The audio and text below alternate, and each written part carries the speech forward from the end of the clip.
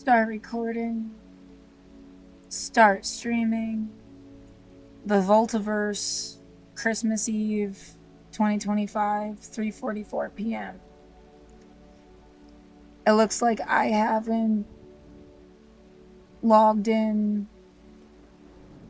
to this since Halloween. Might as well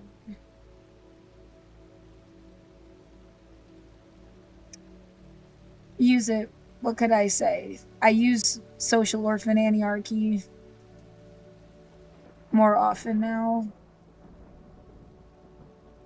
I almost never use the Voltaverse anymore because it was banned from chat, and I don't think there's any chance of me getting unbanned. And because of this shit, where this should be filled in all purple all the way back for like a year. And it didn't even start recording me existing until August. When Hassan Piker mentioned this website. My voice is all fucked up. When Hassan Piker mentioned this website on his stream, and I mean, it recorded these two little blips, so I don't know why, like, completely just didn't exist, I guess. It says I get like a 1 max viewer. Same on here, even though Twitch reports like different information. I think I'm like stuck behind some kind of firewall thing. I don't even rank this thing because I haven't used this since Halloween. They're talking about race and stuff and are doing unbans. Again, I don't think they're gonna unban me. I feel like it's doomed, like permanently banned, but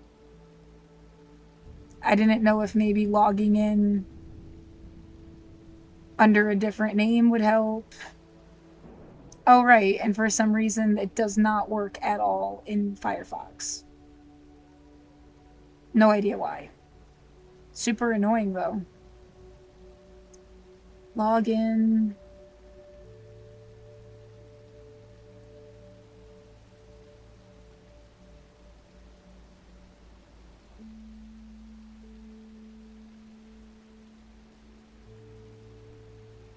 Oh, for fuck's sake, really?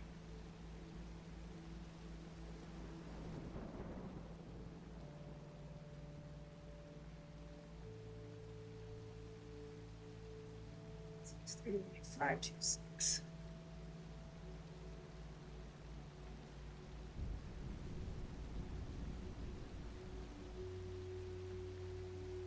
Look at white people live in like West Virginia. You know, there's Dow County, worst county in the whole. Yeah, there's no fucking access to healthcare whatsoever. Like rural hospitals are pulled out completely. And what if you want to donate to my fucking GoFundMe? I'm on the brink of eviction again. Kind of don't want to talk about it. It's Christmas Eve and it's miserable and it's wrong and kind of like wasting my energy and existence over something that's just not just, and I shouldn't even have to deal with it.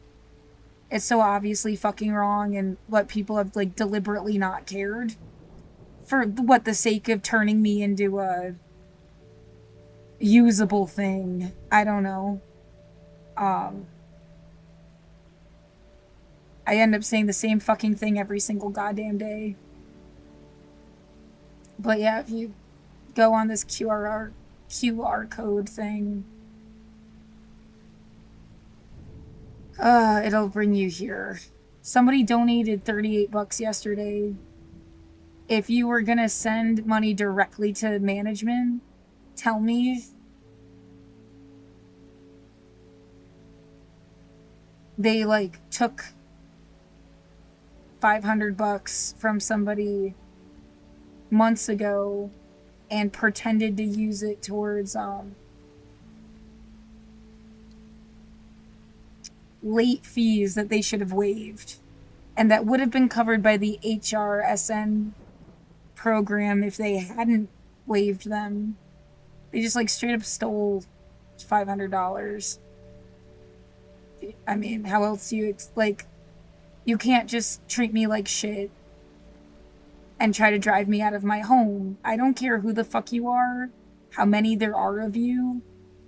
It feels like it's really just like somebody's been trying to make me leave for 5 years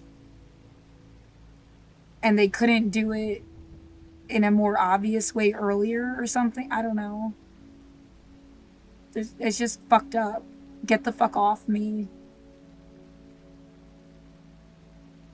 If you were having me test out the system to see if it worked, I mean, you could have done that in a way that was consensual.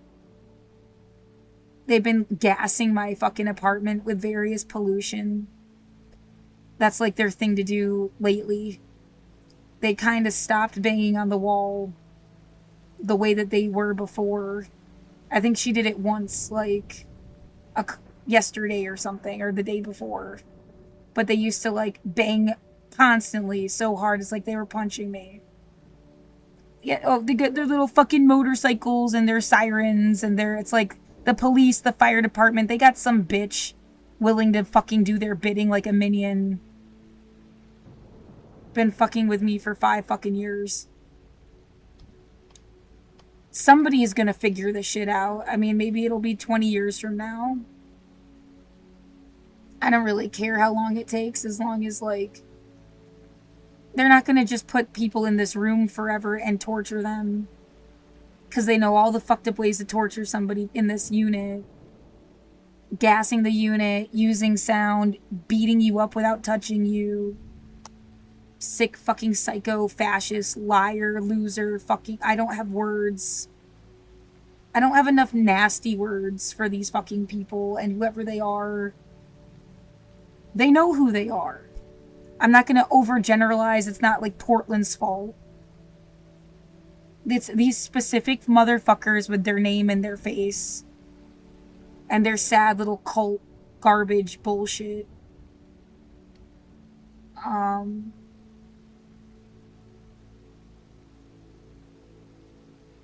Yeah, it's definitely exhausting. Is that the fastest I can explain it? Like, I don't feel... There's no words that I haven't already said to someone who's supposed to help me and then got no response. Like, either the people I've been asking for help over email are dead, or, like, they think the shit is a joke. They don't want to help me. They're stupid. They're under duress. They've been replaced with somebody else that doesn't give a fuck, and they're pretending to be them or something. I mean, what... In every possible universe, what the fuck are you doing? Oh, it's a test. Yeah, I just don't even care what the fuck is wrong with you that made you think you should do this shit to anybody. Like,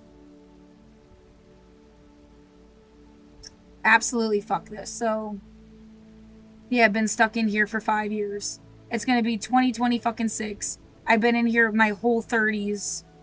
I'm gonna be 36 tomorrow. It's fucking bullshit. And I mean, yeah, when did this start? Like, Massachusetts, Pennsylvania, upstate New York, Oregon. That's the only places I've ever been. That's my whole entire life in like 4 chapters. And then fuckers essentially have me stuck in a box. If COVID never happened, or if I had never gotten sick in a way that made me care about COVID, everything would be different. So COVID is some kind of... COVID... You start with COVID, which, you know, no one wants to talk about. People want to pretend never happened. That's suspicious in and of itself. And possible undercounts. If you times this out for 5 years, it's like 75 million people And then the Portland protests. Yeah, I've had to say this a million times, usually on the other account. Portland protests, police brutality, coming in and gerrymandering the fucking city, like destroying the voting block that would have passed Measure 110. And at this point, I feel so fucking assaulted by things. Like, A, you think the cops are doing it. B, they're assaulting you with shit that they want to make a story about. And then hurting me, because I'm just, like, expendable to the motherfucker or something. And yeah, at this point, I do just care about weed. Because, like, what the fuck are you doing? But you just wanted to care about everybody, which was the correct answer to care about everybody. They clearly, like, aren't gonna, like, they got more money out of making fake rehabs and whatever the fuck. They don't give a fuck about you. They don't give a fuck about science. And so, like, I'm a medical cannabis patient. I'm a licensed bud tender. You know, they're making my room smell weird as I speak. I mean, it's like, they're fucking psychotic. And it does feel like it's all just retaliation because, like, you wanted better for people. They rescinded this. Yeah, beat the living shit out of everybody under the guise of Black Lives Matter. Beat the shit out of dissidents. And then rescinded this shit. And that whatever's happening now, like, nobody wanted that. Nobody that was here in 2020 wanted the shit that they're doing the past couple years. You got statistics that tell you 27,000 people have left. I mean, this shit will always be there, even if they kill me. For somebody to find and put the pieces together themselves, like... The world feels like it absolutely was taken over in, like, a theocratic real estate scam. And they want you to scream and look like an idiot and be something dismissible and stupid to what? Like a boring loser fuck that doesn't even have a brain of their own? I don't care if I look stupid to them. They don't think for themselves. It's so easy to look stupid to an idiot. Like, whatever. But they're physically hurting me. I don't have, like, whatever the fuck, your chances for what, asshole? It's like you're stuck around a cult of dickheads, and if you don't do what for them, they're gonna hurt you some more? I don't want to stay on this planet with you. I'm not gonna kill myself. Just to fucking, like, be there for your grandkids. To tell your grandkids what a piece of shit you were. That's what you fucking deserve.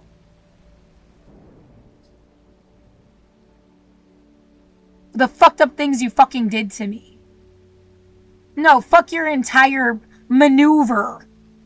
Fuck you. And everyone you destroyed that was smarter and better and more progressive than you were ever gonna be. And that's why you had to stomp their face in, because you're just like a fucking moron. Caveman at that point. Yeah, regardless of your goddamn gender, you're just like caveman.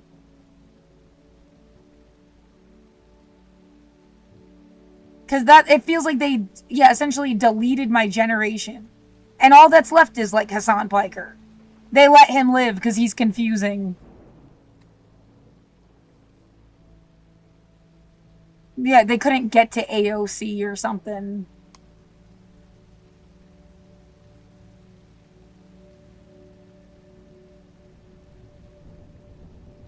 I feel like my life's been absolutely destroyed. My body physically destroyed. And then people just make fun of you and then threaten you with fucking eviction. They just are choosing not to care about your PTSD.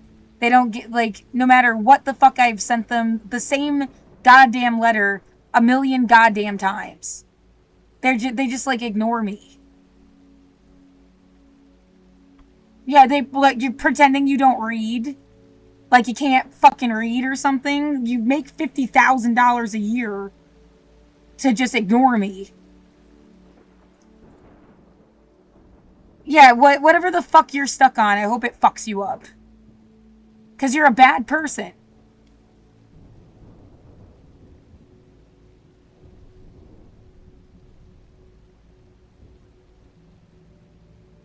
Just some fucking stupid cult.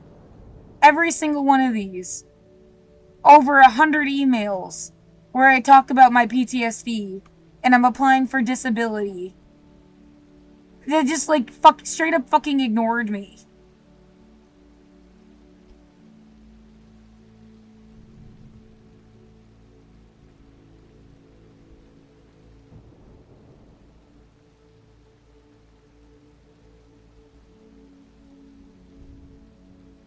Yeah, and they're making me feel sick. Like, up to this minute, right now, they're making me feel sick. I'm just being harassed and terrorized every fucking day. I talk about it every fucking day. And it wastes. I could have been learning science. I could have been expanding my knowledge. I could have been doing so many goddamn things. And it's just like stuck with the like fucking stupidville. I have nowhere to go. Like, the fuckers stalking me know that.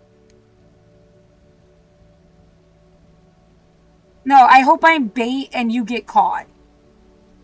And I still don't consent to being bait, but like, in some ways it's better than nothing.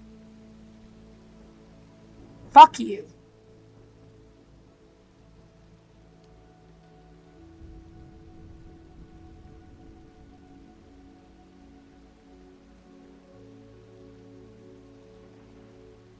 I'm looking for my PTSD letter.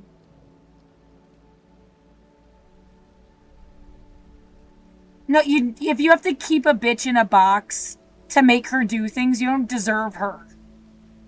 Or him, if you did it to guys too. But like, some idea that this was somehow like,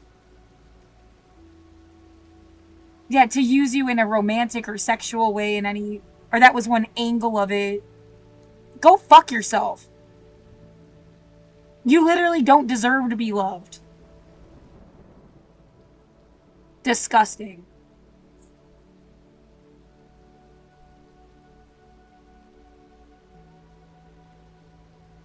Sometimes I was hoping Hassan was like somehow proving it and helping me. And I don't know, maybe he can't. Yeah, well, that's delusional. Why would he? I don't know him. Yeah. Whatever. I don't know him. I've never met him. I guess I was just hoping that it seemed like he gave a fuck.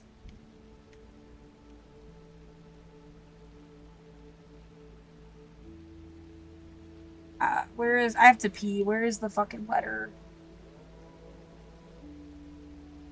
Everything is set up and stupid. If you have to fake things, then it's... No one needs to care about whatever you faked.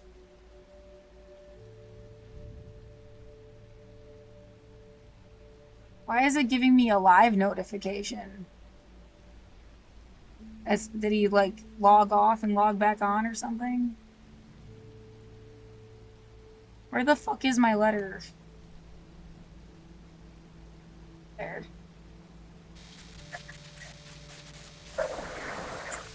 Okay. Referencing Laura Gamari, date of birth 12/25/1989. To whom it may concern, Laura is my client and under my care and is diagnosed with chronic PTSD, post-traumatic stress disorder, F43.12.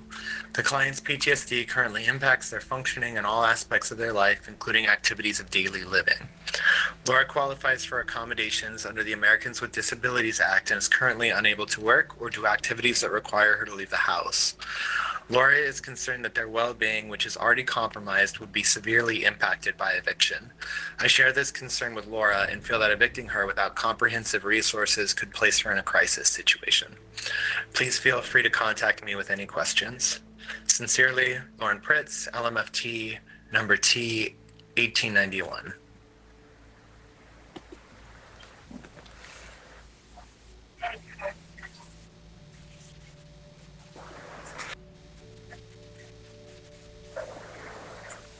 Okay. Referencing Laura Gamari, date of birth 12/25/1989. To whom it may concern, Laura is my client under my care and is diagnosed with chronic PTSD.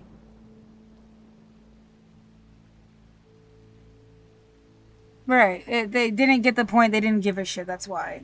This was supposed to not be playing so it wouldn't echo, but I guess whatever. Mostly, yeah, all of this is like saving thousands and thousands of hours of essays, protest, education, critique, art, whatever you want to fucking label it as. But it's like the only way I have to defend myself. And, you know, paying for the internet to keep doing this. And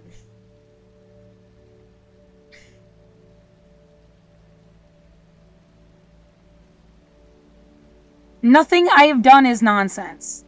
I don't need some outside... My brain is in my own head. It is not attached to somebody else's opinion. I don't give a fuck. Like, you're just annoying. If they were so fucking smart, they would have solved all the world's problems on their own, and everyone would have universal human rights. And you wouldn't even need to be, like, bitching about this every day, because they'd already done the right thing on their own. So, you know, they're obviously jackasses.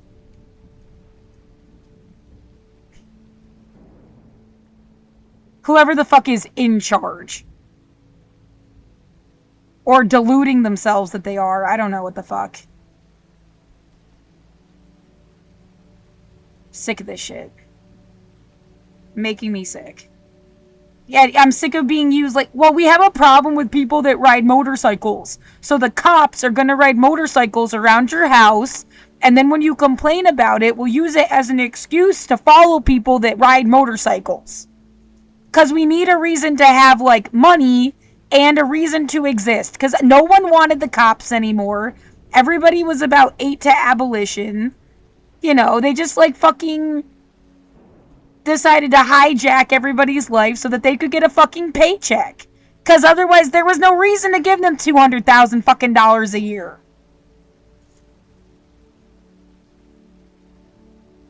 And it's like job security. You know, you talked about the same thing in the world of makeup. Like, oh, look at those wrinkles on your face. We have this cream that you can buy. First, we have to make you really insecure about the wrinkles. And then here's the stupid fucking cream. And then the cream gives you more wrinkles. So you think you need more cream. That's what they're fucking doing.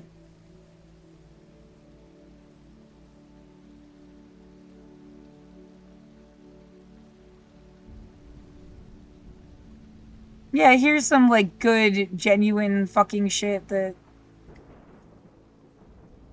Everybody knew the right answers, and then they got, like, eviscerated.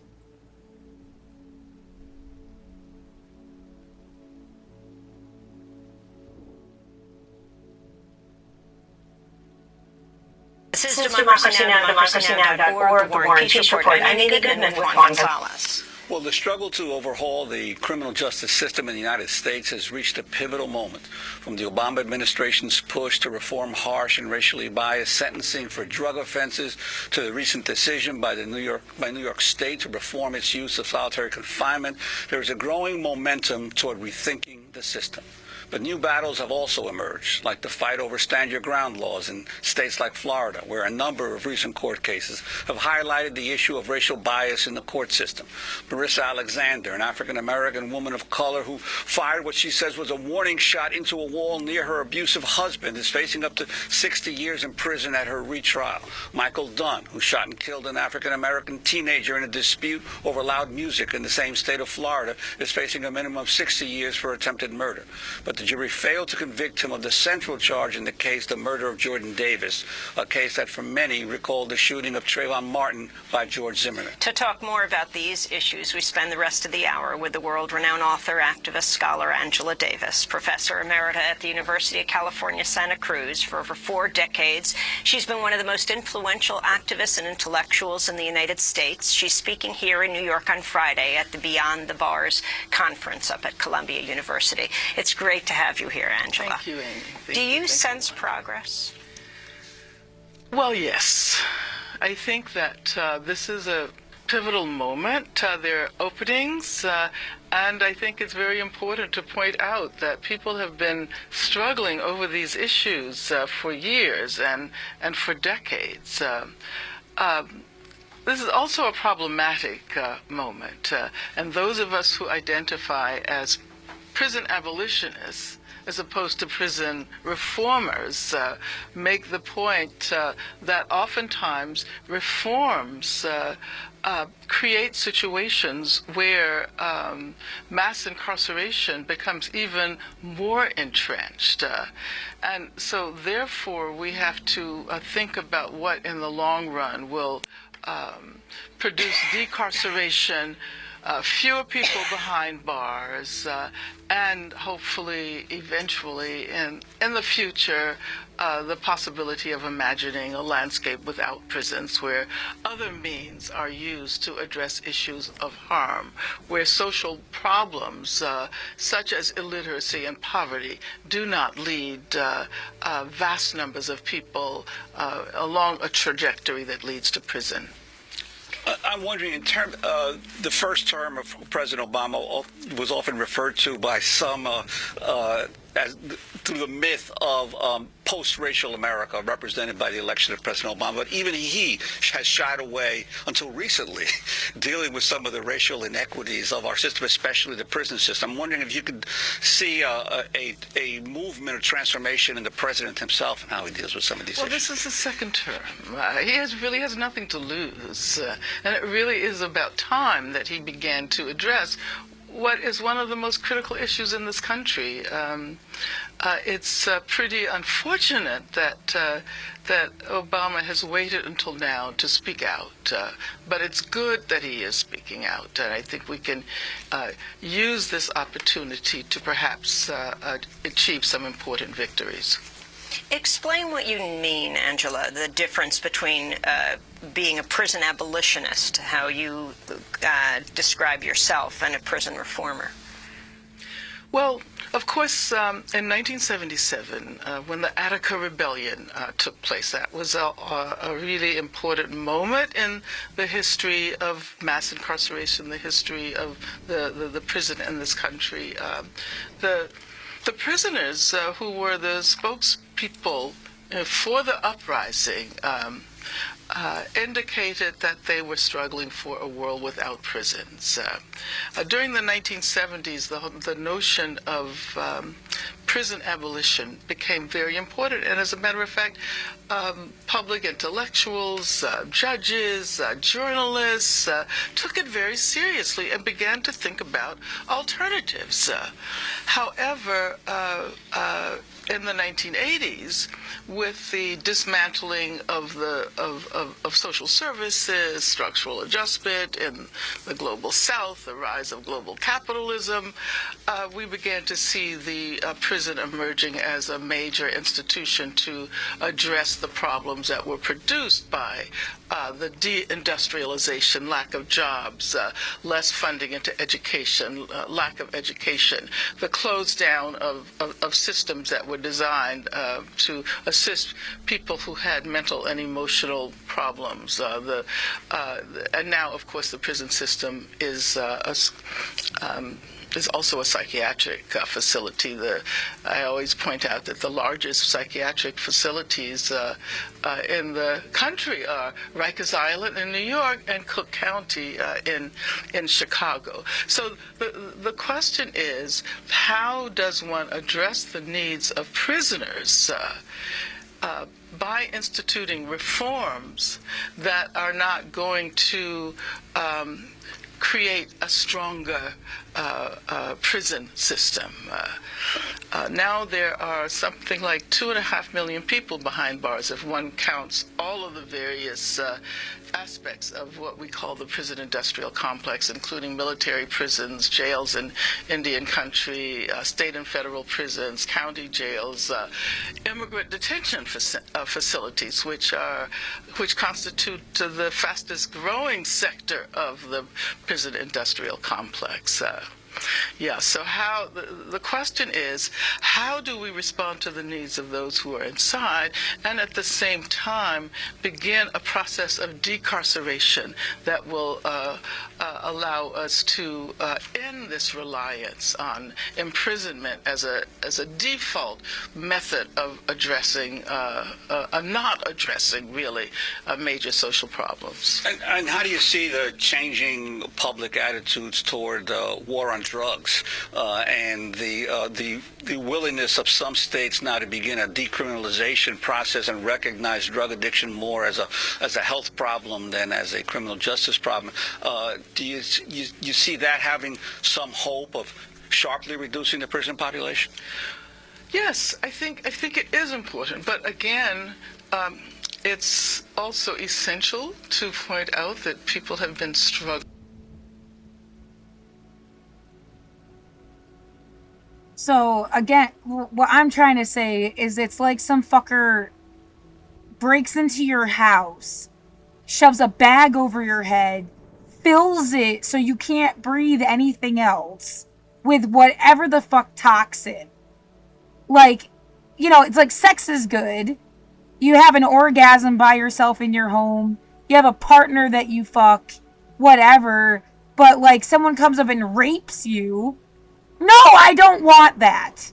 Get away from me.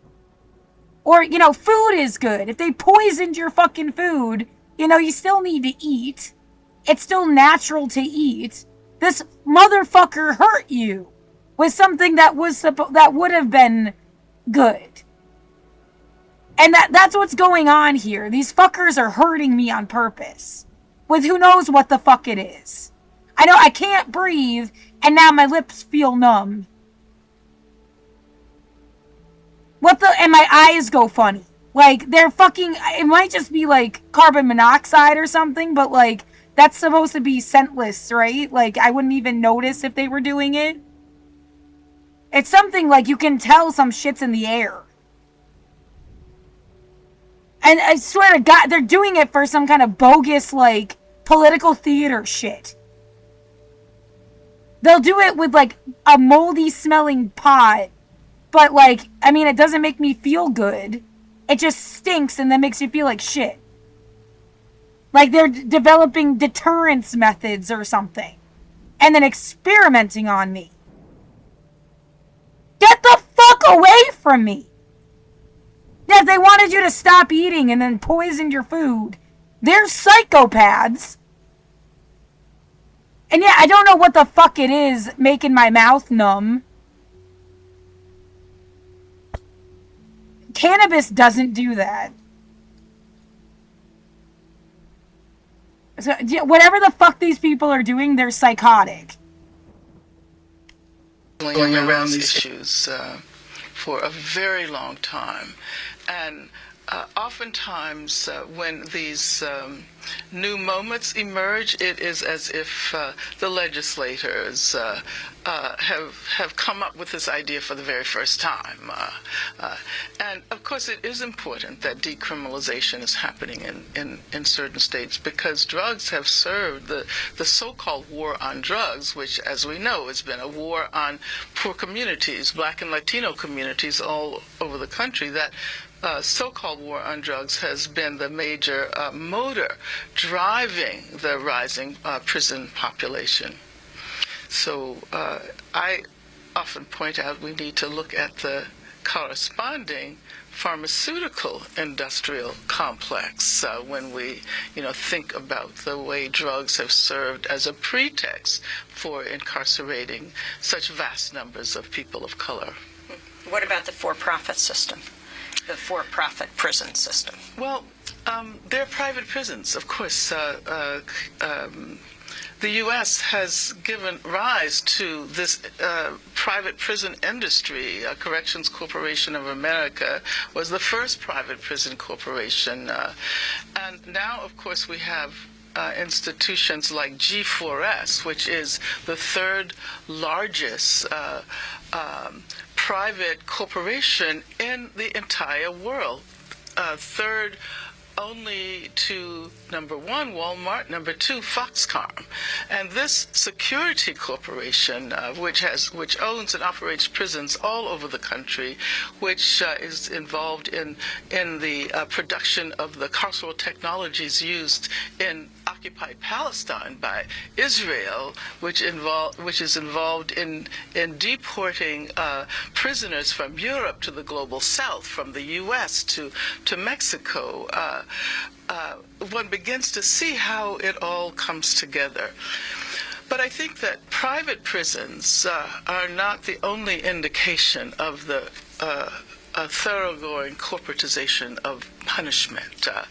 Even public prisons rely on private corporations, and healthcare has been outsourced, food production has been outsourced. The few programs that there are in prisons have been outsourced. So there is a privatization of imprisonment such that it's not possible to consider the issue of mass incarceration without looking at the important role it plays in the economy. And this means, of course, that people who have very little to do with criminal justice, with punishment, have no stakes in that really, have stakes in the continued increase in prison populations, because it means more profit for them. We're going to break and then come back to this discussion. I want to also ask you about feminism, where that plays in as we move in on International Women's Day, March 8th, on Saturday. We're speaking with Angela Davis, the author, the activist, the professor. Stay with us. Yeah, there were two people. Angela Davis is getting a little bit older, but Kimberly Crenshaw is still maybe open to, if ever, yeah, it's like, not in your timeline, bitch, to be on the board of managers for Milton Hershey School. Like, in some future I could have imagined. Yeah, they coined the phrase intersectionality. They're 66. Angela Davis is 81. I mean, she could, if she had time or something, I don't know.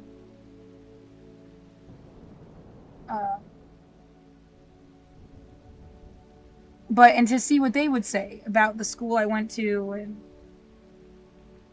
how they feel about the way kids are being raised. And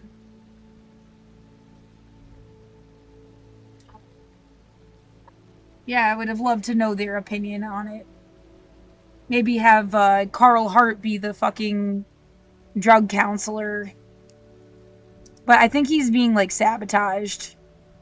Because I noticed his online,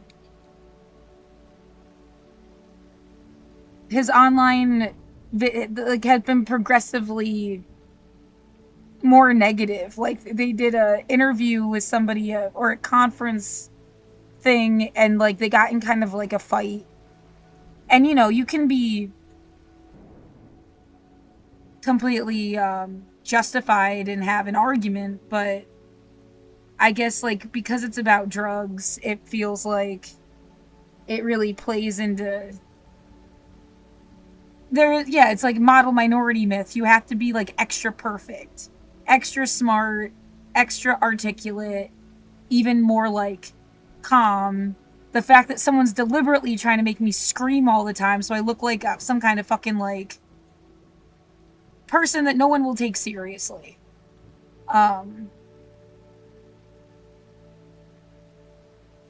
So that, you know, they don't want you to be the advocate that you are. It doesn't play into their fucking agenda. And yeah, again, oh gee, I wonder who is fucking with you, Laura. You live across the street from a recovery center that has multi-million dollars, and like someone dumped out a bag lunch on the ground once, you know, as if to be like, here's what's in this shit, and it was like, it looked like cookies and a sandwich. You know, it's not like, I wonder where all the money goes. And that times 1,000 different fucking so-called helpful organizations. Wonder where all the fucking money goes. And then you have like this little, both, the police and Central City Concern. If you take a step forward now, I hit it right at the perfect spot. Same date. And like Google changed the fucking image, which I don't understand. I think they're still there. And like pretending that they're not. Right? It's actually the place next door. And I don't know why the fuck you would pretend.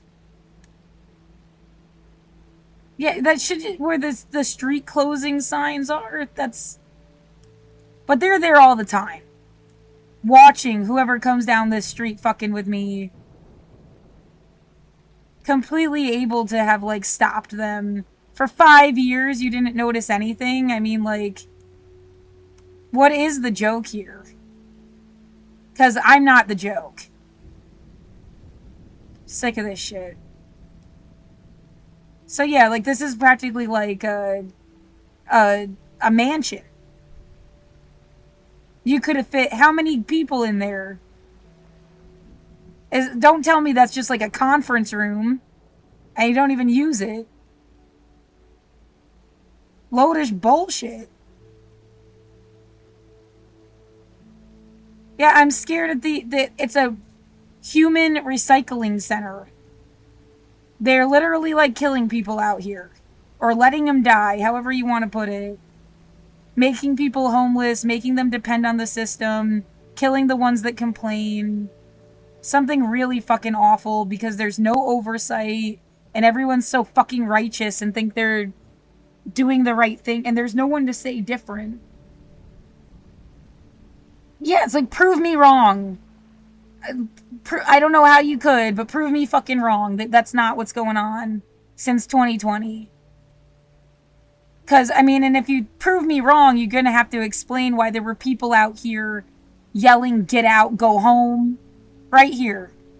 Why you had that girl Ariel screaming all sorts of shit on the street. Why the fuck you've let all of these different sirens, booms, war zone, you know, how you could have watched all that happen and you didn't say shit. There's a lot you'd have to fucking explain. And it's like they never intended on explaining shit. Making my building look like a bad situation. Like, what, on purpose? They just, like, wanted to ruin this type of housing or something? What the fuck are you doing? Yeah, jumping through the different dates kind of makes the point, I think. And now I'm concerned that they're pumping shit up this pipe. I don't know. It's like, I'm trying to, if you don't see anything on the street, how the fuck are they getting stuff into my room? And you can see that the pipe breaks right there. Because I guess at some point there was no pipe. Makes you wonder what the fuck, where it goes. If it's just supposed to be like a drain from the ceiling, the gutter on the roof or something. So yeah, people above me, the side, maybe that pipe that goes down into like the Shanghai tunnels. And you're deliberately having me in here play Nancy Drew. What the fuck is that? Like, well, yeah, free work the cops should have done and they'll make you do it for yourself. And then what, you're gonna show up later? What the fuck are you trying to do? Well, there's definitely nobody to call for help, and everyone seems like an asshole. So, like,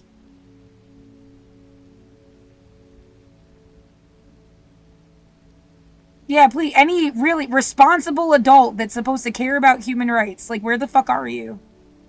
How didn't you see anything? Even, like, up to this very day. There's cars outside. There's people outside. What the fuck are you doing? You're just, like, watching me get murdered in my apartment?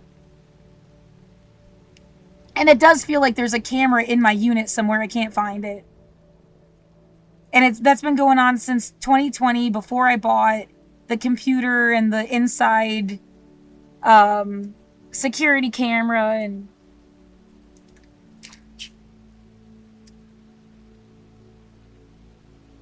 this is fucked up. Yeah, I feel used. Somebody sees me as like we're gonna hurt her. She's expendable, and then we're gonna pretend we cared about her later. Because I've asked for help from so many fucking the DSA, the ACLU, the UN, Human Rights Watch, Amnesty International, local organizations that are supposed to help. Like, yeah, either they didn't get my email at all because someone's fucking with the internet, fucking with people on a tech level. They totally got it and didn't care. I think there's no way you're gonna tell me they didn't understand. Especially after, like, the millionth email. They're powerless because they're being held under duress somehow themselves. Yeah, the idea that thing about Measure 110, and they, like, passed it long enough for people to maybe get addicted to some new shit. Maybe that's the, like, key to this. And then they rescinded it. So people got addicted to some new thing. A research chemical even, like nothing anybody had ever had a precedent for. And then they get it from somebody. They don't realize it's the cops. Or the military, police, fire department, bad medical something. Or, you know, people working within those channels with that kind of, like, authority. And, yeah, everybody's just kind of, like, almost like in a prison. But, you know, they go about their lives, they do their jobs, they keep their head down. You become the problem because you won't shut up. Type. Yeah, it sounds like a fucking movie. Which is also really annoying. Yeah,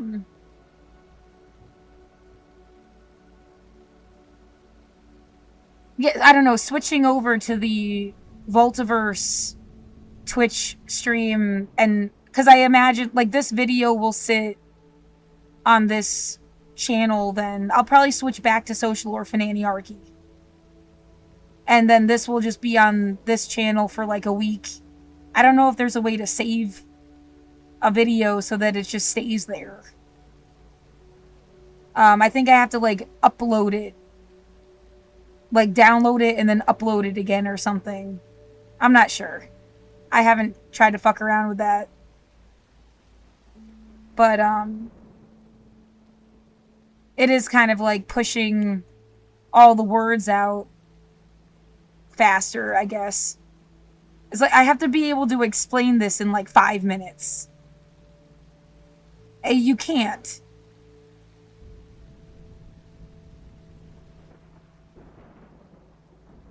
And to remember all the different points I have to make. It's too much. It overload.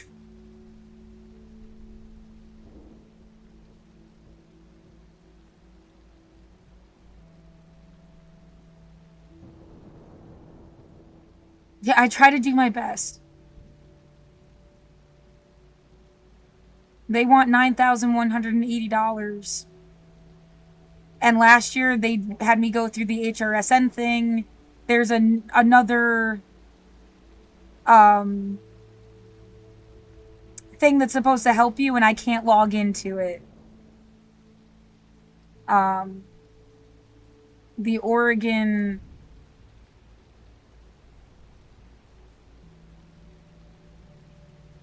I don't think that's it. No, not that.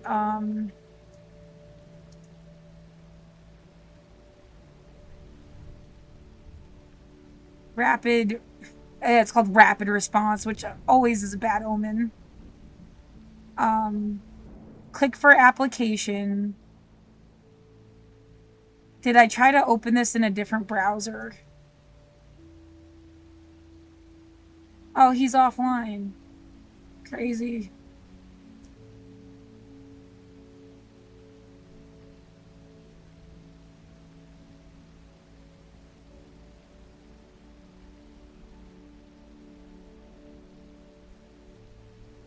No, see, both of them. I don't have something to sign in with this. It's not a personal account, and it wants like a work.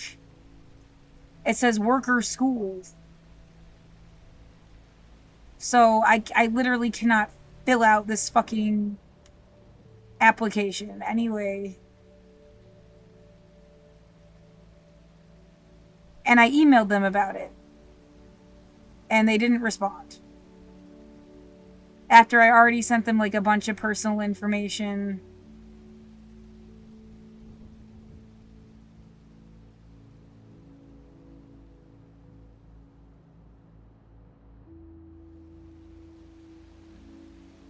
Well, I'm documenting this, like, because I have to go to court and then be like, I at least need more time to give the people that don't give a fuck about me money. I mean, did all of you kill your landlords and you just, like, wanted somebody to not care? Is that really it? Like, that's what COVID was. They killed all the fucking landlords and they just live for free, but you keep, like, trying to just make it, like, business as usual, kinda. No one told me I didn't have to pay rent anymore. Like... Yeah, that's a really horrible fucking thought process. I don't... Nobody should be dying. You should have just done the right thing universal human rights-wise. Like... I mean, I do think maybe you should abolish landlords. That shouldn't be a situation. But I don't know how to design that yet. I haven't had time to put my thoughts towards that.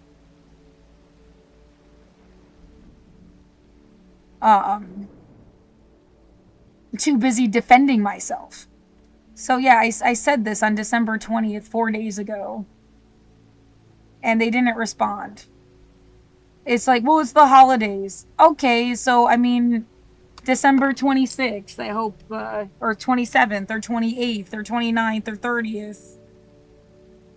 Well, because it's gonna go right into New Year's. You sure? Like... Can at least be around sometime. I have to upload evidence and... Yeah, it would have been way better if somebody just, like... I don't know, paid my rent. I mean, and that's not really the right answer either, I know. Like, you're not gonna fight this people? Like, they don't care about you. They let their building go to shit. They're literally not doing their own job and helping you find assistance programs. Yeah, I feel like a boat that was taken over by pirates.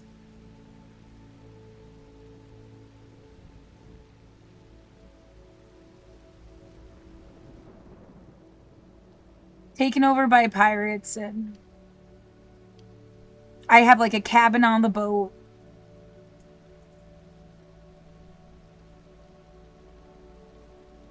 Well, I just learned about this, like, yesterday.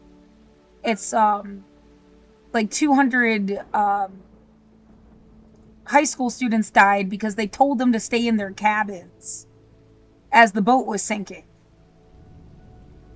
And so, like, the illustration is, like, it is horrific and sad. And that's what it kind of feels like. You know, it's not just, like, COVID, they said to stay inside. But I thought I was going to get sick. in a way that other people wouldn't. And you should have cared. And I don't get why you didn't care. You just like wanted to be dicks or something. You decided it was funny to not give a shit.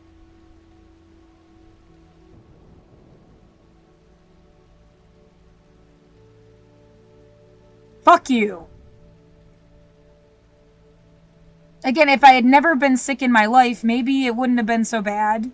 If COVID just hadn't happened at all, I wouldn't be in my room like this to have been fucked with like this.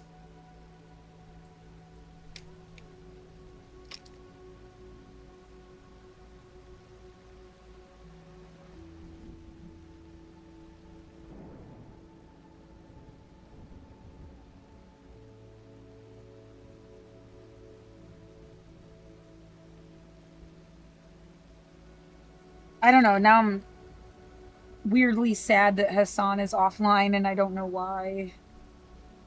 You can just watch what he was saying up to 20 minutes ago. Yeah, finish the Angela Davis stuff, and I know that it ties into what they were talking about because I caught a little bit of it.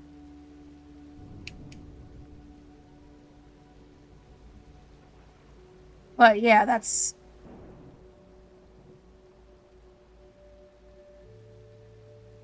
I've been isolated for 5 years. Pushing me outside, I could get sick from a cold and die.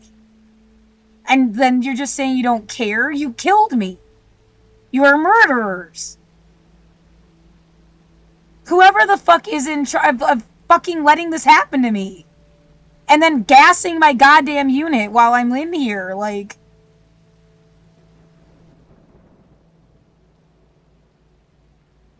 Yeah, sometimes it's like they're in some deranged thought process that I could only guess. I could never guess. What the fuck is with the people screwing with me? But, yeah, I'm gonna play the next couple of things and then go back to see what Hassan was saying before he logged off. And now somebody shut my fucking speaker off. Yeah, way to go. Way to put the evidence right there. Like, I really need some more.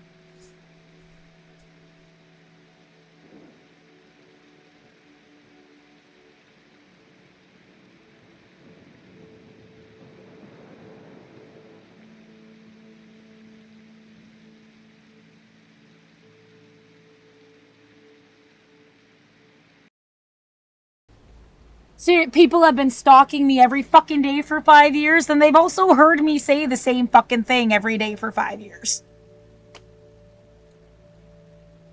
It's like they wanted this. It's just like, I don't know, maybe I'm not saying exactly what they wanted. Good, fuck you. It's a bunch of bullshit. Yeah, whatever it is, it's like anything that tries to silence you when you are telling the truth is bullshit. And you don't have to care. Telling an important truth. Fuck off. You do not factor into my thought process at all. Whatever is gonna manipulate anything in any way, and the end result of that equation is that you are supposed to shut up. I am never going to listen to it. Like, A plus B equals shut up. Take your equation and shove it up your ass. I don't care. I know that you're wrong, and I don't care. And make up whatever fucking fantasy story, gods and saviors and kings and queens and what the fuck ever. Or terrorism shit, fear factor shit. I don't give a shit. If the end result of that equation is I'm supposed to shut up and pretend I never existed, it's wrong. Period. So you can, stop wasting my fucking time and energy. Find something else to do with your own fucking life. Again, how many years do you think anybody has left? Somebody born on the 1st of January, 2026. This is 100 years.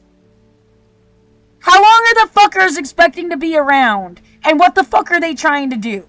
Because it seems like you're just wasting everybody's goddamn life. Leave me the fuck alone.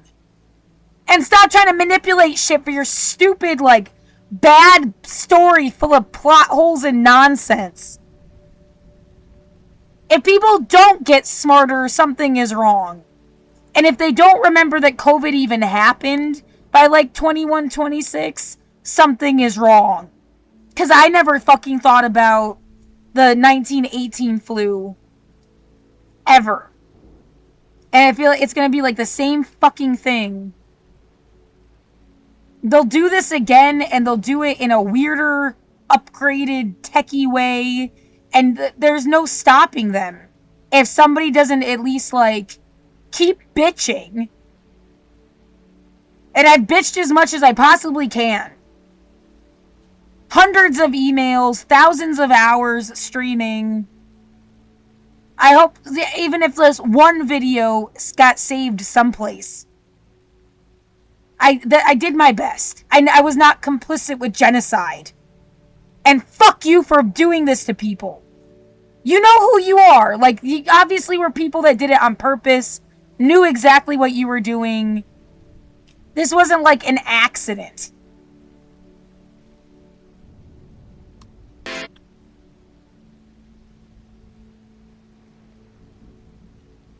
And I don't have to give a fuck about pleasing those motherfuckers that did shit on purpose to anybody. I'm not here to suck your dick, have your babies, care if you like me, be in your family. Fuck you!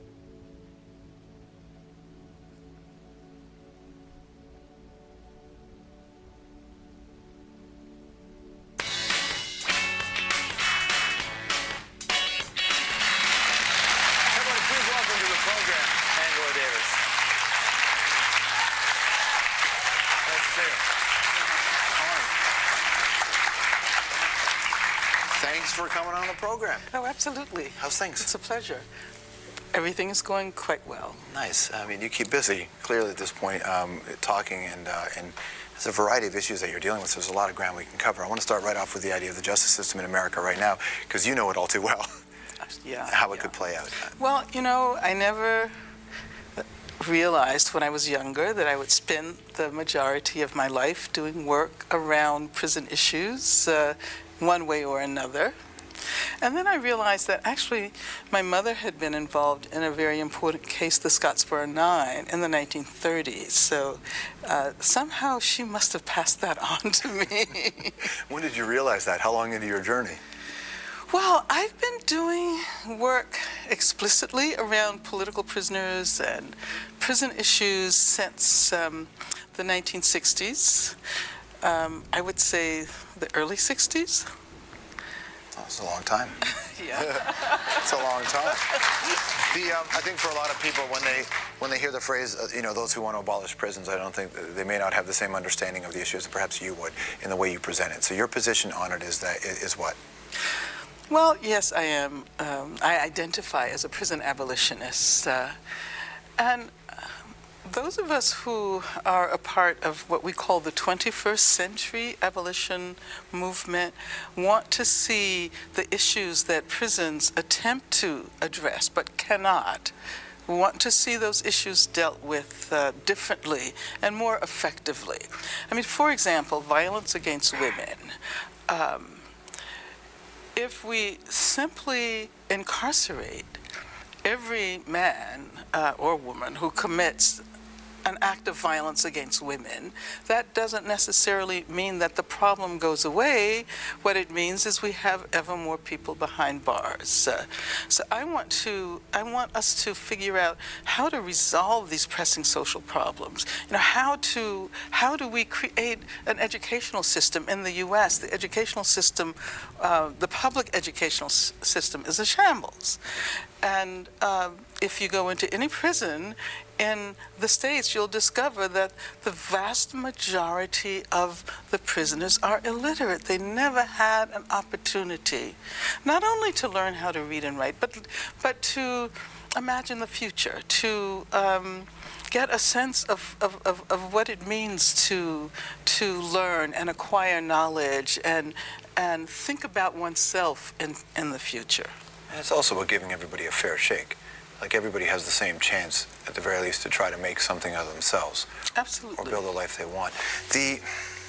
Addressing the root causes is something that people know about, politicians know about, state leaders know about, business leaders know about, but it doesn't seem to be really dealt with in a big way. The education system, as you said, is in shambles, but it didn't used to be this bad, did it?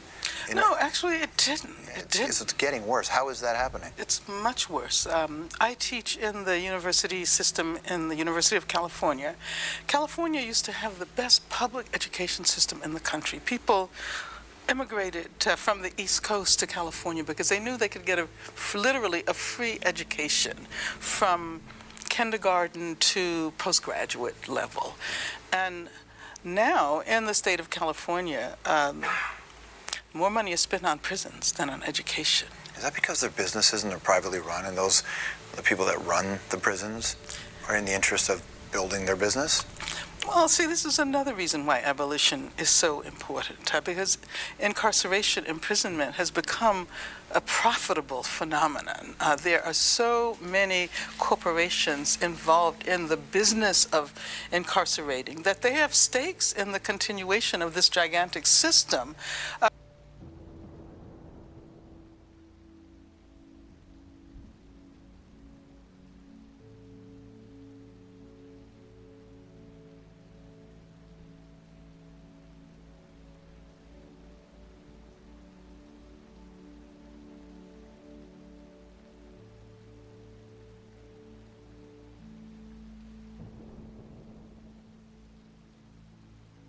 Clock.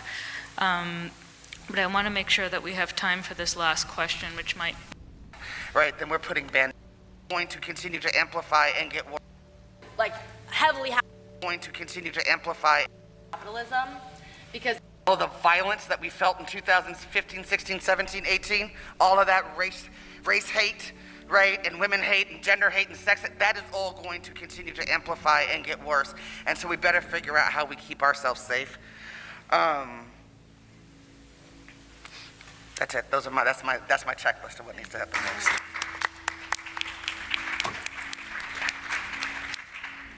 So one of the reasons why I felt like challenged by this question is one of, I think, the things that the abolitionist movement needs to work on is having like a clear economic analysis and an analysis around capitalism. And I think that one of the things we need to be really clear about is you can't defund the police under capitalism, because the purpose of police is to protect capital, and capital is going to figure out how to protect itself regardless if the police exists. And I think there's like a concrete example of this. I'm from Oregon, and in Portland there's a huge shortage of police officers. So all of the businesses in downtown Portland have brought in a private security company who are essentially now a privatized police force in downtown Portland who have zero accountability. The DA can't even figure out how to keep them accountable. And they are killing people, doing citizens arrests, beating people up, tearing down tents, handing people notices saying they need to leave Oregon and they can't return. And so, and if we look at the continent of Africa, that's actually like heavily happened on the continent, where the largest employer on the continent of Africa is Geo Group. That is because private companies have brought in private security companies to protect their capital. And so I think it's really important for us as abolitionists to be clear that like abolishing capitalism is essential to abolishing the police and abolishing prisons. And yeah, there's this idea they're never going to stop having cops, and for certain situations you wouldn't want them to. Never going to stop having some kind of system that takes a person and stops them from fucking with somebody else somehow. Whether it is a prison or their own apartment or some shit that becomes what you're calling incarceration. It might just look totally different and not be run for profit, but that there's some form of it that would exist. There's some form of capitalism that would exist. But it's just to get better.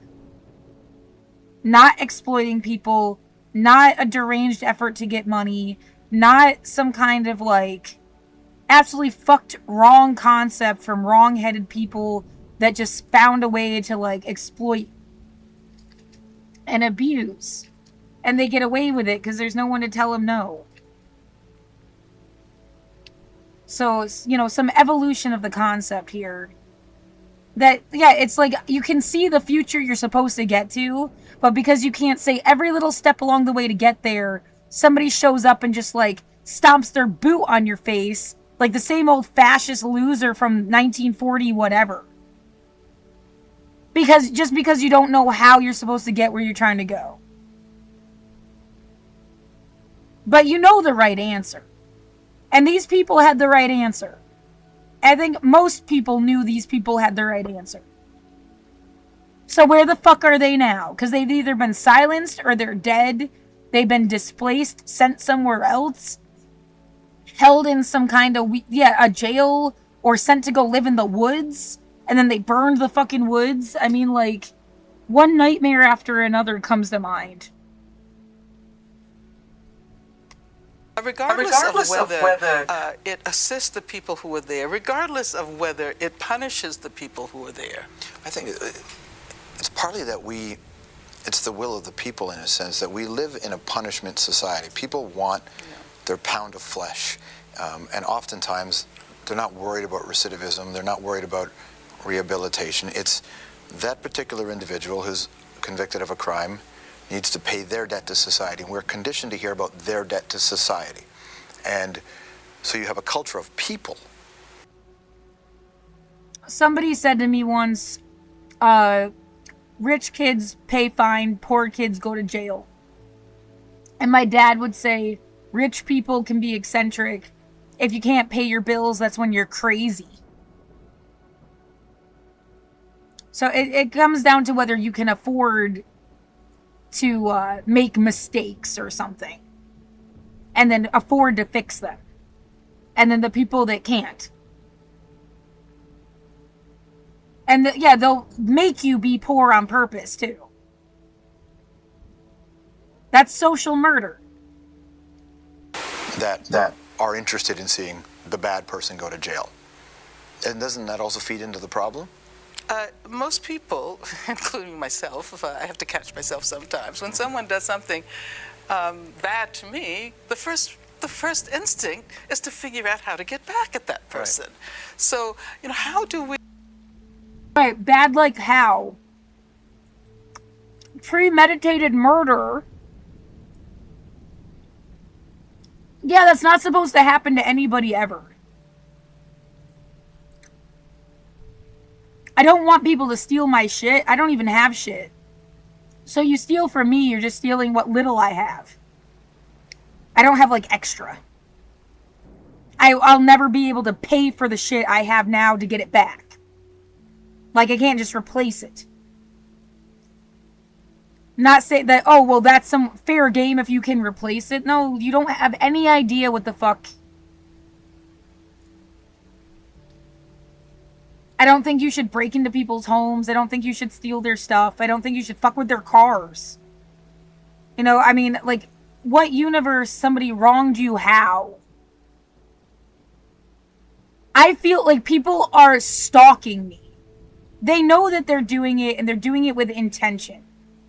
They shouldn't be able to just do that to anybody.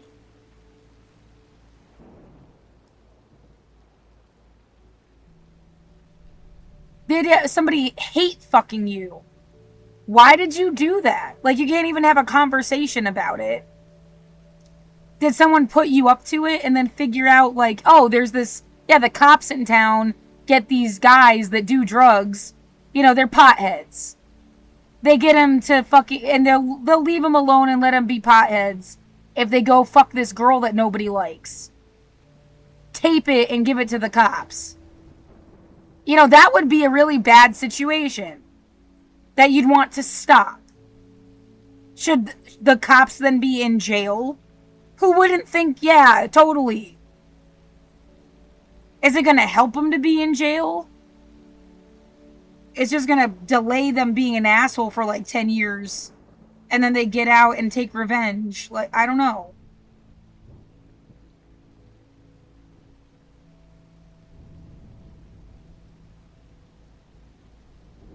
Yeah, have them join a bunch of Nazis or something on that. Like, that's not what you wanted.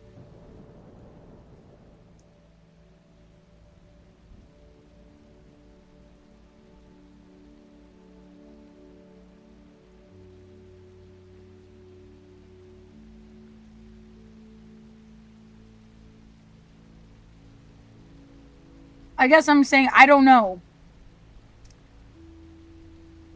I know drug use shouldn't have been criminalized. It should have been a medical issue.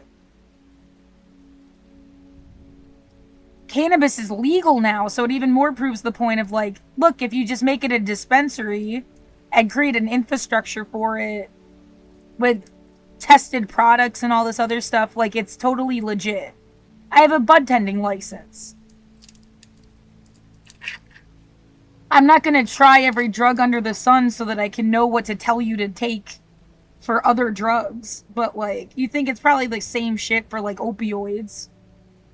It should have been prescribed and taken the way it's supposed to be. And weed is way less harmless than an opioid that can suppress your respiratory system to the point you stop breathing. You know, you should take opioids for temporary things, and you could use cannabis all the rest of the time. But nobody wants to have that discussion. They want people to be straight edge astronauts on fucking Mars building pyramids for some rich asshole. Or, yeah, some kind of other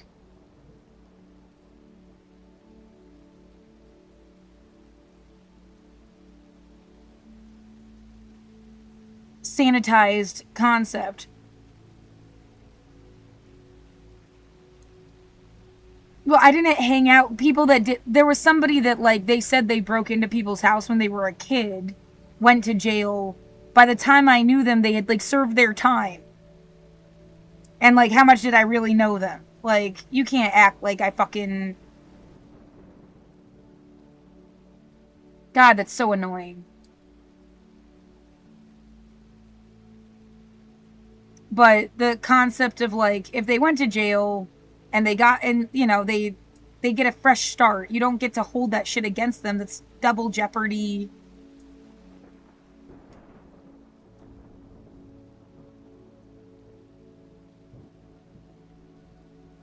Yeah, especially if they were, like, a stupid kid status. They're not, like...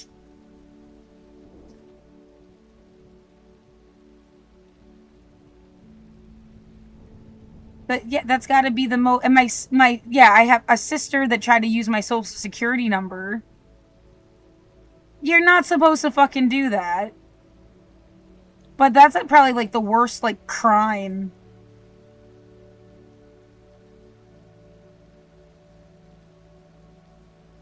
I wouldn't hang out with someone that kills people.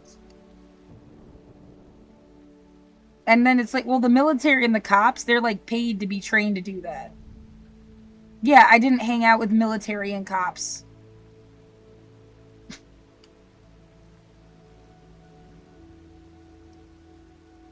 I wonder who's left after COVID.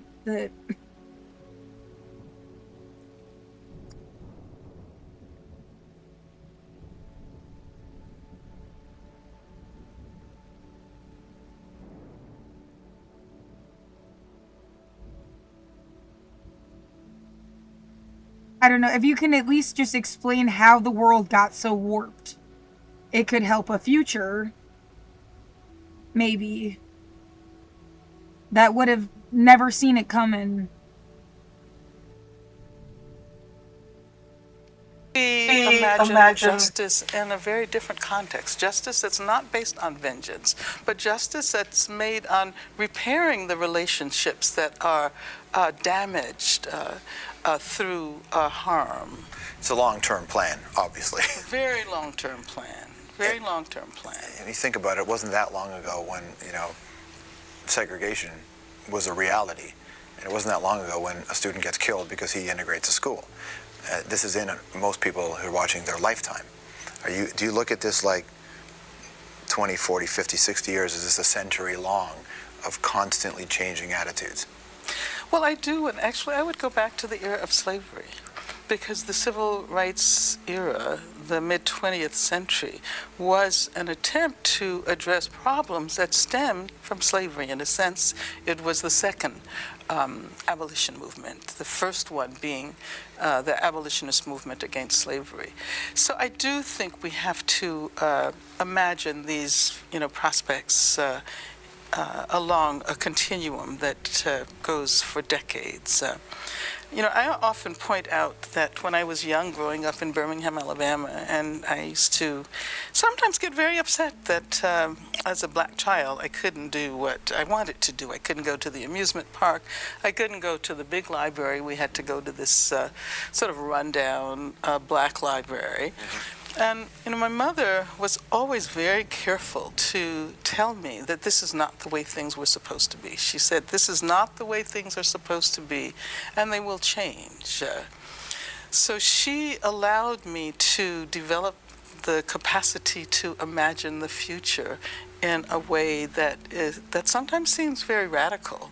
But it seemed radical during the era of slavery. And so today, of course, slavery, even though we think we've abolished it, we haven't. But still, in terms of the way people think about it, it's seen as horrendous, atrocious. But even though in the civil rights movement there was a hard target, right? There was you're ending segregation in a lot of places, so people could see a beginning and a middle and an end to that story.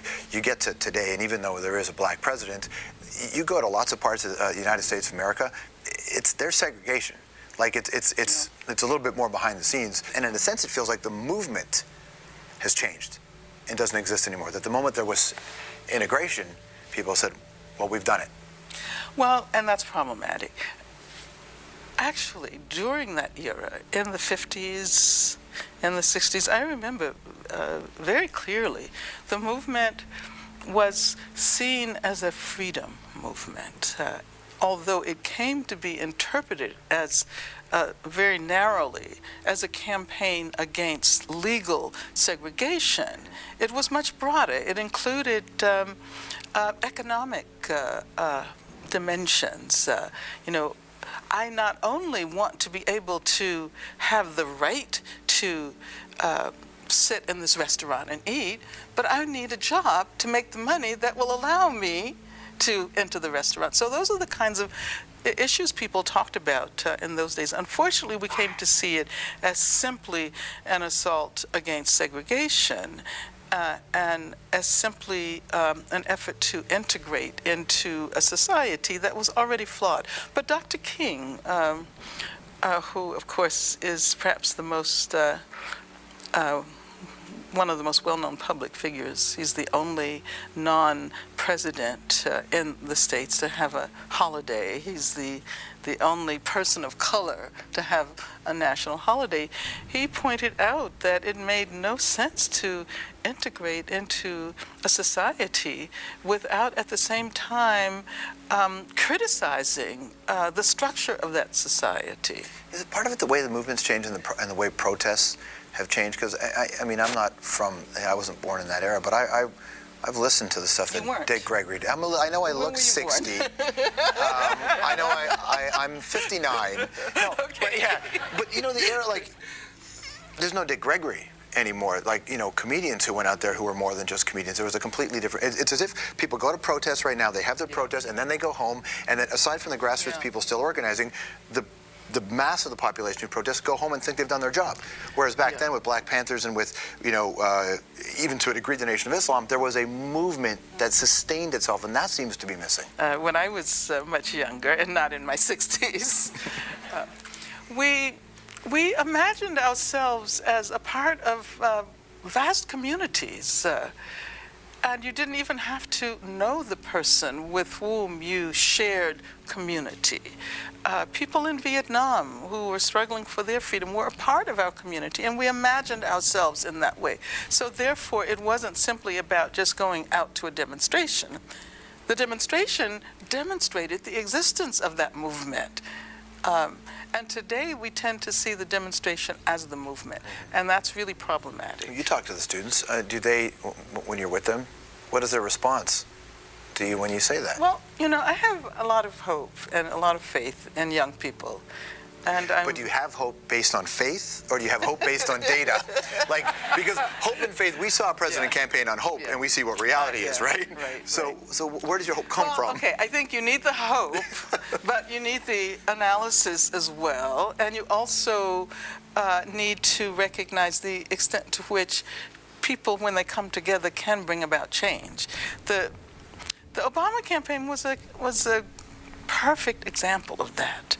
Now, the problem is, it seems that they thought that all they had to do was to get him elected, and then they could go home and enjoy the fruits of their candidate. It's like he won, and all these doves were released into the air, and the world was a better place. Yeah, well, and it's like, okay, we've done our job.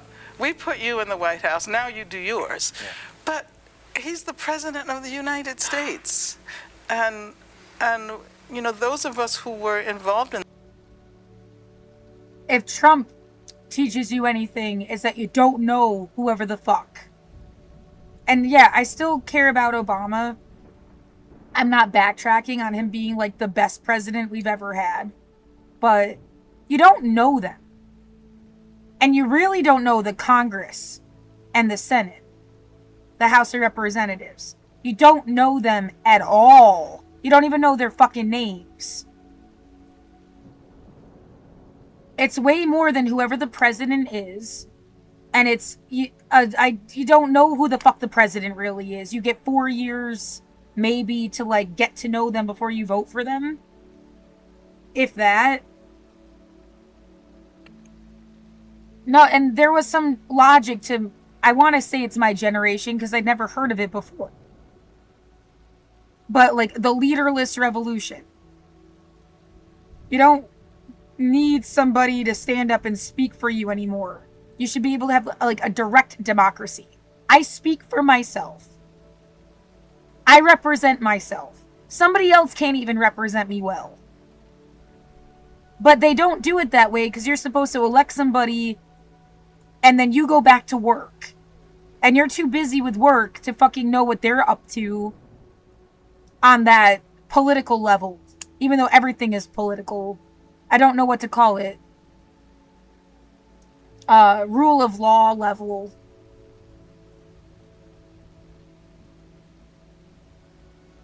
So no one's trying to be like the president. I feel like I'm plugging myself a little bit. Don't really want to do that, but this idea of like a universal human rights tablet. So, first of all, you have to, like, I don't care if it's connected to the UN. You could just take these 30 things and follow them. No matter who the fuck you are, where the fuck you are. So first of all, it's like centering yourself around universal human rights. Yeah, there's room for edit. You wouldn't want to take anything away. You'd want to add stuff. But,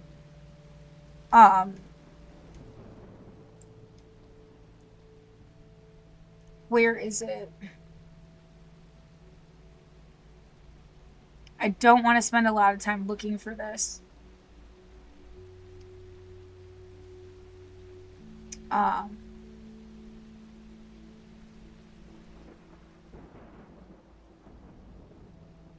There.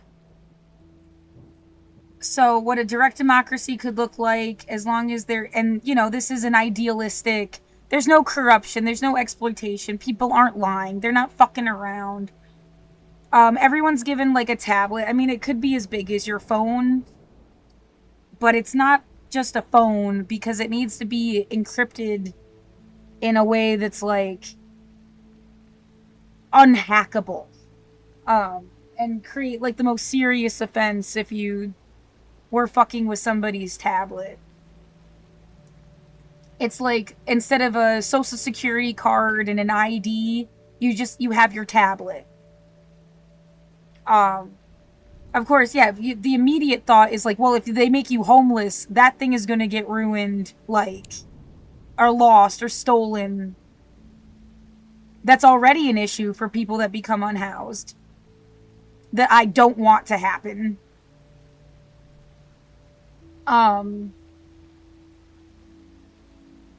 But, you know, this is like idealistic. And you have your tablet. It can't be manipulated, whatever tech you need for that. And then it's like everything. It's a direct connection between you and anybody in office. You even like, and with everyone else on the planet. I mean, in the most perfect sense, this would be a worldwide, global. The Declaration of Human Rights. One of the last things is to establish an international order where you can even have the Declaration be realized. And like, you need the internet. Because there's no way for everybody to meet all at once anywhere ever. It has to be the internet. And then so through the internet, with this tablet, like Reddit is set up. I'm used to Reddit, so maybe that's also why. Somewhere between how Reddit is set up with the various, I'll have to sign in to show you.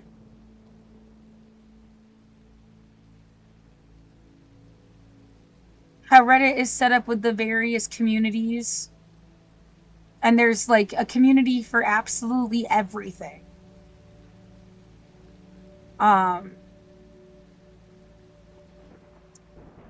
If you needed a more simple approach, Craigslist. The way that's set up. The discussion forums, I guess. It's not nearly as big as Reddit, but and you can talk about anything under the sun in this like political space. Maybe you can use a pseudonym, but the tablet itself is connected to your like actual identity. A username, whatever. Pseudonym, username, same thing. And so you can discuss anything with people around the world, instant translation services, and then an email if there are representatives still. I mean, I'd like it if it was just directly you're a representative, but if we still have some representative system, you have all of their connective info. There's no way for them to lose your email. There's no bots. There's no fake stuff. There's no like somehow making that impossible. It's not like just regular Reddit. You know that everything you say is essentially like a public statement or something. Even if it's using a username.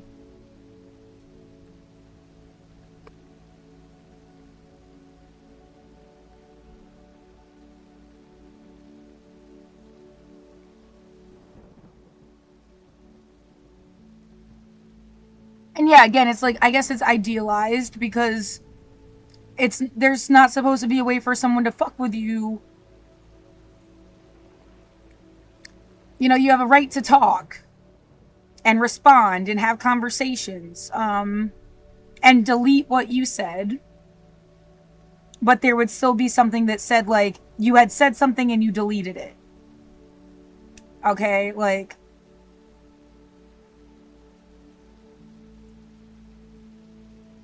so yeah, you might be a little more careful, but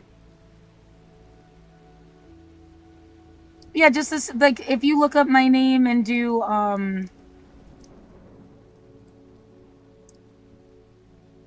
public statements, like, this is testimony. It's supposed to be there, like, forever. It's a public, like, it would be like this, where you're making, like, a public statement. That's supposed to be saved. Like, the intention is for it to be saved.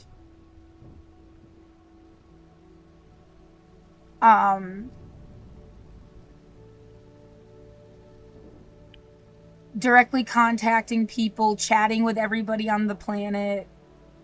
Yeah, you can have voting, and then you need, like, an outside group that checks the voting. But, like, you vote with the thing. You don't have to leave your house. You don't have to get the mail. You don't have to, like... And, of course, it's a universe where we have just free, open internet. right? So like you don't have to worry about not having an internet access. Maybe it's also even like a free phone emergency at least, like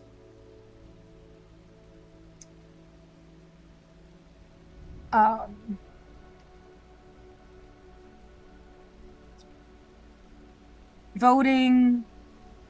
And then this idea that like at that level of voting and democracy, maybe it's not about some side winning anymore. It's just like how many people want blue, how many people want red, how many people want purple, and then you just get the thing that you picked. And it's like a possibly different way that everyone would just exist. Like, yeah, maybe if I vote for weed legalization, I get to use cannabis. I don't know, you voted against it, so you don't use it. That's not really a good example, but what is something that's more like, if you voted for a tax, like whether somebody, I have a whole different idea of how taxes could be run too, like individuals stop paying taxes altogether. You just tax corporations. You put that money into a compound interest account and use the interest to pay for housing, healthcare, education, and food. So, I mean, there's a lot. If nothing else, it's like a sci-fi universe that I am working on. If you can't actually do this in real life, but there's always, I can use this for something. It's worth the thought process. I just don't know exactly what examples yet.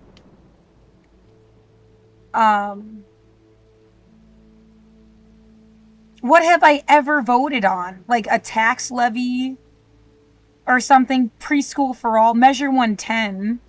Like, having people pump weird pollution into my room really feels like I'm being punished for voting for Measure 110. Because I'm being, like, assaulted by somebody else's shit that I don't want. And I didn't consent to. Whatever the fuck it is. And it makes you feel funny. It's something. Even if it's carbon fucking monoxide. But yeah, that feels like a psychopath trying to trap you into their thought process. That wasn't, I've lived here since 2012. No one ever like attacked me with their drugs. You know, like what the fuck?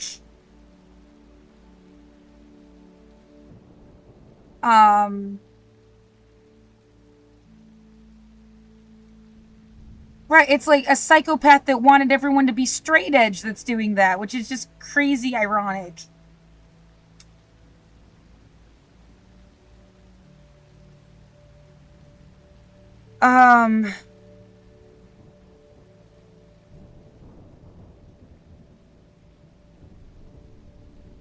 Yeah, the lady next door smoked cigarettes. The guy upstairs smoked weed. I didn't do anything besides weed, so like, I mean, you have people drinking all the time. I don't want to have to deal with their drunk ass, but I'm not going to like make it illegal for them to drink.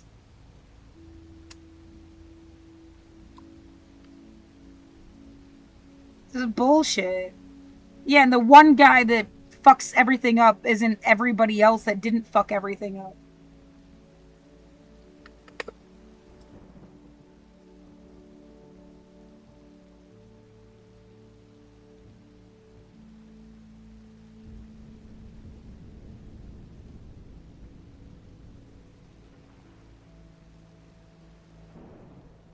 So, yeah, I guess I'll think about it. Just moving on.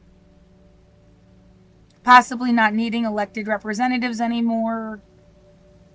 You are your representative.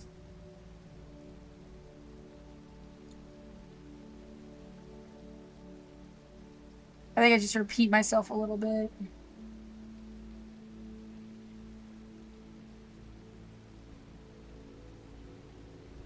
Oh, it can't be taken from you. Even if you went to jail, you'd still keep it. It's never taken from you. And it also empowers everyone to have it. Maybe it has a camera. I don't know. I feel like it should. But some kind of like thing so you can make it like a privacy, so people don't get paranoid that someone's like hacking their camera. I mean, like a physical cover that you can like, or something even. But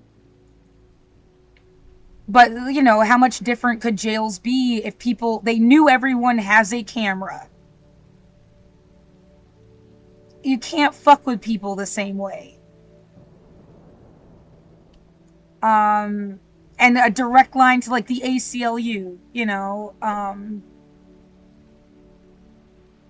Again, yes, in some perfect universe.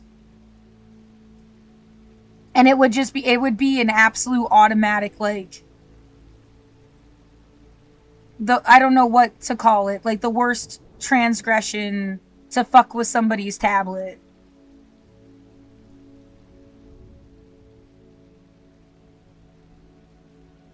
Can't be stalked, harassed, tagged, terrorized, or made obedient through the thing.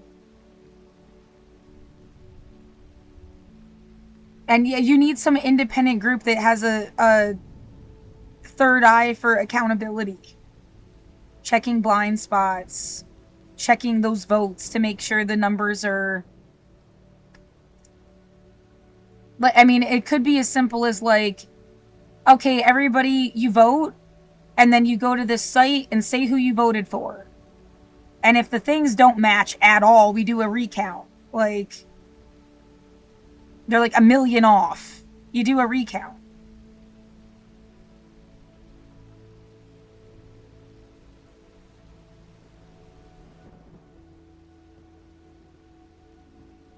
So, yeah.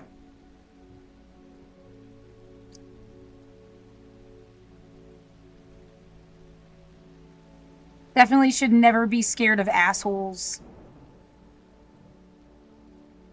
Ever again.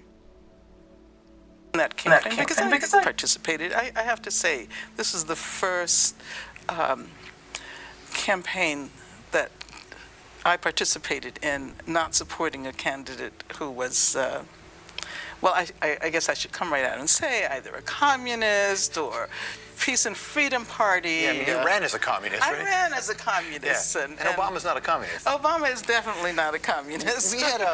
We had somebody who you may know, we had Andrew Young on the show, and he endorsed Hillary, not Obama. And I wondered if you felt, you know, not that life is so simple that it's I'm black, so I'll vote for a black candidate, or I'm a woman, so I'll vote for a female. But did you have to think about the impact that both of those, your decision would have on both of them? No, I actually supported Obama because of the issues. And I know that within the Democratic Party, black Democrats, by and large, in the beginning, gravitated towards Hillary. And later, as a result of this campaign, they changed their position. Now, I supported Obama because of the politics he represented at the time. And many of us assumed that by now, Guantanamo, the prison at Guantanamo Bay would be shut down. Do you feel let down? Well, I have no illusions about his capabilities as an individual. Yeah, I remember he didn't shut it down, and it was disappointing. But I'll always care about Obama because he cared about atheists. That's really, like, personal to me. It's like the first and only one that really gave a shit about atheists. And the way I grew up, like, yeah, that was an enormous deal. Just by caring about them, I mean, he mentioned it in his inaugural address. That's like it. I think it was Amanda Fritz in Portland that established protections for atheists. It's supposed to be international law, too, but...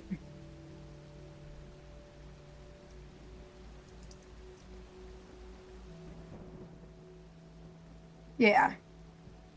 And, you know, I remember her as somebody that didn't want people to sleep in the parks.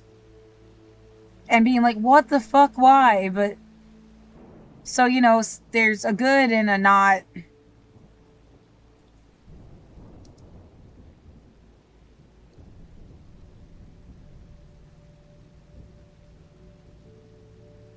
everybody's right about something and everybody's wrong about something.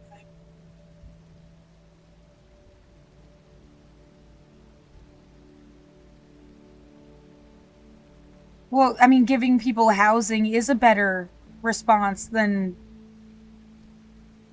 temporary shelter too anyway. Opponent, yeah. And this is how I ended up remembering her, even though she's the reason why this happened.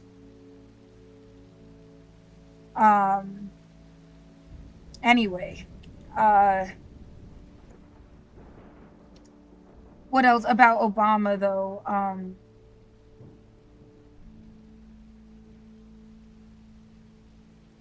His legacy. Oh my God, can you not? Why I cared about him personally.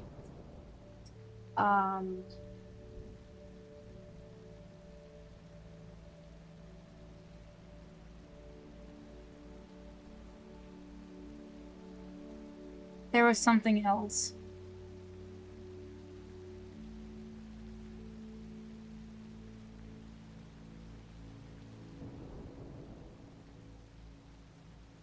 Why did I forget my train of thought? Oh, that's annoying. Okay. Hold on. It'll come back. I just have to back up a little bit.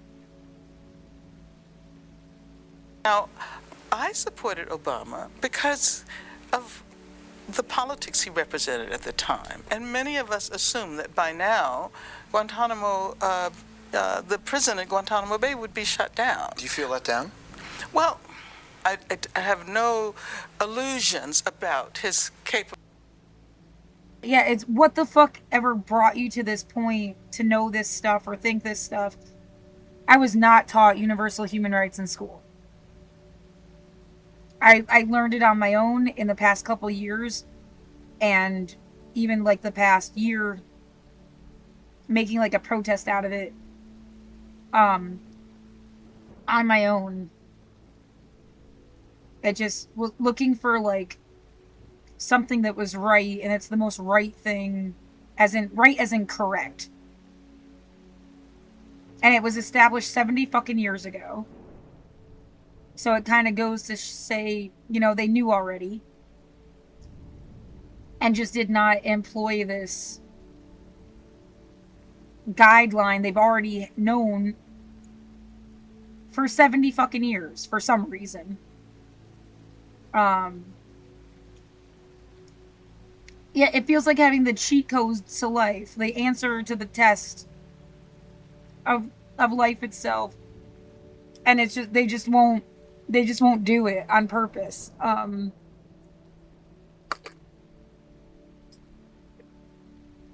Oof. But no, I didn't learn it in school.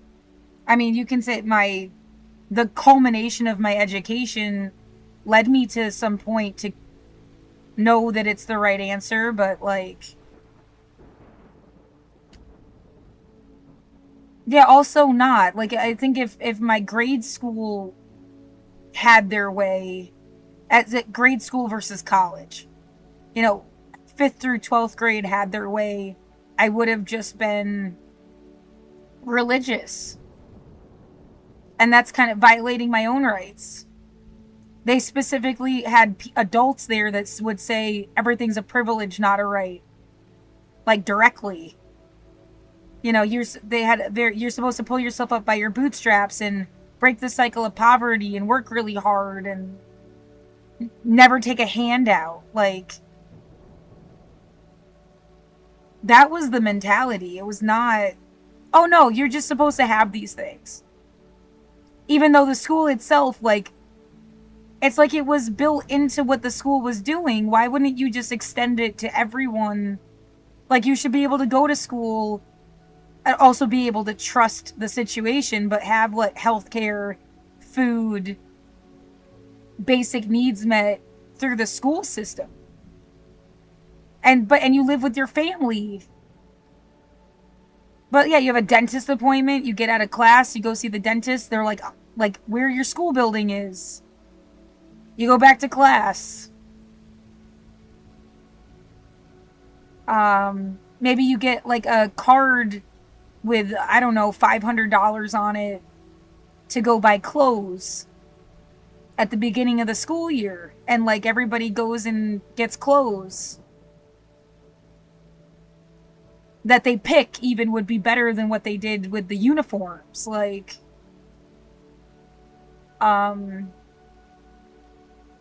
things are provided for.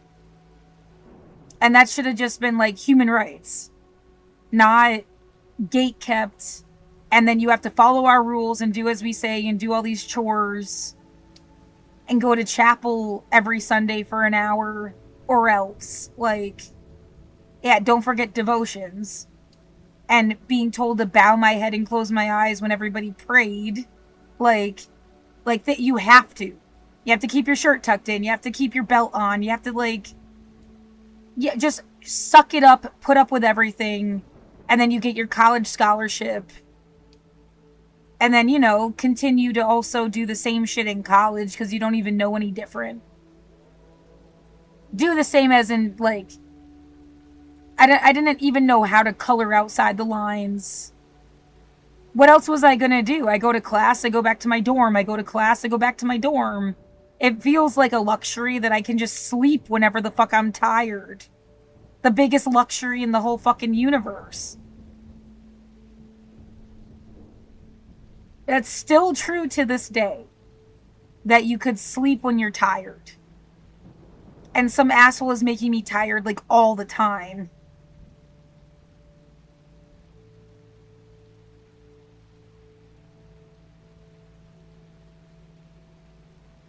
So, yeah, my grade school education did not instill me with universal human rights. It was like, shut up and be grateful.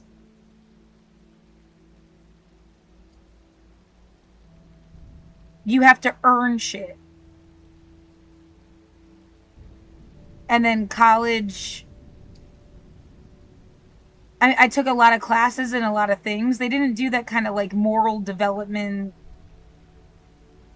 You know, you expanded your mind with information. That can be a moral development, but not so like heavy-handed, I guess. I was a writing major and a women and gender studies minor.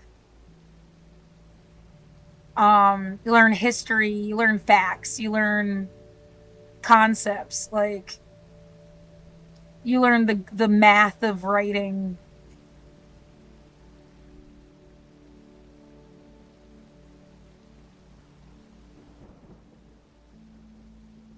Did I feel like they were about universal human rights? I mean, you had to pay for the housing, room and board. I earned it with scholarships, but like, yeah, there was nothing that was like, oh, here, this is free. Enjoy yourself.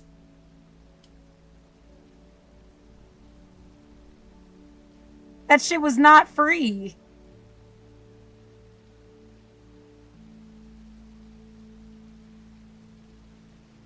And I love school, but like, no, there was, thinking about it, there's no sense that you're just like given stuff. And I mean, I worked for my shit.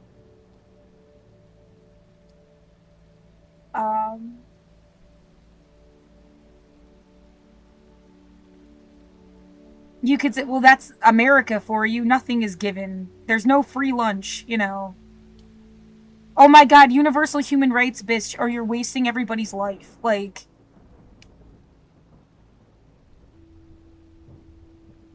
and it is like a worldwide problem.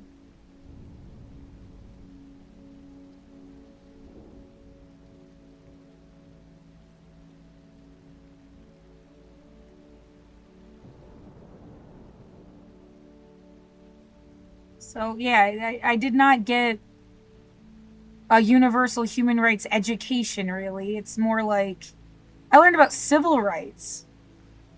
And that goes into universal human rights. But, you know, respecting everybody isn't necessarily the same thing as, like, providing for their needs. Yeah, it's though they bridge together. Abilities as an individual. I am upset because I think we have also failed. Had we kept that movement together, and had we put the kind of pressure on the President of the United States, regardless of who he or she happens to be, then I think we might be in a better situation. We might not have such a massive war in Afghanistan. I mean, you were facing some serious charges, you're talking about those gun-related charges, and you could have faced a very different life had you been convicted. You had an all-white jury, and you were acquitted. Was that 1972? Yes. When you were acquitted? You know that moment just before they announced the verdict? What was going through your head in that moment? Well, I was very nervous because I should point out I was charged with murder, kidnapping, and conspiracy, and initially all three of them were capital crimes. But at the same time, I knew that I was not standing there alone. I was not sitting there alone. There were people who became involved in the campaign all over the country, here in Canada, huge numbers of people in Canada, and in Europe, and in Africa, and in South America, and in Asia. So I didn't feel alone. I felt that whatever the outcome, I would have this enormous international support system. The Stones had a song about you, and John and Yoko wrote a song. Hurricane Carter was on the show and said that when Dylan wrote the song about him, it meant an enormous amount to him. How did you feel when that happened?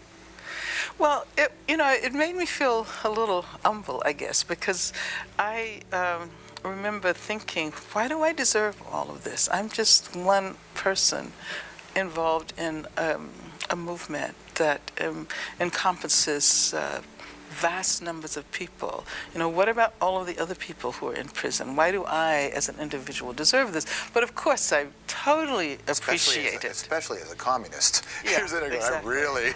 This is about us, not me, right? Yeah, exactly. In my limited time going to different parts of Africa, trying to tell stories there and interviewing people who've been dealing with poverty and rights in Africa, everybody points to one thing, says it's a women's issue, that if you create a better reality for women there in equality, that a lot of the problems in the various places in Africa will change. When you look at America and the things that are going through, is it the same issue in some respects? Well, in many respects it is, and I think it's that oftentimes people have such a narrow view of feminism that they assume it is women versus men, but it's not. It's about equality. It's about justice. Justice for women will mean justice for men and women. And of course now we have transgender issues that have developed. I think that that what's exciting about the way in which social movements develop is that we become aware of new issues. As we move forward, we become aware of the interconnections between the struggle against racism, the struggle against homophobia, the struggle to save the environment, environmental justice, animal rights, etc. So Martin Luther King said justice is indivisible, and I think that's the most important message. Last question I have, because I know you have to go. You and Condoleezza Rice are not from too far apart from each other. Do you look at the story and go, how did the two of us end up where we did in completely different realities?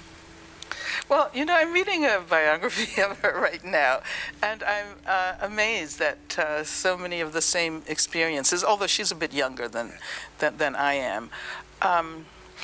But what I think I would say is that civil rights are not enough. The trajectory that she moves along from the segregated conditions in Birmingham, Alabama, into the two Bush administrations is one that has a certain logic to it, but the logic is that of civil rights and not necessarily of justice, not necessarily in the of Oval equality. Office. It's what you do in the Oval Office. Yeah, and you see, I think the difference is that I've always been aware of the fact that I'm a part of a larger community, and I don't want to go anywhere unless I can take everybody else with me, whereas she wants to go where she, as an individual, is able to go. It's good to see you. Thanks for coming in. Angela Davis, everybody. We'll be right back.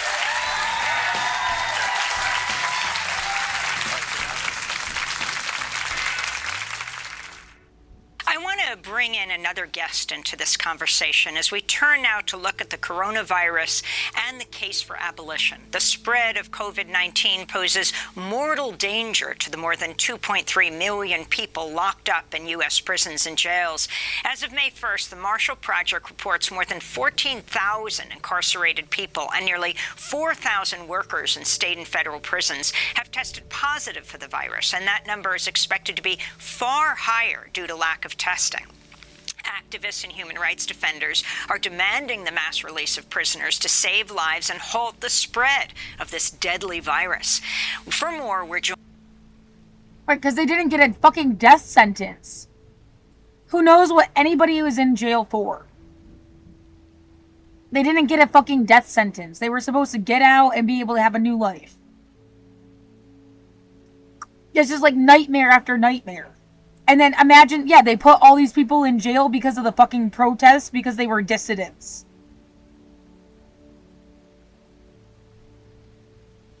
My God. Joined by abolitionist scholar Ruth Wilson Gilmore, professor of Earth and Environmental Sciences and director of the Center for Place, Culture, and Politics at CUNY Graduate Center.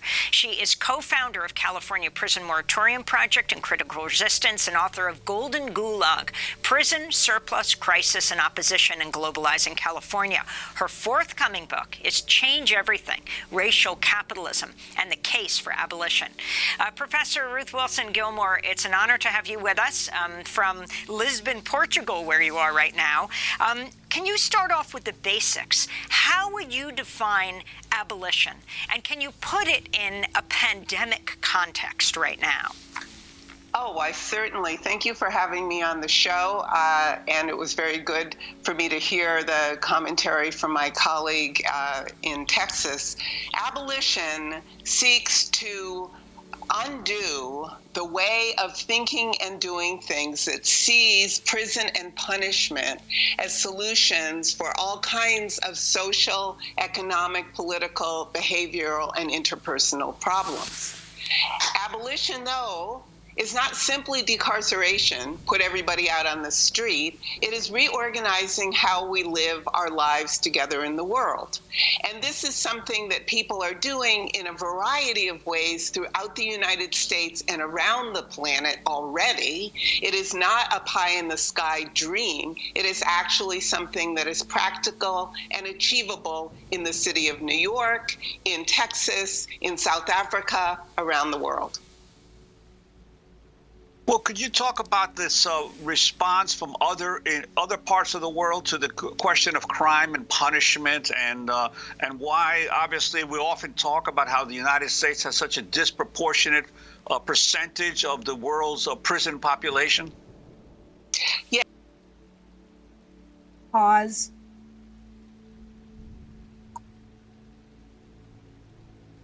How many people are incarcerated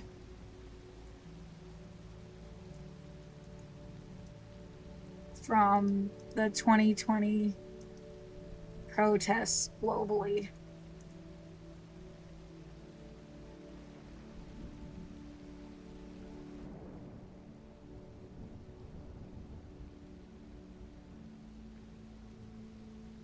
$14,000 people were arrested in the U.S. between May and June. 300 people were charged with federal crimes, 70 sentenced to 27 months behind bars. Kazakhstan, the UK, France, Nigeria, Hong Kong. Specific incarceration numbers are fragmented. 100 protesters were detained in Kazakhstan. Sorry.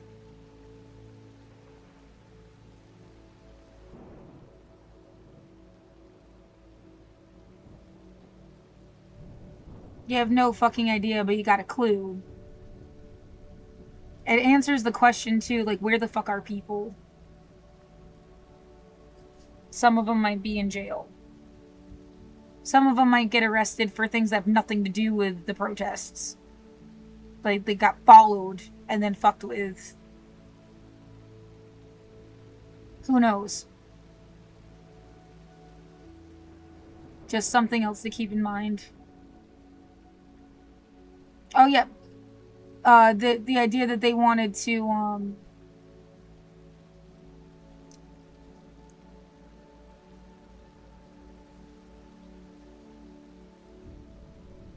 They stopped this, grants pass. I don't know what you want to call it.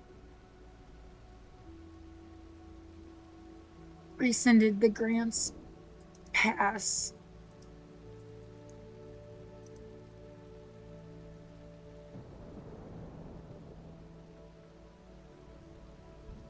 Ruling. I guess ruling. And so they're gonna put people in jail. Reopening applications for grants to provide shelter to 100. Would you just, like, personally, I want to stay in my fucking apartment. You're gonna make me homeless by evicting me. There's gotta be thousands of people in that exact same position. And then people that are already homeless, putting them in open fucking rooms. You say 1,900 low-income spaces. This is a recent article. Just in Portland.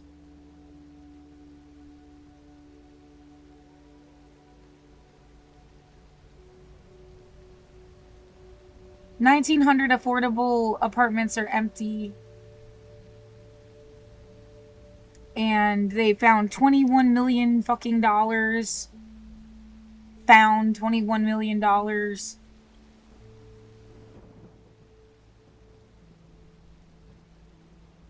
That should have been spent to keep people housed.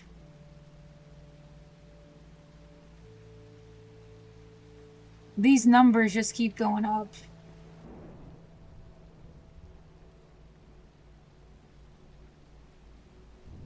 It's like they made everybody homeless.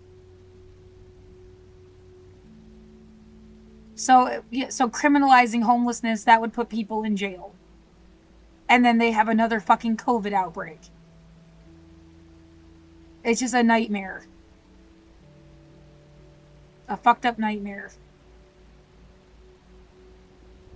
Yes, it's kind of interesting, although it's probably just a coincidence, that the United States has about 1 in 4 prisoners in the world. It also has about 1 in 4 COVID deaths in the world. And although that might just be a coincidence, it does make me stop and think about how it is that we organize ourselves in the United States across the disparate and various polities that go from the Atlantic to the Pacific and beyond. So in other parts of the world, what one sees is a very simple fact. Where life is precious, life is precious.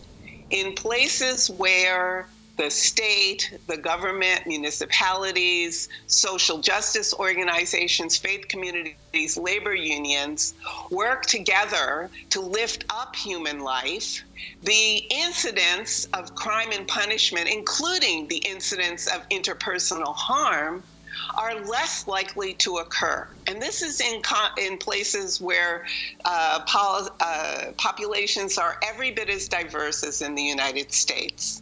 We also see that in places where inequality is the deepest, the use of prison and punishment is the greatest.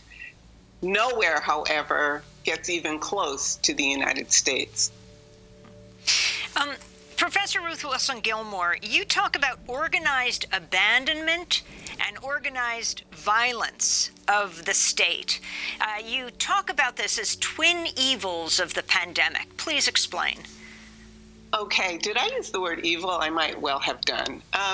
There are twin aspects of the pandemic, and that is to say that organized abandonment has to do with the way that people, households, communities, neighborhoods do not have equal levels of support and protection against the pandemic, and that the response to people trying to figure out how to shelter themselves and save themselves, let's take an example from the city of New York, homeless people living in the subways, is to use policing and criminalization, i.e. punishment, to resolve the problems of abandonment. Now, organized abandonment is not only abandonment by the state, it's also abandonment by capital.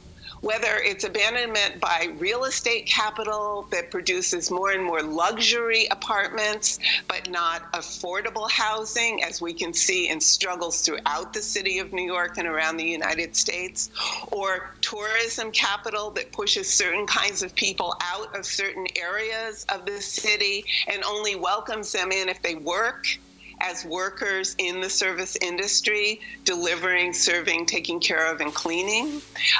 There are many, many ways for us to think about organized abandonment, but that thinking should bring us to consider both how capital, large and small, and state, municipal or greater, work together to raise barriers to some kinds of people and lower them for others.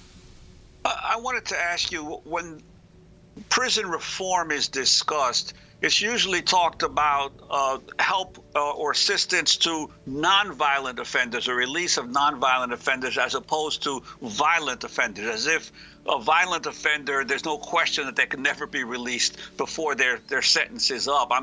Your take on this issue of the attempt to divide the prison population between nonviolent and violent offenders? Certainly, and my colleague from Texas already raised this in her discussion with you. The assumption underlying that division suggests that we know something about one group of people that is never ever going to change.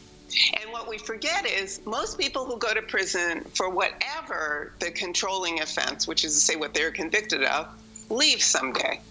That means that instead of thinking that we have these two groups that we can predict the behavior of, that we ought to be thinking about the kind of life that makes possible people to return to the world from which they've been removed in such a way that any harm that might have occurred does not harm anybody again in the future. What abolitionists do in all kinds of work surrounding what we call transformative justice is to try to work that out. So some of the leading abolitionists in the United States and around the world today are people like Mariame Kaba and Andrea Smith and Kelly Gillespie and others who came out of work against domestic violence, i.e. it was in doing work to try to fight against violence and harm that they realized abolition was the only way to resolve the problems that were not being resolved by having better, faster, more swift and sure punishment when somebody harmed somebody else. I wanted to bring Azura back into the conversation.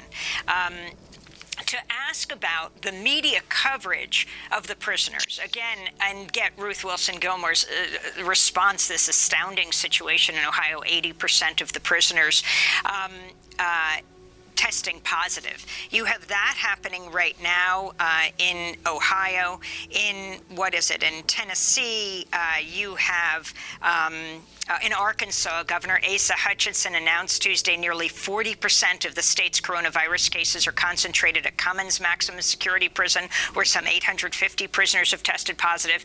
In New York, the former head of the jail's doctor is accusing MDC, Metropolitan Detention Center, of not releasing figures figures on the prisoners who are detained there. So what is your exact demand right now as your husband remains in prison, and the response of the governor of Ohio, DeWine? Sure. First of all, I just wanted to thank Professor Wilson Gilmore, because my husband has been convicted of a violent offense. That doesn't mean that he's a violent person.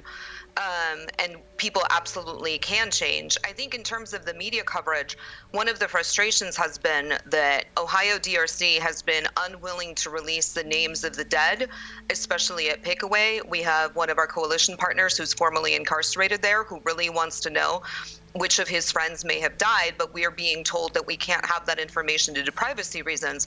Yet at Marion Correctional, when recently two well-known people who had committed murders died, both of them got media coverage in their deaths. But when Jesse Ziegler dies, right, a beloved father, then we don't talk about him, right?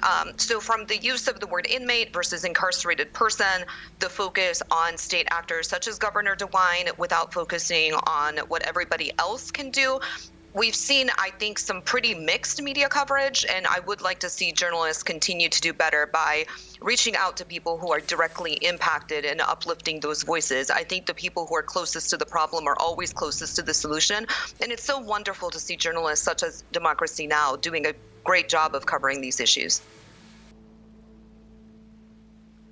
I was just curious about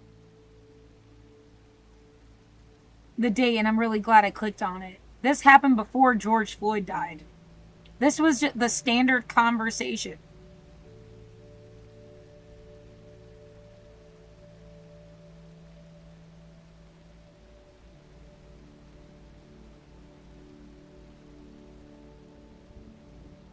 There are people, Democracy Now! Being one of them, they have done so much work for so long.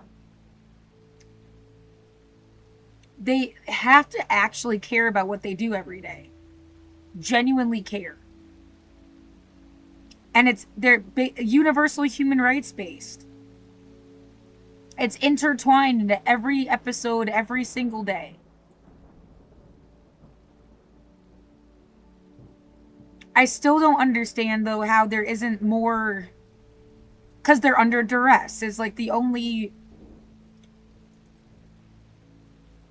like, it's like either they lose their show completely or they keep away from asking what the fuck COVID was, or looking at the whole of 2020 and saying, like, and the aftermath, like, where are the dissidents now? We just spent 2 years talking about Palestine very specifically, and you don't say Black Lives Matter anymore, even though, of course, they always will and always do and always will, but it's not said. The focus has completely shifted.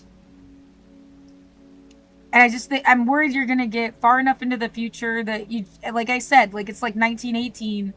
When the fuck did you ever think about the 1918 flu? Like, never.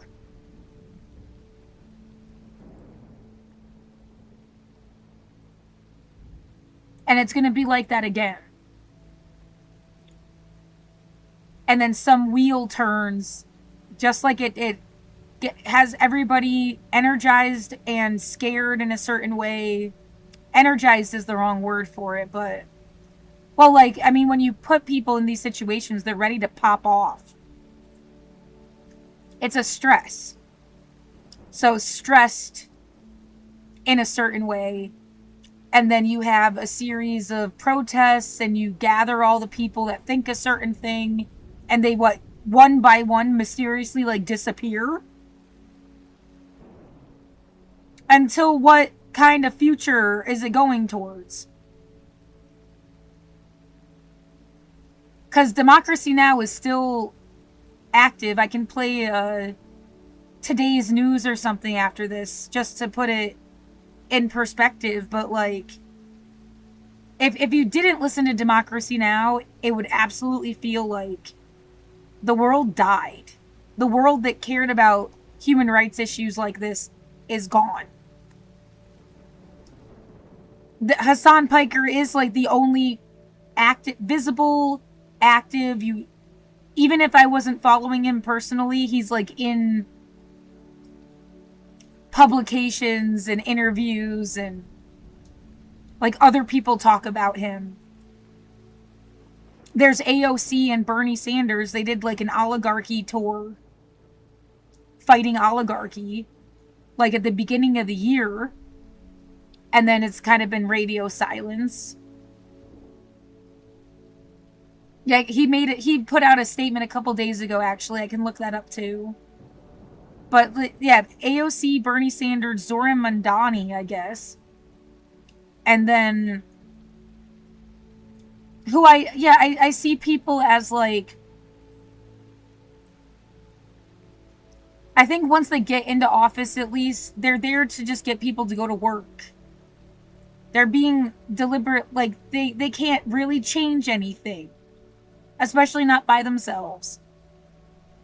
So it's like, elect the guy that makes everybody feel better. Watch and see how much really changes. And yeah, I mean, it'd be good if I'm wrong and more changes than I expected to, but it was part of the speeches themselves, like, about whenever I hear the word work, I'm worried that it's like, yeah, this is just to comfort you enough so that you go to work. You have to at least be functional enough to work. And if you think that somebody that has your best interests is in charge, you'll feel functional enough to go to work. Or not riot in the street, yeah. Because it's a brave new day. And that doesn't mean the political figure is fake. It's like a puppet in a theater. Yet chosen because they knew what to say, because they really believed it. But in a structure that's not going to let him do shit. Except for comforting people enough to go to work.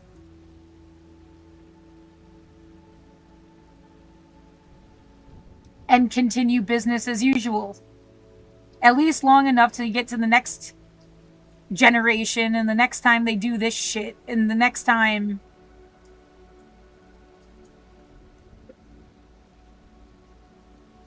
Well, if bitching the way I do just stopped it from happening again, that would be awesome. You know, viruses are real. You know, vaccines are real. That science and medicine are legitimate things. But, like, something is wrong here. And I just can't believe something like Democracy Now! Wouldn't. It's like the only one that could say something.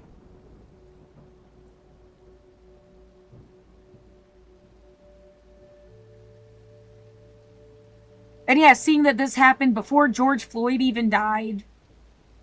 This wasn't. Yeah, after that happened, and everything that came up through 2020. Like, it was like almost like a curriculum. And then beaten the shit out of. Like.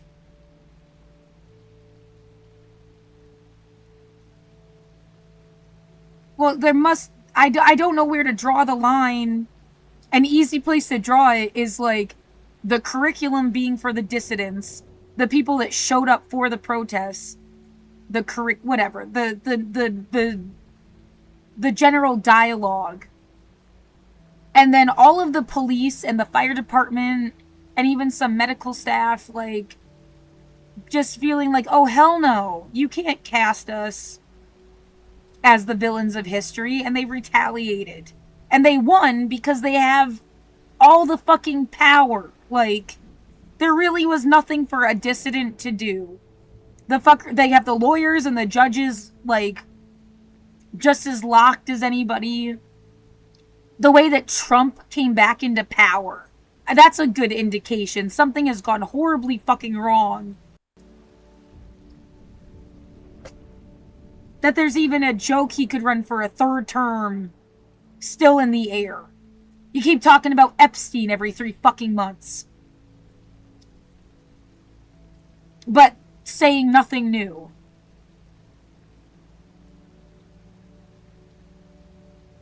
We're in a bad timeline. Like, Bernie Sanders should have won.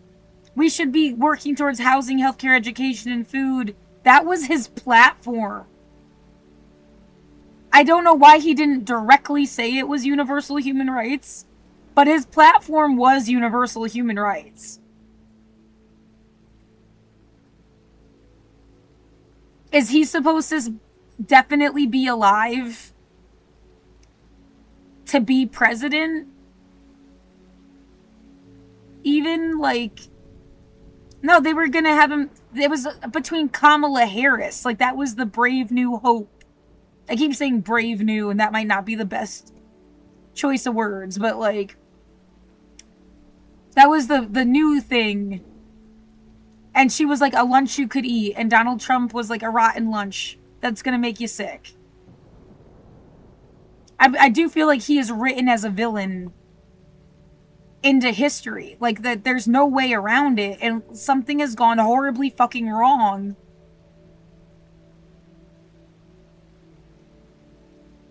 And yeah, that's not really, like, it's like living in a Bandersnatch movie.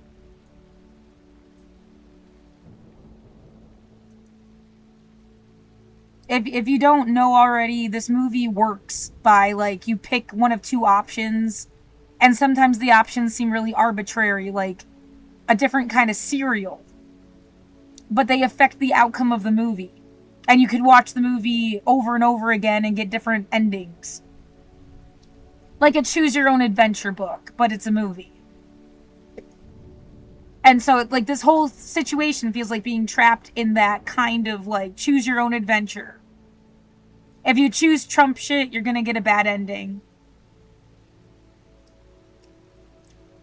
But in other ways, it doesn't seem like there's, like... I mean, I would never choose Trump shit, but there's also not... What is the alternative? Because it's not necessarily, like, everything I wanted. It almost like Bernie is there just to give you an outlet for your feelings, but they're never gonna let him win. AOC maybe someday. Yeah, now Zoran Mamdani is a possibility. It almost feels like he came to power because no one was gonna let AOC do shit. And that's scary as hell, as, you know, a feminist. As a person. I don't have to be a woman or a feminist to care. But, like, I see that. She got completely, like, pushed to the sidelines. It felt like there was so much more power in whatever the fuck you want to call leftist. I didn't even know the word leftist before 2020. But I guess I'm a leftist, and it's all leftist stuff. The DSA. And now I have personally asked the DSA for help, and I didn't get an email back.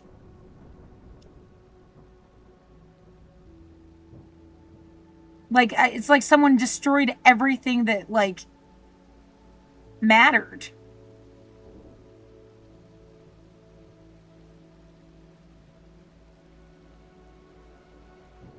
And yeah, and you're being almost, like, forced to listen to the right-wing conservative shit. Yeah, make a liberal suck a Nazi dick kind of thing.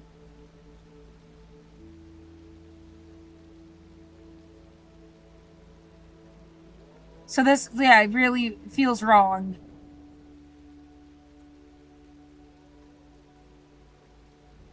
It doesn't make sense if you want to talk about democracy and majority and all this stuff. The majority was, like, on the same page, even if they didn't consider themselves leftists, even as, like, Democrats. And that something shifted, and it's like now everyone is like, even the Democrats are secretly like Republicans. Or change the names entirely, and it's like people that care about capital, like the money they were making from capitalism, and people that didn't have shit to even, like, understand what the fuck the other people were doing.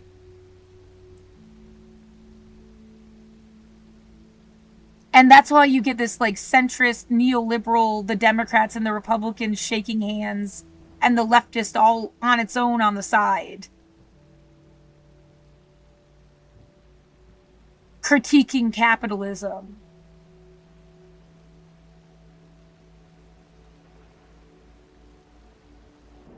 I didn't have like a way to understand this before, so it's also like stumbling over. There was liberal, conservative, Republican and Democrat, and that was it in my universe. And then you got libertarians, again, that were like the left of the right, from my understanding.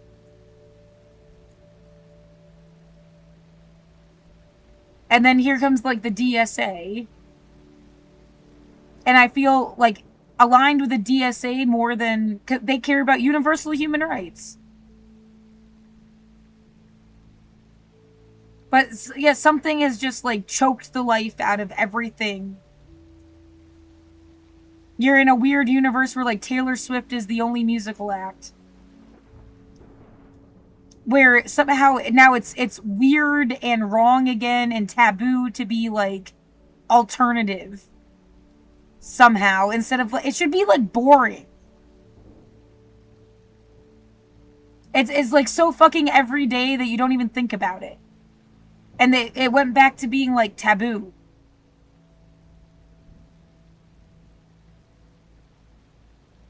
Yeah, I feel like sucked into the 80s, which the 80s were sucked into the 50s.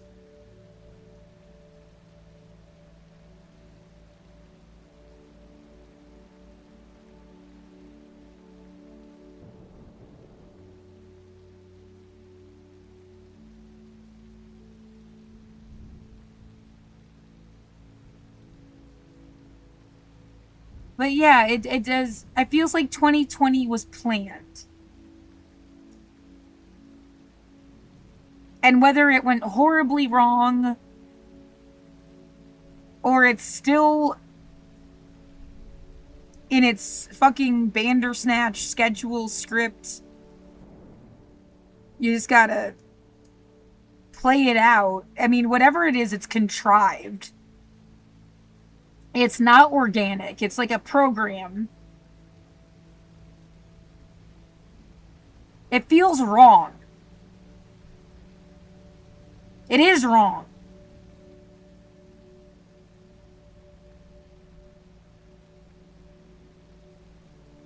I mean, down to even like somebody telling me in 2019 this gross, weird non sequitur. It had no other context to it.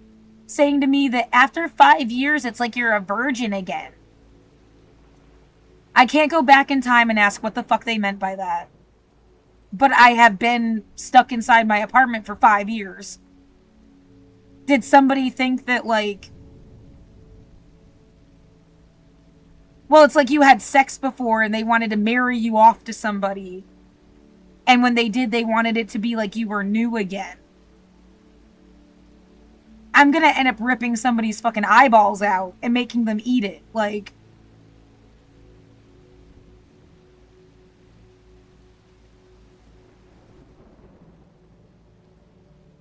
It's incredibly disturbing.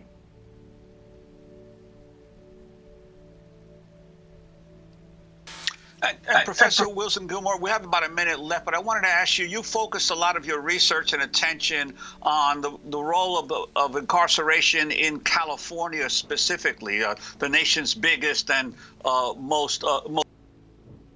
There's that weird thing somebody said to me in 2019 about the virgin thing.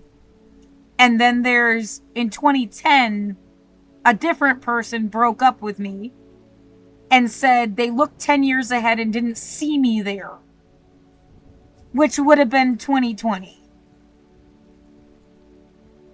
I really think this shit was, like, planned.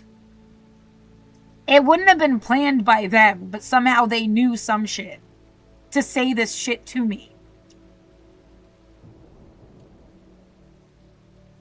Most populous and prosperous state. Could you talk about that as well, the lessons from California? Certainly, I think the major lesson I would like to share with our audience these last few seconds that we have together is that California was on a path to making what was a huge and bulging prison system to be bigger and bigger and bigger. And that's where the contemporary abolition movement in the United States took root. And we fought and fought and fought throughout urban and rural California, making common cause with labor unions, healthcare workers, faith communities, environmental justice activists, and other to denaturalize the notion that crime was the problem for which prison and punishment was the right solution. As a result of which, the number of people in California prisons is much lower than it was even imagined it could be in the year 2000 because of the work that abolitionists did.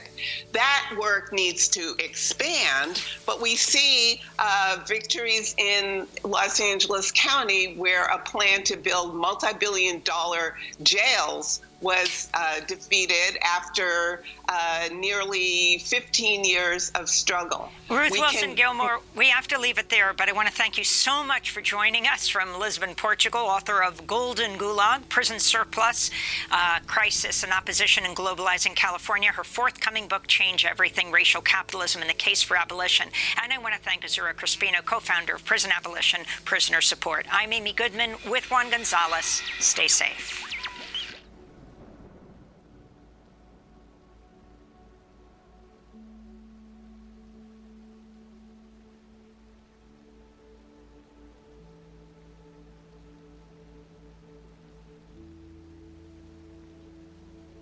I already played this today, but I guess I'll just do it again for just the headlines.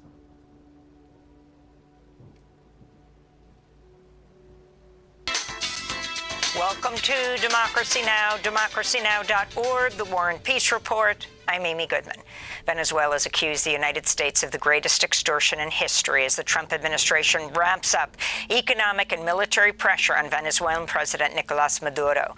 During an emergency UN Security Council meeting Tuesday requested by Venezuela, Russia and China strongly condemned the Trump administration's escalating attacks, including the seizure of Venezuelan oil tankers and the relentless bombings of boats in the Caribbean and the Pacific Ocean. U.S. Ambassador to the UN, Mike Waltz, told the Council the Trump administration would be imposing sanctions on Maduro to the maximum extent. As critics warn, the United States is ushering in a regime change to appropriate Venezuela's resources. Venezuela holds the world's largest oil reserves. Meanwhile, Venezuela's National Assembly has passed a law enacting harsh penalties for piracy in response to the U.S. seizure of Venezuelan oil tankers. This is Venezuelan Assembly member Jorge Rodriguez. En consideración,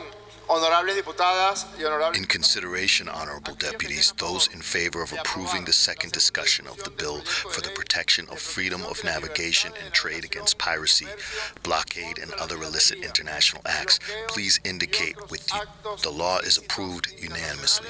Israeli Defense Minister Israel Katz is walking back his comments that Israel plans to resettle the Gaza Strip after suggesting the Israeli military would never leave the besieged enclave. Speaking at a settlement in the occupied West Bank, Katz mentioned Israel could establish military outposts in northern Gaza. We are deep in Gaza, and we will never leave Gaza. We are there to defend, to prevent what happened. We are standing. As we said, we trust the Rock of Israel and the IDF in defending Israel in a fierce battle between jihadist enemies of this kind and Israeli enemies of this kind. Since the U.S. brokered ceasefire went into effect in October, Israel's constructed at least 13 new military outposts inside Gaza, primarily located along the Yellow Line in eastern Khan Yunis, according to satellite imagery reported by Dropsite News. This comes as a former close aide to Israeli Prime Minister Benjamin Netanyahu says Netanyahu asked him after Hamas's October 7th attack to come up with a plan to avoid blame for Israel's security failure. Netanyahu. I could launch into an hour-long essay about the issue of Israel, what's like in 3 seconds. 1, you don't bitch about the Philippines. You bitch about Duterte and him killing 30,000 people. But you never say fuck the Philippines. You hold the leader accountable and the cronies that would carry out their orders that didn't say, oh fuck no, I'm not doing that. 2, I'm half Jewish, but I have nothing to do with Israel. And some psychopath that thought I should move there is mentally ill. It's almost like an insult to mentally ill people, because not everybody's going to be mentally ill the same way. But whatever mental illness is, it's the idea that I was supposed to ever not live here. For any fucking reason.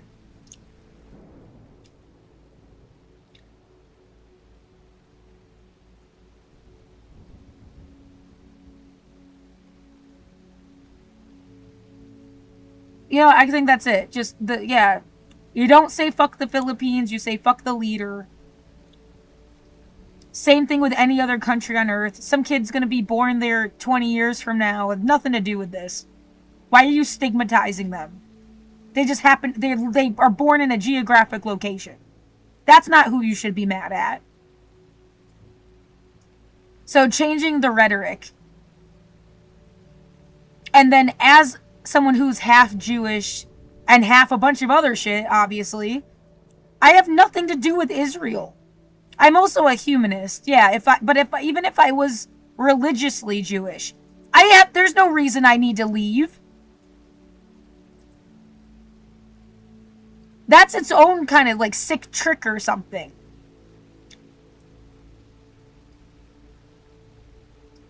And there's some sort of like movement that thought Jews needed to go live there.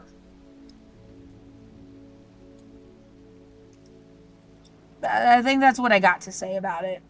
Whose former spokesperson, Eli Feldstein, made the accusation.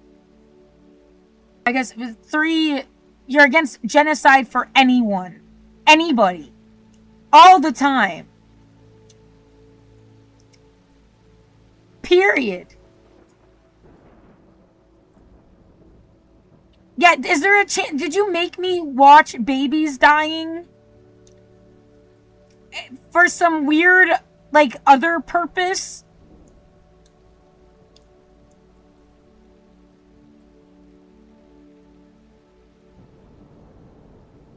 Anyway. In an interview as he faces trial for allegedly leaking classified information to the press. In the interview, Feldstein said he was instructed by Netanyahu to silence calls for accountability. Meanwhile, Netanyahu appeared in court in Tel Aviv on Tuesday. He's facing charges of bribery, fraud, and breach of trust. Protesters gathered outside the courthouse. We're here this morning, the same as every week since the beginning of the trials of Benjamin Netanyahu, protesting to make sure that these trials go as planned, that Mr. Netanyahu does not receive a pardon, does not escape responsibility for the crimes that he's being judged and the crimes that he's going to be judged for, which are the more serious ones. But he's gonna pay. In Britain, Swedish activist Greta Thunberg was arrested in London Tuesday for taking part in peaceful protests expressing solidarity with a group of Palestine Action political prisoners on hunger strike. Greta Thunberg sat outside the building of an insurance company holding a sign that said, "I support the Palestine Action prisoners. I oppose genocide," unquote. Activists said the insurance company, Aspen, provides services to Elbit Systems UK, a subsidiary of an Israeli weapons manufacturer. Earlier this year, the British government banned Palestine Action under its Terrorism Act. The Palestine Action prisoners started a hunger strike as they await trial, demanding, among other requests, to be released on bond. At least 2 of the hunger strikers have refused food for over 50 days, with doctors warning they're at risk of death.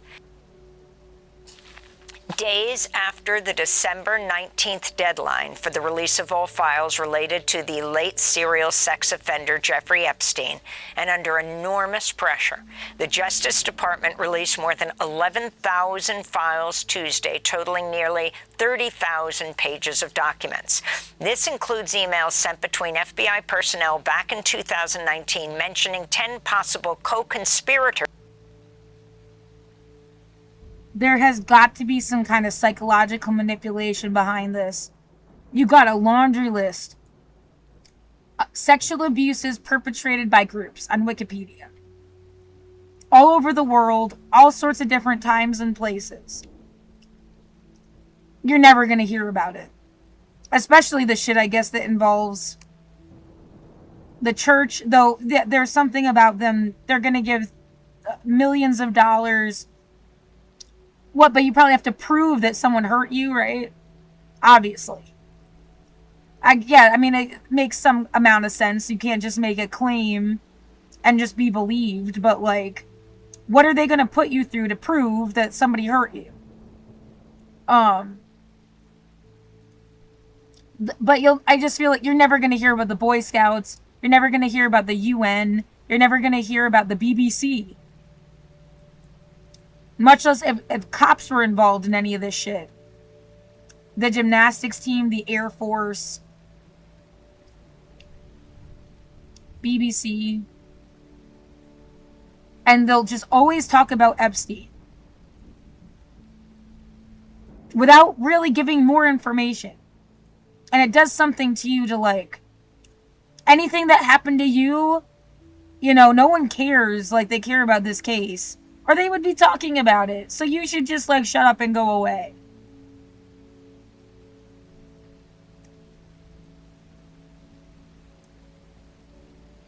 A way to, cover up for crimes from any other thing that might have been, like, a lucrative, like the Boy Scouts, for example. They don't want the Boy Scouts to be forever associated with this, so they just won't talk about it long enough. They even, like, you know, put the Pope on display in high esteem in the news.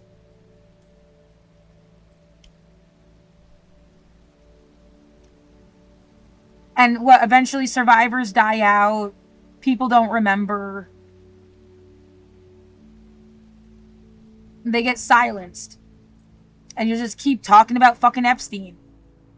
Without actually saying anything new, too. Is, like, the really, like...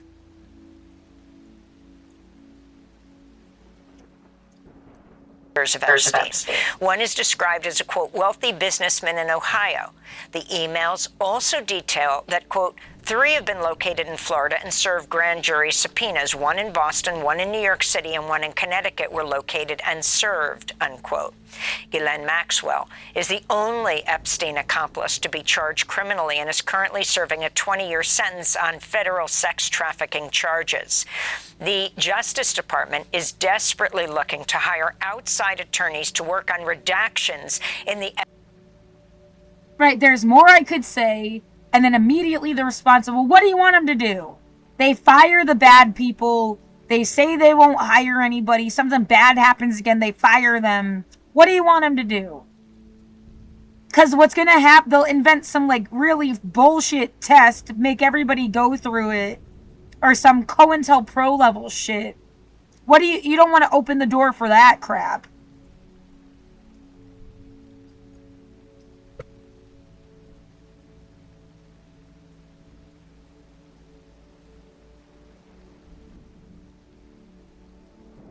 Yeah, and, you know, that's on one hand.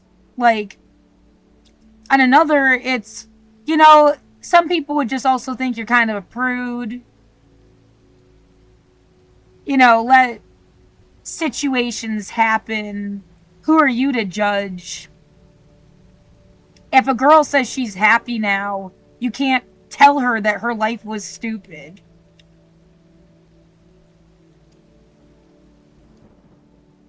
Yeah, Lori Maddox is a perfect example. Even Lori Maddox will say that she was not abused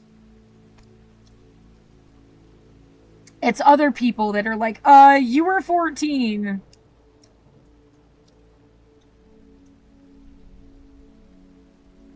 Consistently maintained her relationships were consensual and positive experience for her.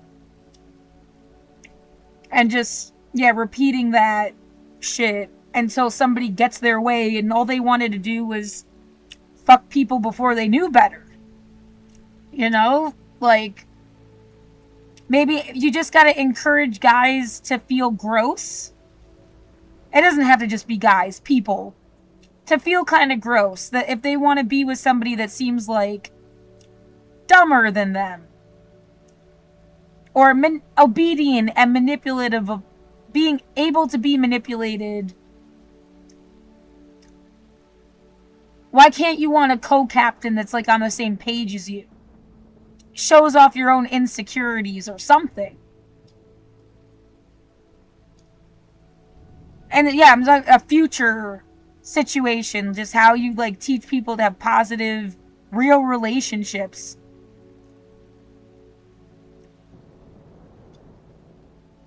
You shouldn't want this like extreme power dynamic. It's fucked up.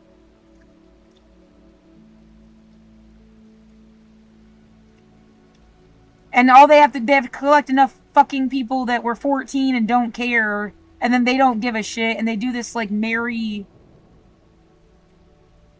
I think it's also an excuse to feel like this was okay. That Mary was somewhere between 12 and 16. Because you just can't really handle the cognitive dissonance, because you know that's wrong. As a modern adult person, you know that's wrong. Yeah, essentially, it makes God a pervert. In your own, your own spiritual discourse. Of course, I don't believe this shit at all. I've heard the theory that Mary was raped and just said it was God's baby. Which, scientifically speaking, makes way more sense.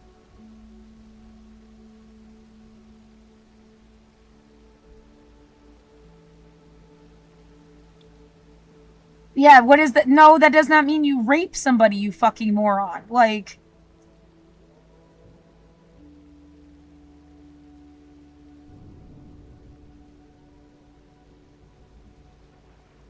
well, people that are trying to, like, make Jesus happen again, and they think they should just, like, redo the same elements.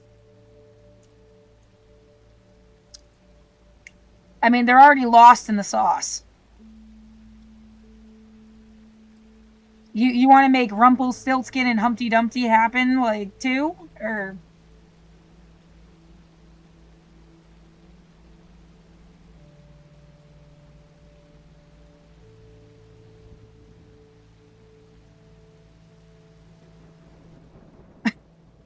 Seriously.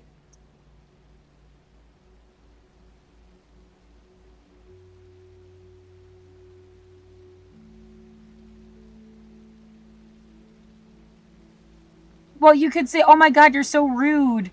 Oh my god, you're 2,000 years of bullshit that ruined everybody else's life. I think I can be a little rude.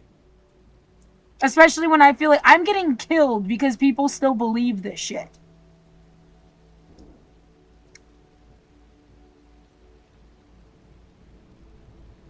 No, and yeah, the fact that tomorrow is my birthday. Well, yeah, tomorrow. In a few hours. Yay, I'm 36.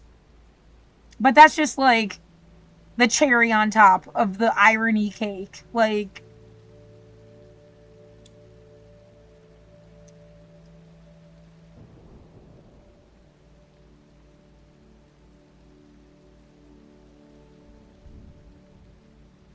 yeah, the world's weirdest birthday party. And if Jesus was there, they'd be like, that's not even their birthday. Like, that's why it's, like, even more ridiculous.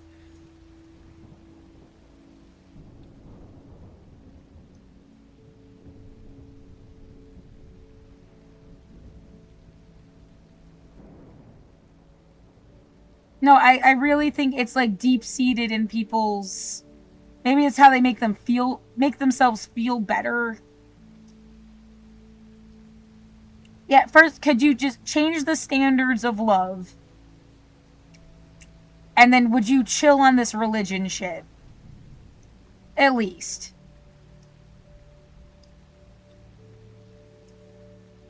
Because it is killing people that were, like, evolved, even. Like, you needed them. What, because they insulted you?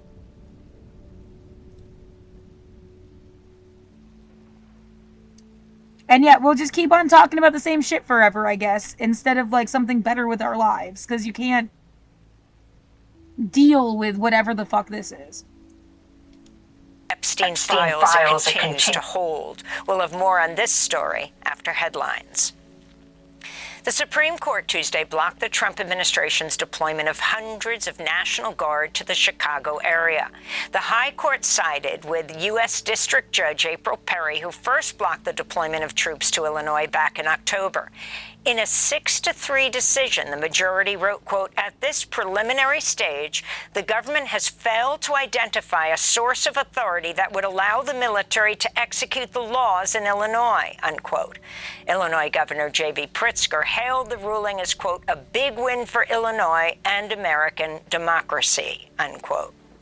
Just minutes after the Supreme Court blocked President Trump's deployment of federal troops to Chicago, Louisiana's Republican Governor Jeff Landry announced 350 National Guard troops will arrive in New Orleans before New Year's Eve and will stay through February.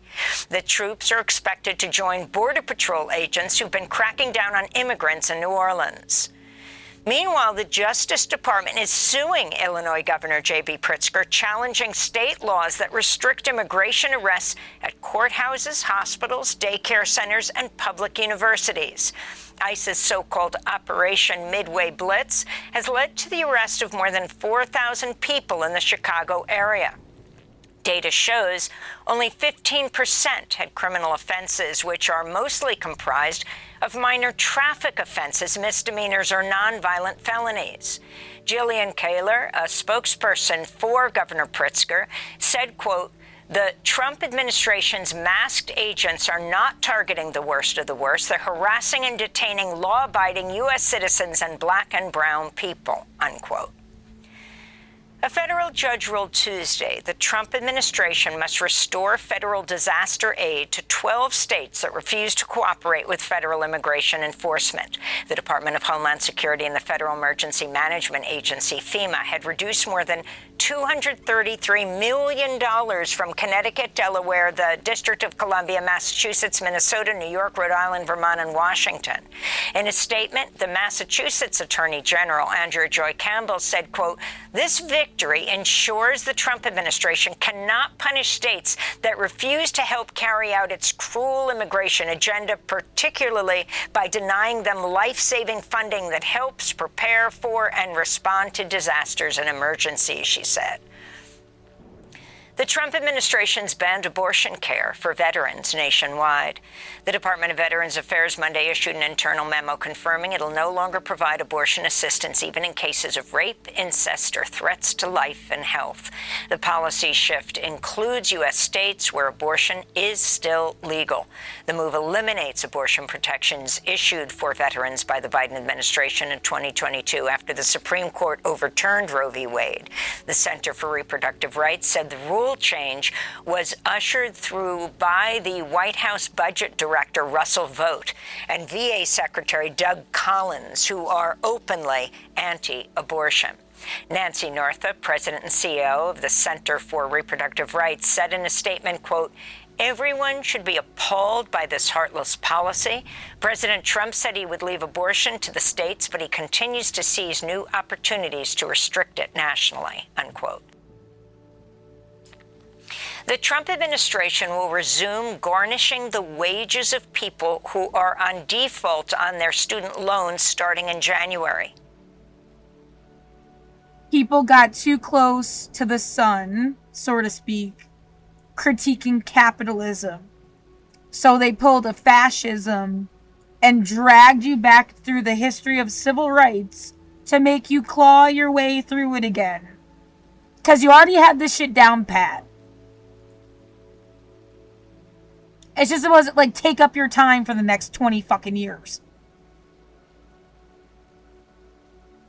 Billionaire Linda McMahon, head of the education department, told the Washington Post her agency has already notified some 1,000 student loan borrowers that their pay will be seized. Approximately 5 million people are in default.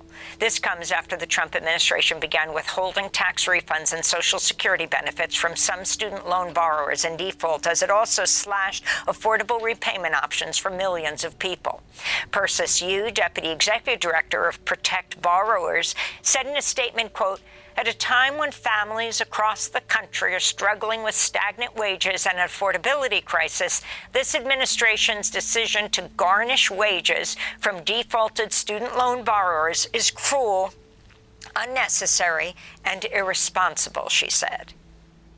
Sudan's prime minister presented a plan to the United Nations Security Council Monday seeking to end Sudan's devastating war, which has led to the world's worst humanitarian crisis since it erupted in April 2023. The plan would see the UN, Arab League, and African Union monitor a ceasefire and the withdrawal of rapid support forces, paramilitaries, from territory. So, yeah, I guess I should say the one thing good out of the Biden administration was the loan forgiveness thing. And at the same time, like, it, by my own records, it says, like, I was done in 2016 and my accounts were closed. So, like, in 2020, when they had us apply for the loan forgiveness program, it should have already been closed. And now they're completely, like, done. I should have personally never had student loans. And that's a whole other argument. But, like, yeah, I don't know if I should be like, well, thanks, but still kind of weird. Yeah, this the one good, like, I guess at least I don't have to worry about that shit too.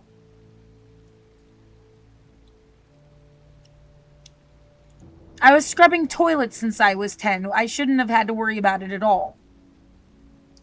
And that shouldn't be the standard either of like, oh, we'll just have the kids be separated from their families and scrub toilets and then they earn their college scholarship and then they don't have to pay any loans. No. No. No. But yeah, I guess that's it. Under their control. RSF fighters would be placed in camps and disarmed. Those not implicated in war crimes would be reintegrated into society. It's highly unlikely the RSF will agree to such terms. Meanwhile, a senior UN official warned the continued flow of high-tech weaponry into Sudan is worsening an already dire humanitarian crisis. This is UN Assistant Secretary General Mohammed Khalid Khiari. Mr. President, the continuous supply of weapons, increasingly sophisticated and deadly, remains a key driver of the conflict. Sudan is saturated with arms. Calls to end these flows have gone unheeded, and there has been no accountability. Human rights groups have called on the Trump administration to end arms transfers to the United Arab Emirates until it stops arming RSF paramilitaries who've committed genocide, according to an assessment by the State Department. Meanwhile, fighting continues in Sudan. On Monday, the Sudanese army announced it had recaptured a town in North Kordofan state. Elsewhere, Doctors Without Borders is warning of a rapidly spreading measles outbreak in Sudan's Darfur region, where hundreds of thousands have been displaced by an RSF offensive. In Colorado, longtime immigrant rights activist Jeanette Vizqueta Ramirez has been released from ICE jail after nearly 10 months of detention. She reunited with her family on Tuesday following her release on bond. Vizqueta was arrested in March, ambushed by ICE agents during her work break at Target, and later transferred to an immigration jail in Aurora run by the private prison company Geo Group. Jeanette Vizqueta gained national attention in 2017 when she took sanctuary at a Denver church along with her 4 children, 3 of whom are U.S. born, to avoid deportation. I spoke to Jeanette Vizqueta yesterday. We'll have more on her release later in the broadcast. And Betty Reed Soskin, the U.S.'s oldest park ranger, died at the age of 104, 104 years old. She first became a park ranger at 85 and worked at the Rosie the Riveter World War II Homefront National Historical Park in Richmond, California.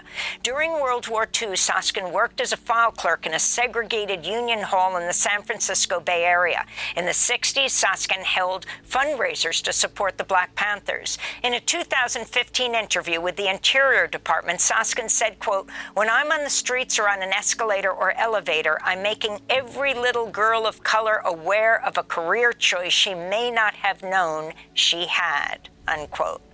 And those are some of the headlines. This is Democracy Now!, democracynow.org, The War and Peace Report. I'm Amy Goodman. Thanks for watching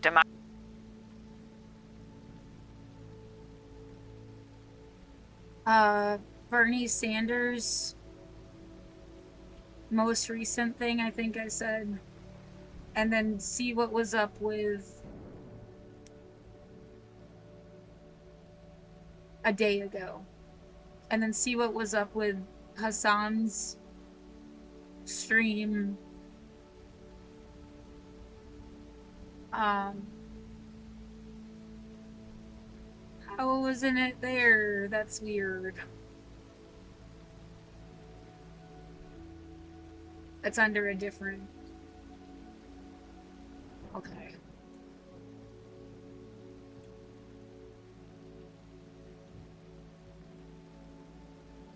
I actually want this, and then I guess this.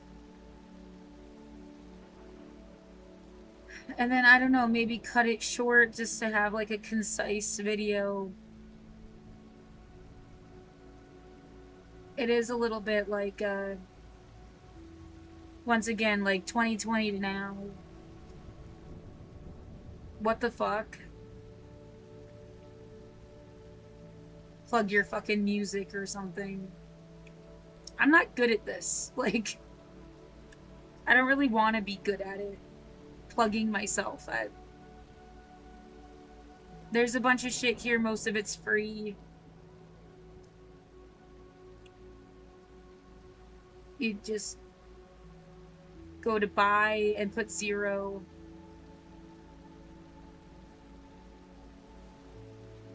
Oh, it is asking for email addresses so I can know if somebody even downloaded it.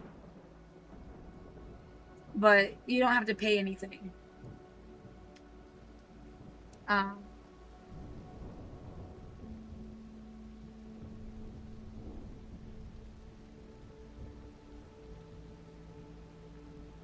It's kind of like on theme.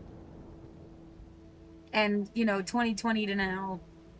Or earlier if it's like, yep, older stuff. I took all of my blog and dipped it in writing. Sorry, dipped it in music. Took all of my writing and dipped it in music.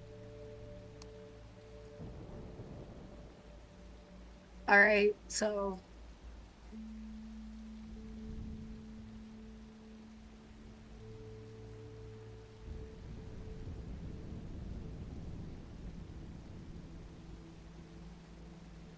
Thank you all for joining me. And let me wish everybody a very, very happy holiday season and a wonderful new year. As we come to the end of what has been a very difficult year, I want to say a few words about some of the issues that I hope you will be focusing on next year when Congress reconvenes. And at the top of my list, as it always is campaign finance reform. Because the truth of the matter is, it will be very difficult to do anything significant to improve life for working families unless we get big money and billionaire money out of the political process. It is totally insane, totally unacceptable that in the last presidential election you have the wealthiest guy in the world, Mr. Musk, putting $270 million into electing Donald Trump as president. But it's not just Republicans. You got Democratic billionaires putting in huge amounts of money into the Democratic Party, helping to determine who that party's candidates will be. We need to get rid of Citizens United, absolutely. We need to move to public funding of elections. So that's at the top of my list. Second of all, we have got to deal with the issue of income and wealth inequality in the United States and the fact that we are rapidly moving toward an oligarchic form of society.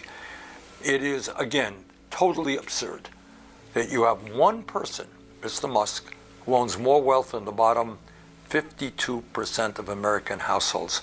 You got the top 1% owning more wealth than the bottom 93%, while at the same time, 60% of our people are living paycheck to paycheck, and millions of children, millions of elderly people are living in poverty, just trying to survive as best they can.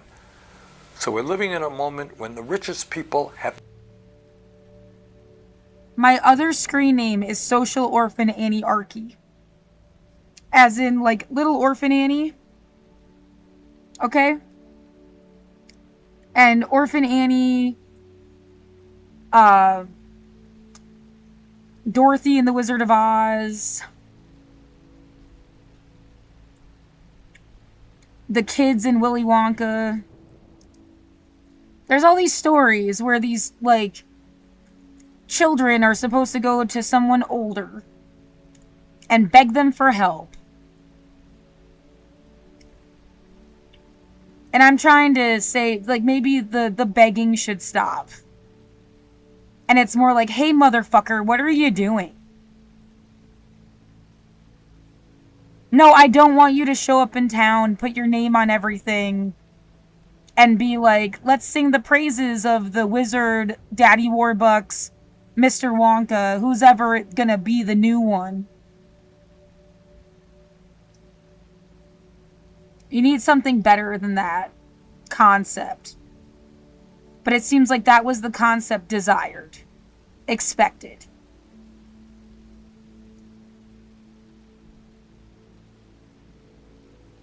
Yeah, fight against that shit. That's why it's Social Orphan Anarchy, not Little Orphan Annie.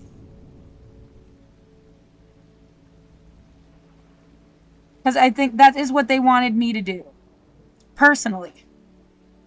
Show up in a time of crisis and ask some guy, Elon Musk, Jeff Bezos, Donald Trump, Warren Buffett, somebody to show up and save everybody. And, you know, continue capitalism. The way that Hershey built his town.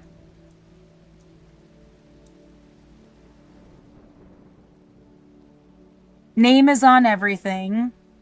Gave them housing, a school, yeah, the hotel, the park, community center, churches. The school that I went to for well, now it is for social orphans. You don't have to be like an actual orphan.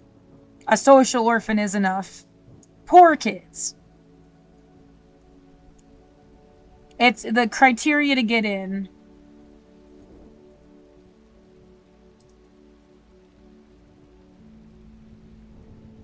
And I was instilled with this story without ever even really questioning it until I really, oh, it's kind of like the feudal system.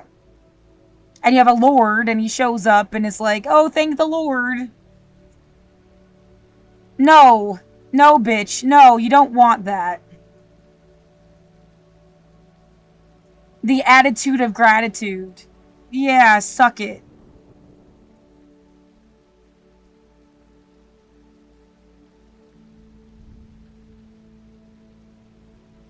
So that's even built into the screen name. The Voltaverse is actually more for like the Twilight Zone. And you know, you can watch that tomorrow for Rod Serling's birthday.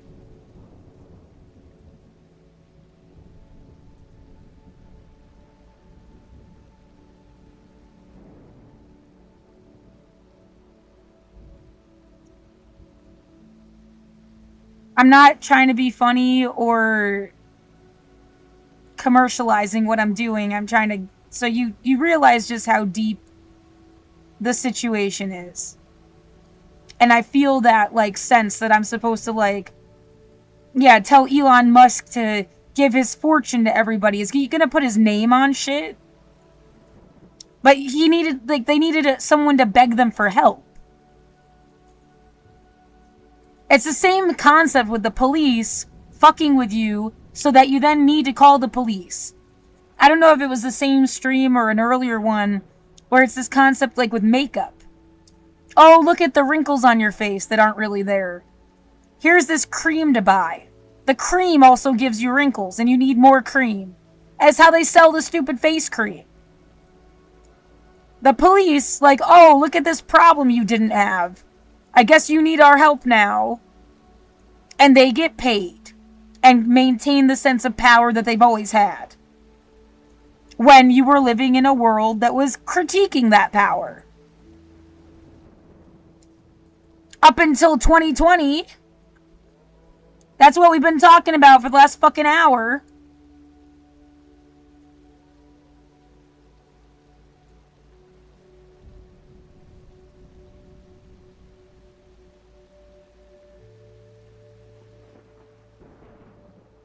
Yeah, this life is a nightmare.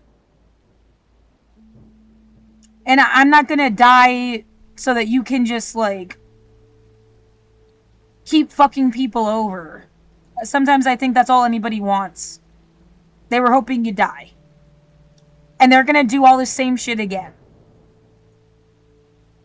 Only with somebody that doesn't know the difference. Isn't gonna ask the same questions. Isn't gonna say the same things. They'll take what you said that was any good and just, but without the critique.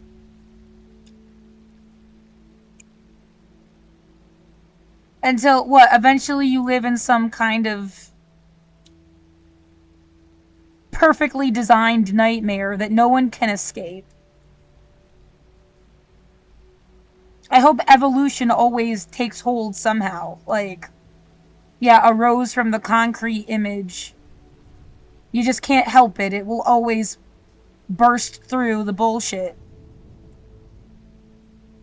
But, like, I didn't know better. When did I start even realizing it was like the feudal system? Like through 2020 or something. And it's because they had me sitting in here, like, thinking about everything for 5 years. Whoever the fuck, yeah, whether that was the intended outcome of this situation or not, like.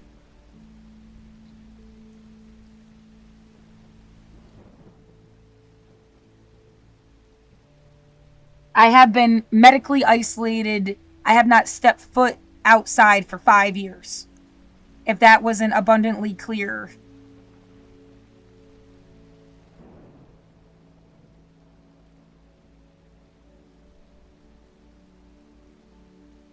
So, yeah, and I think that, yeah. All right. Never ever had it so good while so many people are struggling. Number 3, artificial intelligence. As you may know, I am very concerned about the enormous impact that AI and robotics may have on our country and the world. And it disturbs me very much that there is not more discussion here in Congress or all over this country about what is likely to be happening. And there are many, many concerns dealing with AI and robotics, but certainly at the top of the list is the reality that millions of manufacturing jobs, blue-collar jobs, white-collar jobs, entry-level jobs, jobs at all levels of our society, could disappear within the next several years. If you give people free education in whatever they choose, that shouldn't even be a problem, though. So, you're doing a job a computer could do better. How about something that you want to do? You know, like art coming from the soul, even though, like, I used AI to make the music I made. I said, like, I took my writing, that's mine, and dipped it in music. I used Suno.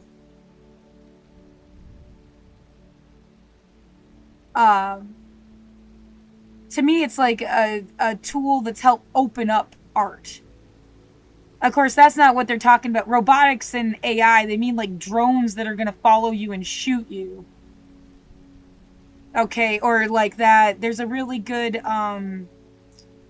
movie where drone arrests a guy and AI jail, and he doesn't. It's kind of like The Trial by Kafka. Please hold. I think it's this movie.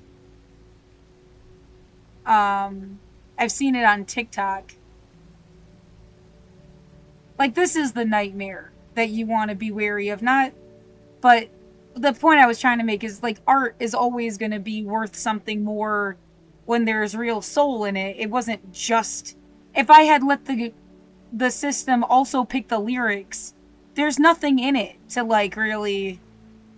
Okay, yeah, so what? It took my, like, old writing since I was 12, some of it, and then put it to music. That's a totally different experience. Because it has real soul to it still. I don't think it's ever going to replace artists. Unless you're just, like, totally lying about your own work. Like, this is more the fear. I wanted to do the whole thing from the drone that arrests him, and it's like the video I saw on TikTok.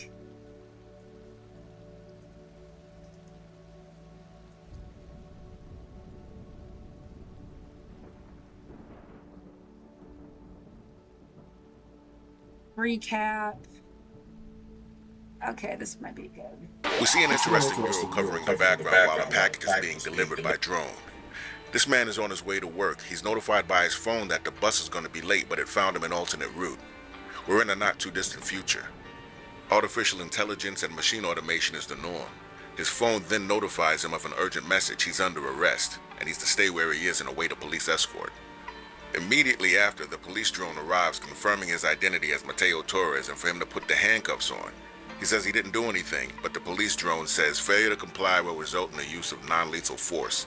He puts on the handcuffs and arrives at Corrector Court Jail. He's ordered by drone to place his belongings in the tray. He wants to speak to a human because he says he hasn't done anything wrong. He complies though. He puts on the prison uniform and an automated prison voice directs him to his cell. Cell block C14. In his cell, he's greeted by a computer welcoming him to Corrector Court Jail. Then a commercial telling him he can upgrade his cell for $75. He just wants to speak to a human lawyer. He flips through ads for attorneys and comes across one that's going to charge him $10,000 because of the complexity of his case. Of course he doesn't have that, so he decides to go with the automated public defender. Horrible choice. The automated public defender just completed a simulation of his trial and tells him that there's an 89% chance that he'll be found guilty. He wants to know guilty of what, but the computer says this ruling usually carries a sentence of 45 to 47 years in prison and gives him an option of a plea bargain and encourages him to plead guilty, and that will knock 5 years off his prison sentence. Yeah, that's not enough. He still wants to know what he's guilty of. The computer is only giving him limited information and says his trial will begin in 90 days. He asks the computer again if he can speak to a human being. The computer says, "Would you like to make a call?" And he says yes, to the chief of police. Bad choice. He has to accept the terms and conditions to place the call, but he doesn't read them. He gets a message saying, "Thank you for calling the LAPD. A human representative will be with you in a moment." Then they put him on hold. He's on hold for so long that he falls asleep and is awakened by the computer beeping. The call ended because of insufficient funds. He doesn't understand, so the computer tells him that he authorized a transfer from his bank to place the call. It was $3 a minute for 114 minutes. That's when he fell asleep. He says no one told him that, but then the computer shows him the terms and conditions that he didn't read. And now his bank account is at zero. Feeling like all is lost with no money, no answers, he decides to go to sleep, but the computer asks him if he wants the lights off for a more comfortable sleep. He says yes. Computer says you have insufficient funds to turn the lights off. He's awakened by a commercial by a company called Handmade, where they offer you the option of learning a trade or to earn an hourly wage by making clothes. The screen tells him to take control of his life today by saying handmade. Pissed off, he says handmade. He is immediately given a knitting kit and instructions on how to make things. He makes a few things and puts them in a slot, but he's only making pennies. They send him lunch, but they deduct it from his account. It's essentially slave labor for some corporation. He keeps making things, building up his account pennies at a time, until finally he has enough to make another phone call. He calls his mother to let her know that he's in jail. His mother picks up, she's not listening, he's not being clear. The father gets on, he wants to know what's going on, still no one's listening. I hate phone calls like this in movies where nobody's paying attention to each other. And not to nitpick, but how do you have 5 minutes talk time when it costs $3 a minute and you only had $5 in your account? Either way, he's able to let them know that he needs $10,000 to get out, and then the call cuts off. Then the automated public defender comes on and asks him if he thought about taking a plea deal. While trying to feed one of his knitted creations a strawberry, a quarter-pointed drone flies in to find out if he's going to plead guilty or not. Please state your plea. The computer and the drone keep badgering him to enter a plea. He finally says, I plead guilty, which makes zero sense. The computer wants him to confirm and lock in his plea when he sees a message that his parents sent $10,000 to the jail. He changes his plea to not guilty. The word fuck. He contacts the $10,000 lawyer, who tells him he's looking at his case and suggests that he takes the plea deal. Mr. Torres says again, I didn't do anything. That's when the lawyer finally looks up at him and looks at his computer tablet and says, oh no, not again, and tells Mateo, just sit and wait a minute. Frustrated, he lays down. But that's quickly interrupted by the computer saying, we hope you enjoyed your stay. Please exit the room to start your discharge process. Ugh, the machine even gave him back his banana. He puts his cell phone earpiece in to listen to his messages as he changes back into his original clothing. His friends are looking for him, he's been fired from his job, and about to be evicted from his apartment. They also leave him a pamphlet from that company, Handmade, that lets him know they proudly hire ex-convicts. He leaves the banana, leaves the jail as he tries to enter back into society. And that's where the movie ends. It's a cool commentary on a broken criminal justice system that tells you even in the future, if you're poor, you don't have a chance. But on the side note, there's no way I'm getting arrested by a drone. Fuck out of here with that.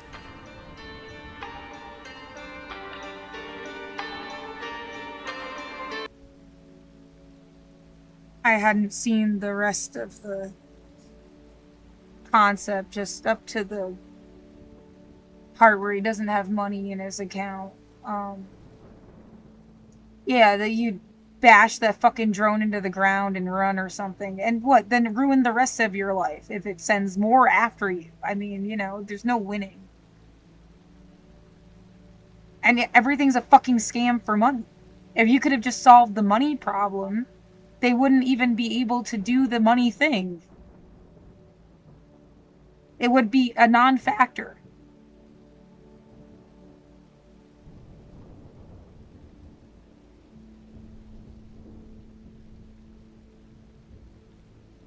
I need like $10,000 to stay in my apartment until what, next year when they try to evict me again? That would be the third year in a row with the same, like, fucking thing.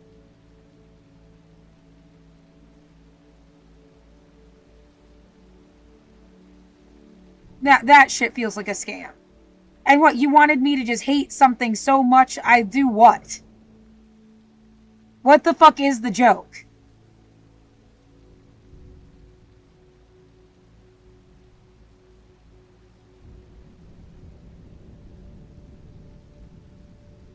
Yeah, I'm sure other people would have done a lot of things that I wouldn't do in the same situation.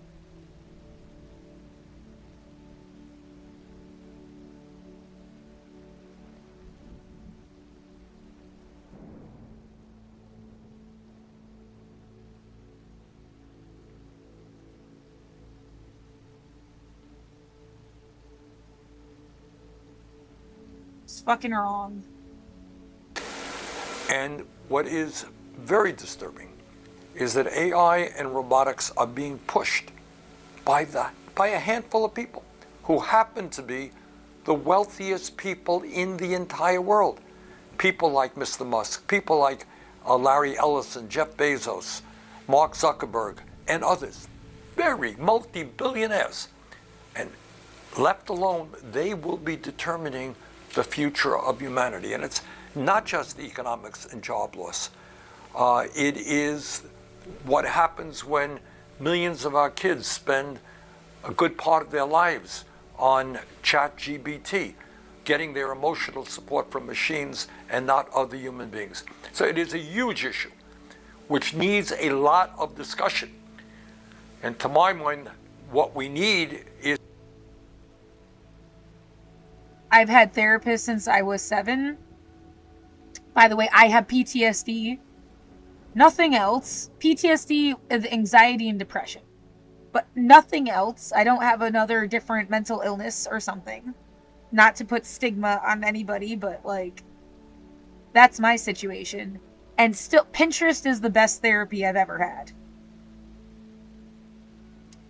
If I could do my own therapy program with this fucking Suno. You have people keep a journal.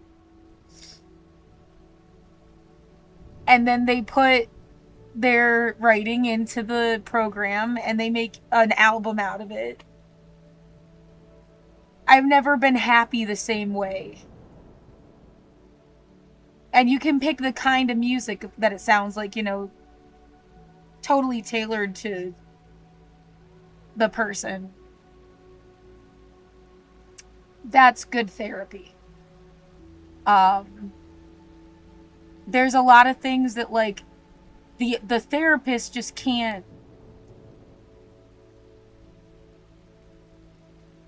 Or didn't. I mean, what were they? Yeah, it's like.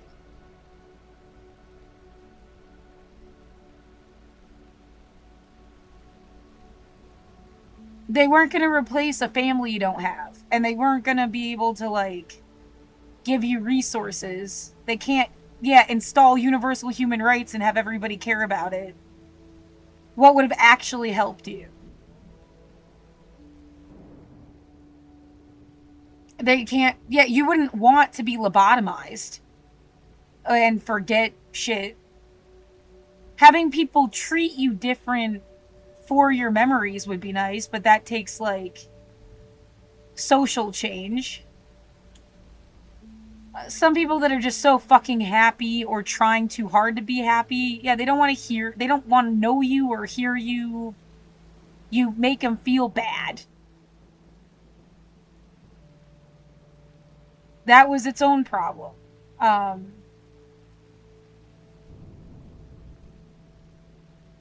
It doesn't make you the best employee because you have a mind of your own.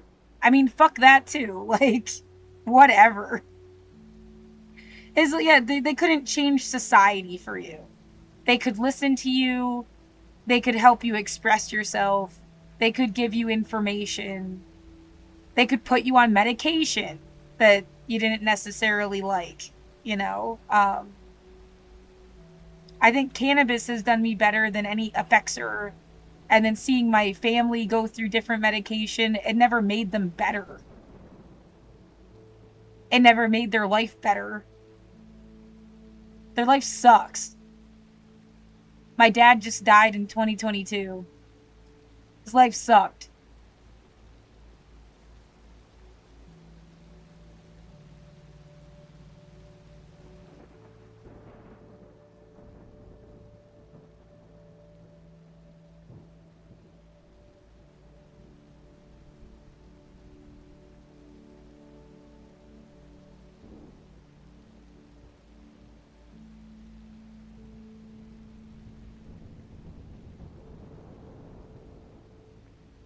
I feel the pressure that they just want you to be dependent on people because other people can watch you.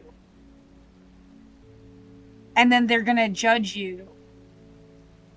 And they can't really get their hands around your neck if you don't, like, interact with them. And it's about making you interact with them. More than it was really about helping you.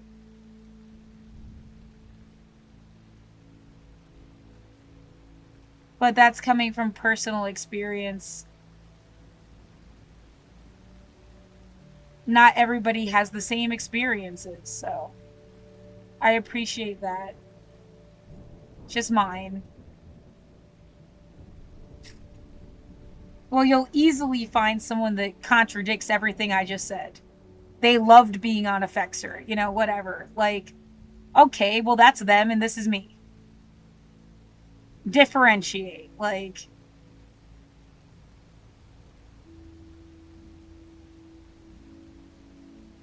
anyway. Is to have this nation and the Congress debating the issue, the goal of which is to make certain that AI and robotics benefit everybody, not just a handful of billionaires. So this is a huge issue. We need everybody's participation, but it's going to be very high on my to-do lists in the coming year. Fourthly, it goes without saying that it is unacceptable and to my not other human beings. A good part of their lives on ChatGPT, getting their emotional support from machines and not other human beings. So it is a huge issue, which needs a lot of discussion. And to my mind, what we need is to have this nation and the Congress debating the issue, the goal of which is to make certain that AI and robotics benefit everybody, not just a handful of billionaires. So this is a huge issue. We need everybody's participation, but it's going to be very high on my to-do lists in the coming year. Fourthly, it goes without saying that it is unacceptable that we remain the only major country on earth not to guarantee health care for all. Despite spending twice as much per capita on health care as the people of any other nation, 85 million Americans are uninsured or underinsured. We pay the highest prices in the world for prescription drugs. Our life expectancy is lower than most other wealthy countries. We don't have enough doctors or nurses or dentists or psychologists. Bottom line, the system is completely broken. And what healthcare should be is a system guaranteeing healthcare to all as a human right in a cost-effective way, not a system designed to make huge profits for the insurance companies, the drug companies, and hospitals. So we have got to be aggressive in going forward for a Medicare for all single-payer system. So those are just some of the issues that I will be dealing with in the coming year, and we need your help on these things. This is the wealthiest country in the history of the world, and there is no reason why we should not be having the best healthcare system in the world, free and available to everybody, publicly funded, that all of our people should have a decent standard of living, that we should be addressing the housing crisis, that we should be a vibrant democracy which all people are participating, not one controlled by billionaires, that we utilize AI and robotics to improve life for all. So there's a lot of big issues out there, but we need millions of people to be jumping into these issues and to fighting for a government and an economy that work for all of us, not just the few. So once again, let me take this opportunity to wish everybody a very happy holiday season and a wonderful new year. Thank you.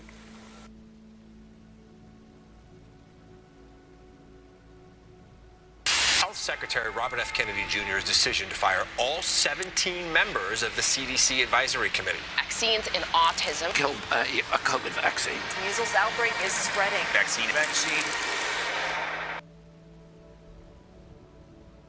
Do I believe in science? Of course. I'm a humanist. It's like science and universal human rights. Do I think vaccines are real? Yes. Do I think viruses are real? Yes. I've gotten sick. That's part of why COVID fucked me up. Like, if I had never been sick, maybe I wouldn't have even given a shit That must be what's with other people. They just never even got sick and weren't in the hospital, weren't on antibiotics. They carried on with their life like nothing mattered. Because it hadn't mattered for them. But I didn't get vaccinated. And now it's been 5 years. There's like a quarter of the world didn't get vaccinated. I'm not the only one. There's no, how much of the world didn't get vaccinated?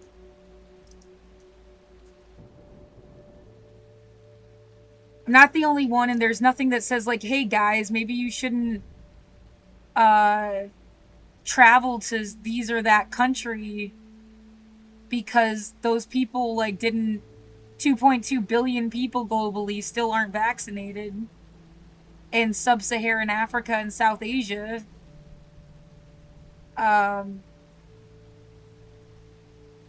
You know, there's no sense of nothing being articulated that way anyway. Just, and again, it's like, I don't have armor that you have. I'm not at, like, the problem.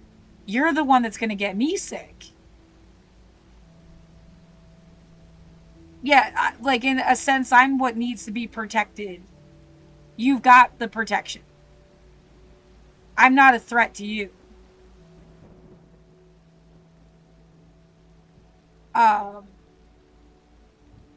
And of course you have babies born every day.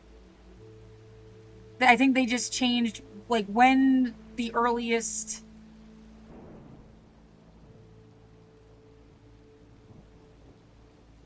recommended COVID vaccine.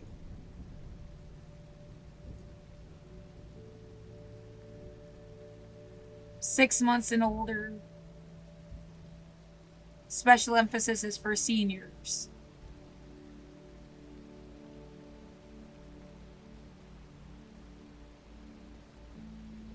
So,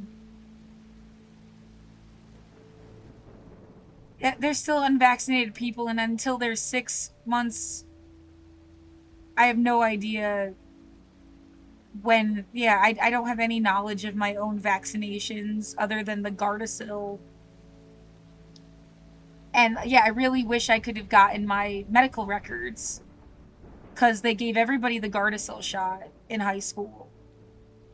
And all the girls. Now guys can get it too, but at the time it was like the original Gardasil. And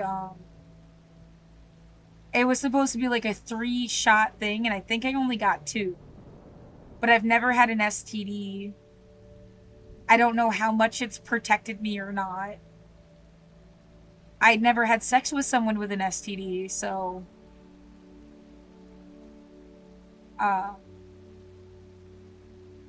yeah, just clinical information. I don't think it's like TMI, it's just clinical.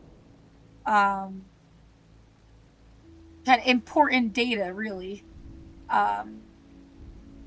I would think I've gotten all my vaccines.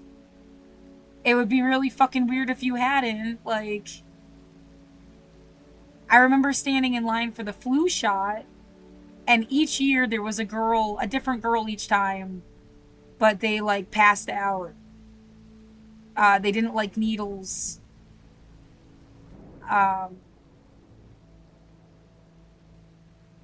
Happened, 2 years in a row.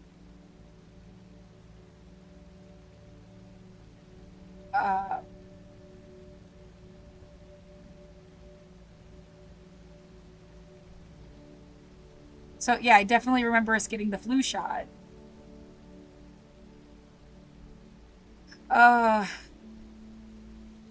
They have a pneumonia shot now.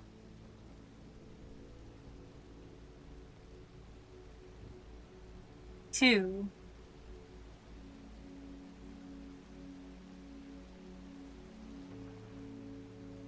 Yeah, well, I've been getting pneumonia since 5th grade. The kind that you get antibiotics for. And I've also had the kind where you didn't need antibiotics and it wasn't contagious.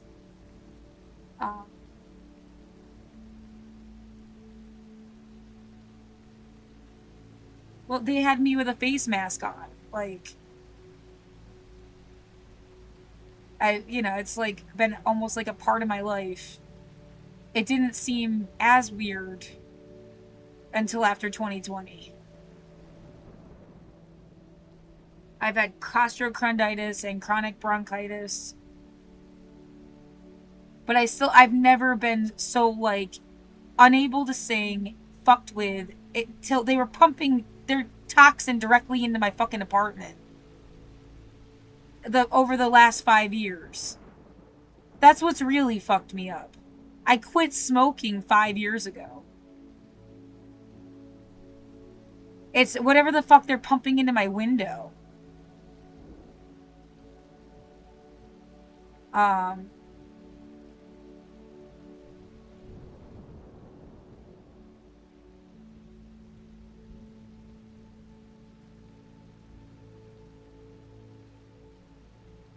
Yeah, whatever this is, it's fucked up. I don't know what else to...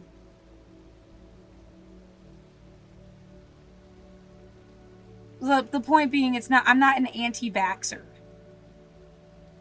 But I think there was, like, a reason to be hesitant and ask questions and skeptical. Things went, like, way too fast. And it is just really morbid how easy they could, if something evil took over the world, like, and that was their prerogative, they really could take out, most of the population. If they didn't, and you just don't know about it, like... Again, you extrapolate from this 14.9 million number, and that becomes 75 million people that they aren't accounted for.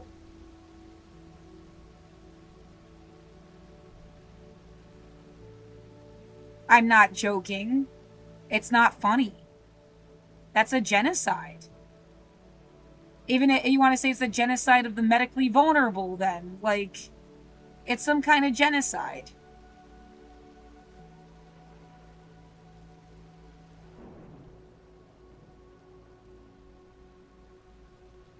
A planned mass death event.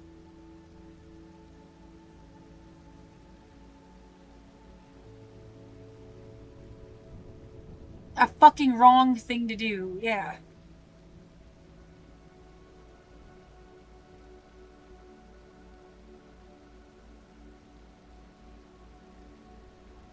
And if they didn't already, I'm worried they'll do it later.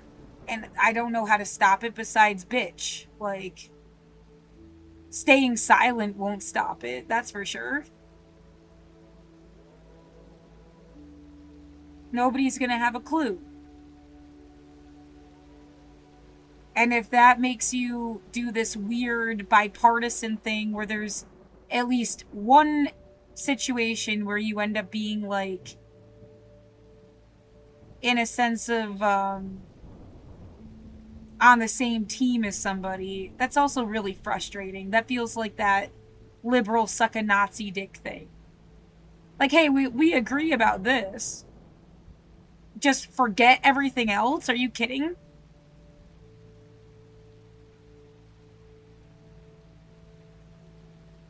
Yeah, that's all really fucked up. I don't even want to get into the fucking weird stories here. The bear and the whale and the talking about Jewish and Chinese people. All that extra stuff. But yeah, that's there in the background too, I guess. Why is the screen all distorted? There. This is weird. Okay, anyway,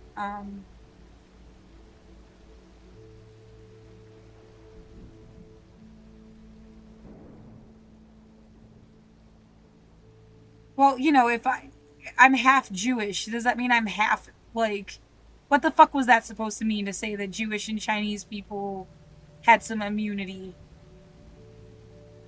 That was just fucked up.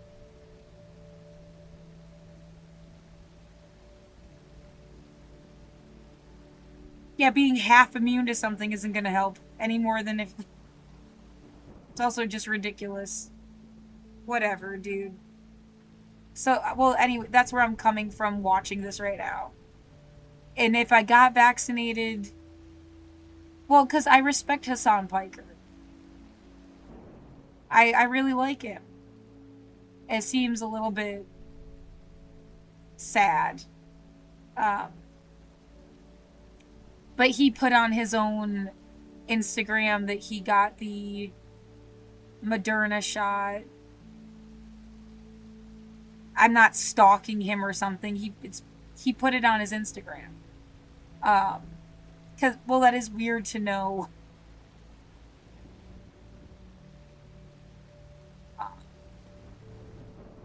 I'm not a stalker and I find it repulsive. Like, but just exactly where the line is between, like, okay, yeah, you like him, but you know what his vaccination was? Like, that does feel weird if he hadn't posted it himself. I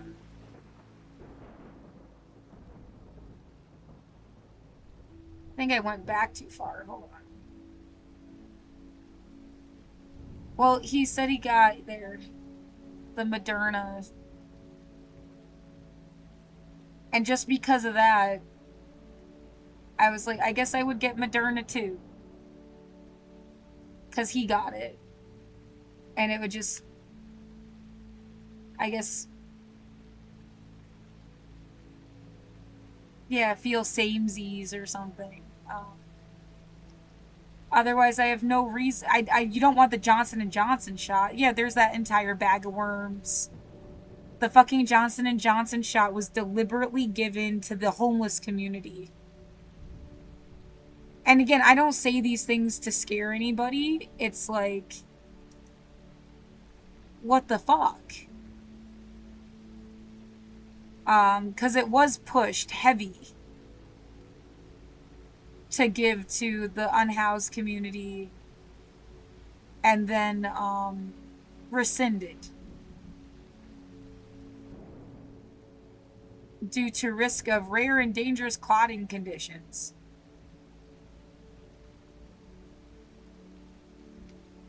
And then say only 7% of the vaccinated got the shot in the first place.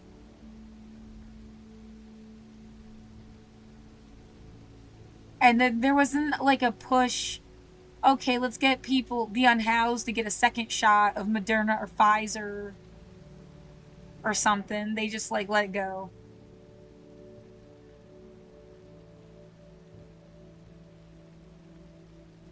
Yeah, that's what I'm saying. It's like super deadly concept.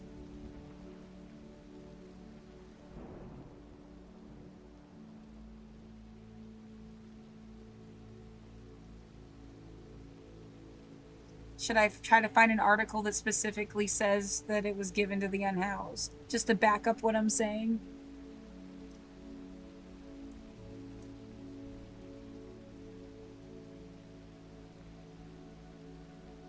Key to vaccinating homeless people. Right in the title.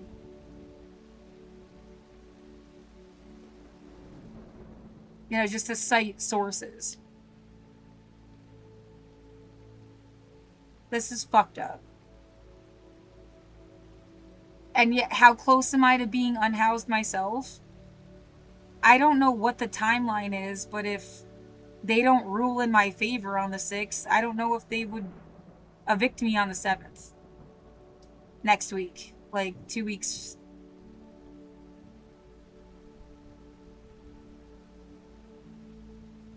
To the day. That's how fucked up. I can't deal with this. And then they do another wave of COVID, and then you're dead. And no one cared in the first place, or they wouldn't have been harassing you every fucking day.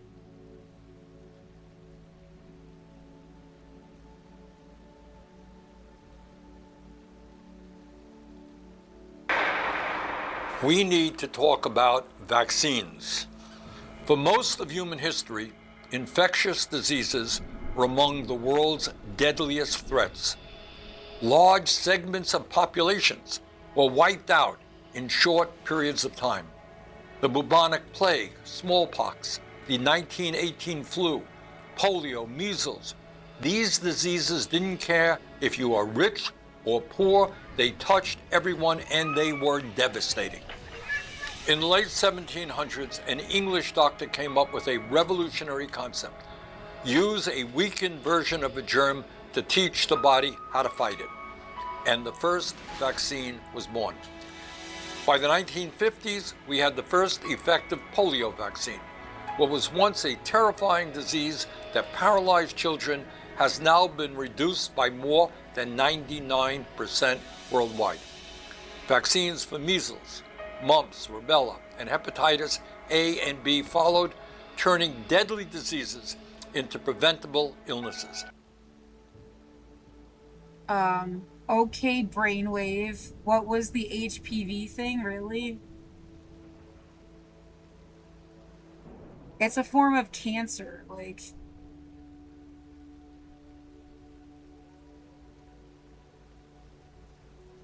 Right, it was the Gardasil, but circa 2007.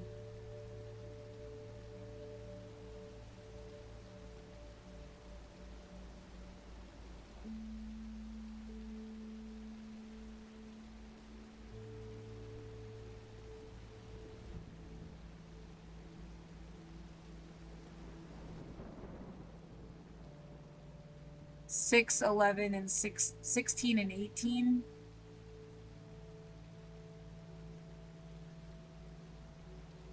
Cancer prevention tool. Now Gardasil 9 does even more stuff.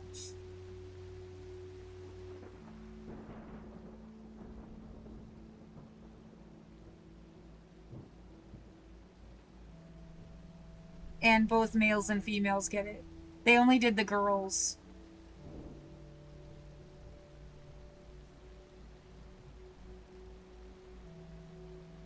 So, yeah, that's what I was talking about earlier. The impact, absolutely staggering. Vaccines prevent an estimated 4 to 5 million deaths every year. Smallpox, one of the worst killers in human history, was eradicated globally in 1980. Polio is close behind. When we talk about vaccines, let us never forget that we're talking about millions of people who are alive today because of simple, life-saving public health measures. And we're talking about those who unnecessarily lost their lives.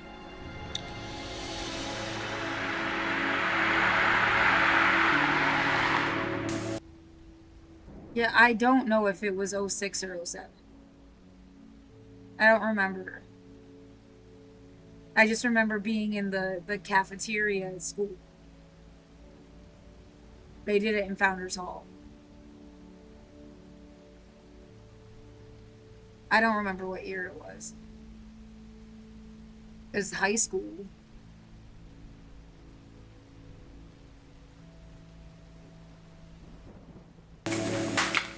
This is Jessica. This is based on her last preschool photo. So this was probably from 2 or 3 months before she passed away. And, you know, I mean, all we have of her now is pictures, sadly. She was 4 years old. She was a healthy little girl. We didn't get her a flu vaccine. We didn't get flu vaccines ourselves. At the time, the recommendation and the expectation was for children between 6 months and 2.5 years of age and people over 65. So she and the rest of us fell outside that window. You know, I went in to tuck her into bed and I noticed that she was breathing very hard and her hands were a little clammy. And we called and the doctor said, "It sounds like she's dehydrated. Walk, don't run, take her to the emergency room. They'll probably put an IV in her and she'll get better." And the next thing we know, we saw the entire staff of the hospital in front of us, and I thought, this isn't good. And she had passed away from the flu, and we lost her. And to this day, all we can think about is, if she had been vaccinated, all of this might not have happened. Let me be as clear as I can be. We are now witnessing a full-blown war on science, on public health, and on truth itself. Tragically, we're seeing preventable deaths. An anathema as a health professional. We are truly outraged by the untruthful words and harmful actions by Robert F. Kennedy Jr. As a forensic pathologist, I have seen the impact of failed policy on my autopsy table. I've seen families devastated by preventable illnesses and tragedy. We cannot afford to keep repeating these mistakes today, especially when we know better. Vaccines work, period.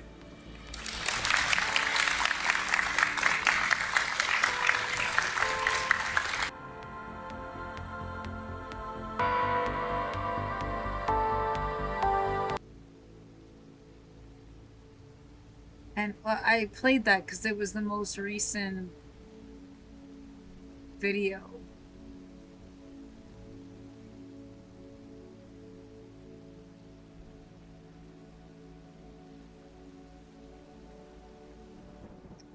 I guess San, because I missed the end of his.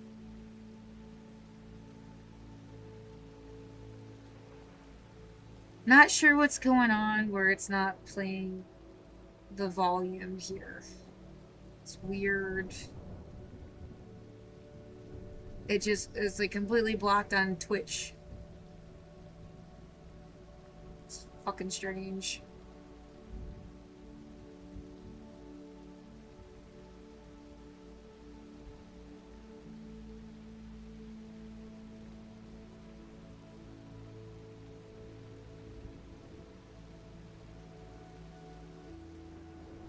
Why did they let him talk? Sorry. I need to stop being so mean. Who it was makes no difference, truly. XOXOXO. Sorry, ignore me, please.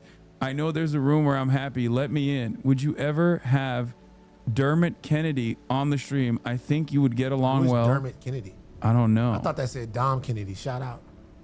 Oh, damn. That angle. Them balls, lol. Is that towards you? I don't know.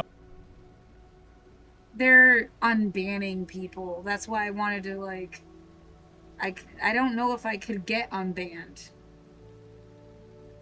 I think clearly you're still banned. Right? Whatever.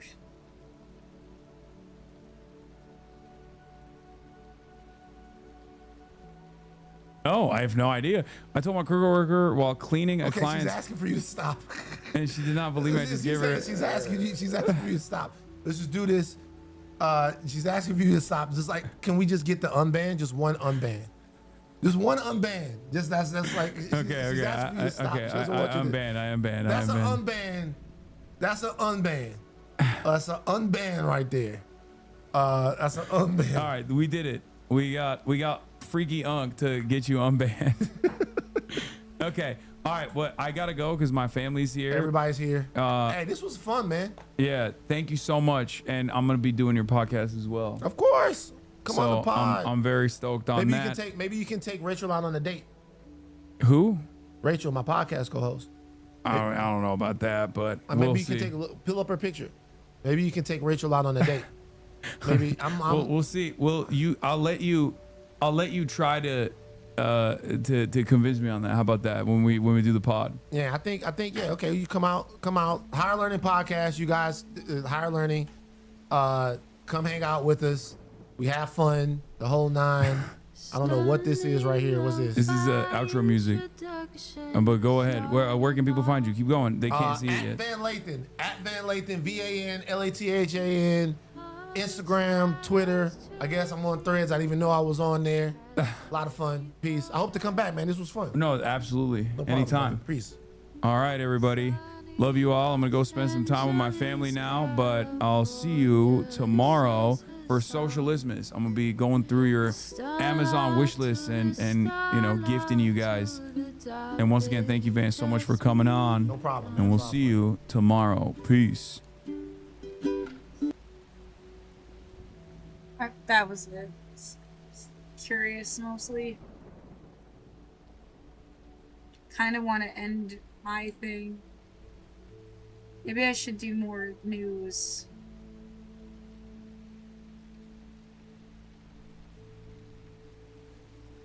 It is 4 hours long.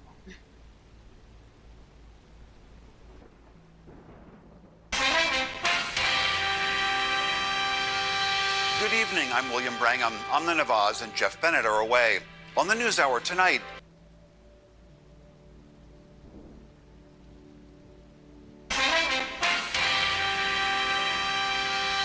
Good evening, I'm William Brangham. Amna Nawaz and Jeff Bennett are away.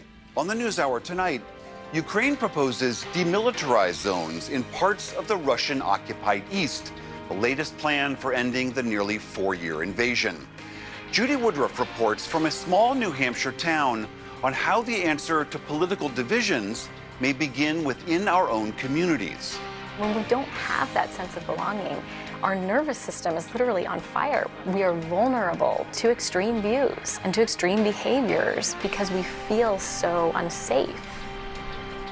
And during the Christmas season, Palestinian Christians make the journey to and from Bethlehem, navigating Israeli checkpoints along the way.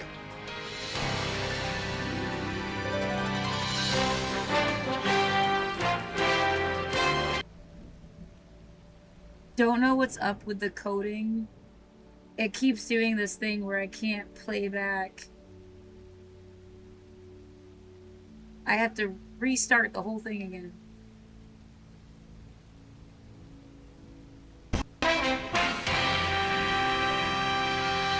Good evening, I'm William Brangham. I'm Nawaz and Jeff Bennett are away. On the NewsHour tonight, Ukraine proposes demilitarized zones in parts of the Russian-occupied East, the latest plan for ending the nearly 4-year invasion. Judy Woodruff reports from a small New Hampshire town on how... Welcome to the NewsHour. Ukraine's president has floated a possible compromise to a key Russian demand that Kyiv give up territory in eastern Ukraine. Volodymyr Zelensky's proposal could address one of the main sticking points that have bogged down U.S.-led negotiations. This, as Ukraine marks its 4th consecutive Christmas under full-scale Russian invasion. But Moscow has given no indication whether it might agree. Nick Schifrin joins us now. Nick, so what did Zelensky say today about this critical question about the eastern part of Donetsk? So this was a briefing that Zelensky gave to journalists in Kyiv, embargoed until today, where he revealed the 20 points of the 20-point peace plan, and he talked about the fate of the Donetsk. That is the most contentious part. Zelensky says the current proposal would be to demilitarize or create a free economic zone in the portion of Donetsk that Ukraine still holds but is fighting over. You see, that's the light gray area inside Donetsk on the map. They stopped talking about this story for like months, if not an entire year. Like, you could have just forgotten it was going on. I watch the news like every single day since 2022. Every single day, pretty much. How many people are dead that you just didn't even mention? And then again with the global conflict tracker. All of these are genocides. Every yellow dot is a fucking genocide. On par with Israel and Palestine. Why are you only like picking and choosing? They never talk about Taiwan and China. They never talk about Pakistan and India. Like, never. Never talk about Haiti. Now, they just started talking about Venezuela. The Northern Triangle, Mexico. Everything happening in Africa. And then, again, these are just what they have a dot about. There's no dot for the homeless in America, for example.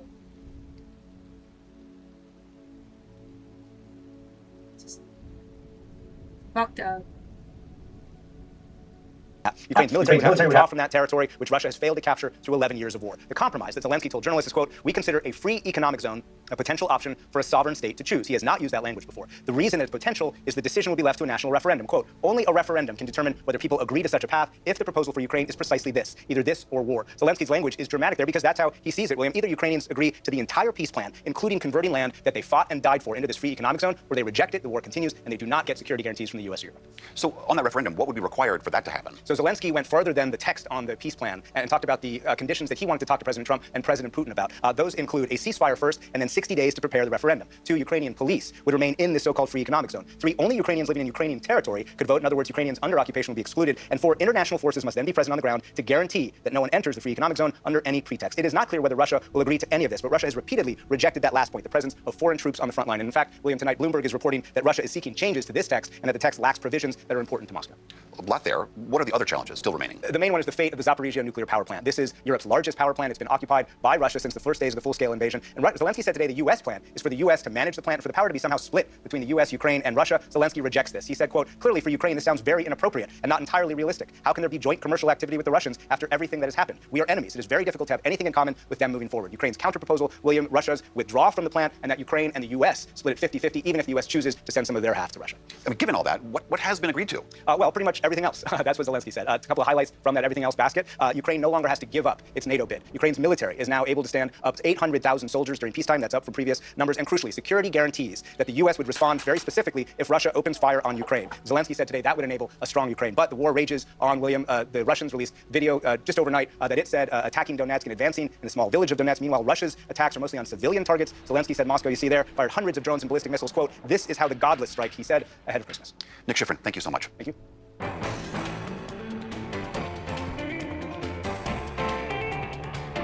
In the day's other headlines, the Department of Justice says it has discovered over 1 million more documents that are possibly related to the late convicted sex offender Jeffrey Epstein. In a social media post, DOJ did not elaborate on when, where, or how the documents were found, but they said the new trove will take a few more weeks to process and release to the public. That will further delay compliance with the deadline set by Congress to release all the Epstein files by last Friday. A dozen U.S. senators have urged the Justice Department's Inspector General to investigate this ongoing delay. Returning to the war between Russia and Ukraine, an explosion inside Moscow today killed 3 people, including 2 police officers. It's the second deadly explosion in the same area of the Russian capital in just the last 3 days. Russian investigators say 2 traffic officers approached an individual when a device detonated, killing them and a bystander. Russia blames Ukraine for the attack. Kyiv has not publicly commented or claimed responsibility. The blast occurred very close to where a car bomb killed a high-ranking Russian general just 2 days earlier. The election authority of Honduras has declared Nasri Asfura the winner of its recent embattled presidential race. President Trump endorsed Asfura days before the November 30th election. In the 3 weeks since, the contentious vote count has suffered technical problems and allegations of fraud. Secretary of State Marco Rubio urged all parties to accept the outcome, although Asfura's opponent has not yet conceded. Honduras' election marks the latest in a right-wing resurgence in Latin America. Just last week, Chile chose far-right politician Jose Antonio Cast as its next president. Back here at home, investigators are searching for what caused a massive explosion at a Philadelphia area nursing home. At least 2 people were killed and 20 injured. The blast on Tuesday occurred shortly after a utility crew had responded to reports of a gas leak. The explosion collapsed parts of the building and shook houses blocks away. 1 resident died, as well as a facility employee. One of the injured is in critical condition. After an hours-long search and rescue, officials said everyone was accounted for and praised first responders for their bravery. I've never seen such heroism. They were running into a building that I could, from 50 feet away, can still smell gas. Some people couldn't talk. This could have been a much more serious catastrophe. State records show that inspectors cited the facility for multiple violations back in October, including for a lack of barriers to contain smoke across different floors. On the West Coast, a powerful storm is slamming California on the eve of what could be the wettest Christmas in years for southern parts of that state. The atmospheric river, seen from space earlier this week, will continue dumping heavy rain all the way through Friday. It's led to scenes like this today in southern San Bernardino County and northern Mono counties. Roads flooded by dangerous, rushing mud. Coastal areas, including in Los Angeles, are under flash flood warnings. Meantime, the same storm is bringing snow to California's mountains. Officials warn of hazardous holiday driving conditions. And stocks set records on this shortened day of trading before Christmas. The Dow Jones Industrial Average added nearly 300 points and notched a new record high. The Nasdaq made a 50-point gain, and the S&P 500 also ended on a record-setting high note, getting closer to 7,000 points. Still to come on the NewsHour, author David Baldacci and his wife work to combat toxic political discourse. We explore why Christmas carols endure despite major changes in popular music. And the Armed Forces musicians bring us some holiday cheer in a NewsHour tradition. This is the PBS NewsHour from the David M. Rubenstein studio at WETA in Washington, headquarters of PBS News. On this Christmas Eve, with the new year rapidly approaching, many are gathering to reflect on the past year and look towards the next. For her series, America at a Crossroads, our Judy Woodruff has been traveling around the country this year, talking with grassroots groups that are working on solutions to our nation's deepest divides. For her last piece of the year, she reports from New Hampshire on how some believe the answer to many of our challenges may begin right at home. Winter has come again to New Hampshire, and with it, snow, ice, freezing temperatures, and the need for plenty of firewood to keep stoves roaring for the next several months. In the small town of Richmond, Tom Tagg spent many years chopping his own wood, but after receiving a pacemaker, now has to rely on others for help. Most of my life I've been on the side where I'm serving and helping, and now I'm on the other side where sometimes I need help. He found help from some volunteers from the Church of Jesus Christ of Latter-day Saints. Better with each one. He's been a member for 40 years, including from 20-year-old Peter Brown, who's new to all of this. Brown says before joining the church this year, he struggled with loneliness. Since I was in school, I never really had any friends, to be honest. I mean, there was a generic friend where I would wave and say hi in the classroom, but when school is over, there's no really other opportunity for me to get to know someone. Through the church and its service projects like this one, he says he's found new community and purpose. It makes me feel like I'm valued, I'm able to help others, and I'm able to just be myself. I'm able to be outdoors and talk to some people that I wouldn't normally have been before. I probably would be playing some sort of video game, but this really opens you up to others, I guess. It might make me emotional, but I'm happy to have these people to support me. As human beings, one of our deepest needs is to feel a sense of belonging. Why do you keep that? The belonging in the video game community would have been awesome. Oh my god, I just want to play video games with other people that like to play video games. And we can all play video games together. And that would be so rad. Fuck this shit. Absolutely fuck this shit.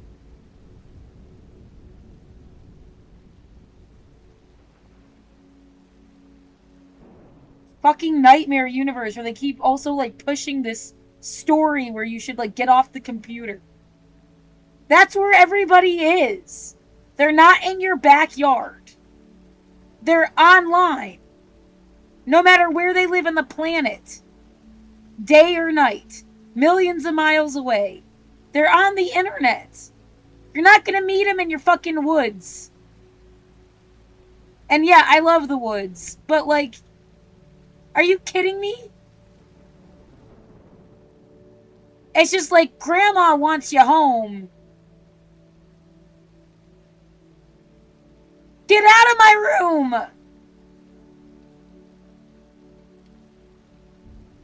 Romney Garrett belongs to the same church in Keene.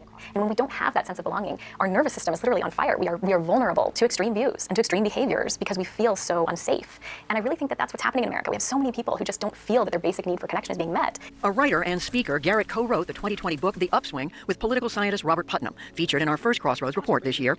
That book described the many parallels between our own time and the Gilded Age, that late 19th century period marked by technological change, an industrial revolution, widespread dislocation, growing inequality, and political corruption, and tells how those earlier Americans found their way out of those challenges. Putnam told us in February that he had assumed the economy would change first. The one thing that data show is that's not true. Economics was the last thing to change. So then what was the first thing to change? And to my shock, it was cultural change. It was a moral revival is the way I want to put it. People began to say, wait a minute, it's not all about us. We have obligations to other people. We've spent much of this past year examining so-called bridging groups, which attempt to connect people from across lines of division to try to rebuild civic health. As the year closes, we wanted to ask Garrett whether she sees the kind of cultural change she and Putnam think is needed. One of the things that I see when I look at a lot of the bridging initiatives that are out there is that they're really these sort of head-centered exercises. Well, first of all, they have this way of foregrounding political identity as if it's defining. So we say we need to bridge Republican.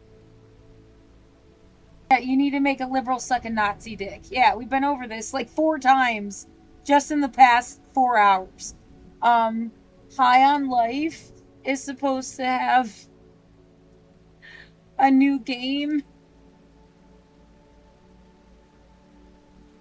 I was looking forward to this. I hope I still have housing and I could pay for it by February 13th, 2026. Fuck, dude. I played the first one a couple years ago when it came out. It was fun. And I don't really like shooter games, but it was like cartoonish and absurd.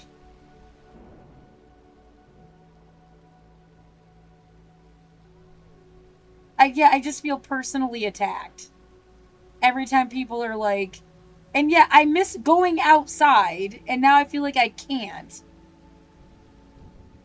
And then you're gonna like keep bitching about technology, and I just... The world is so full of shit.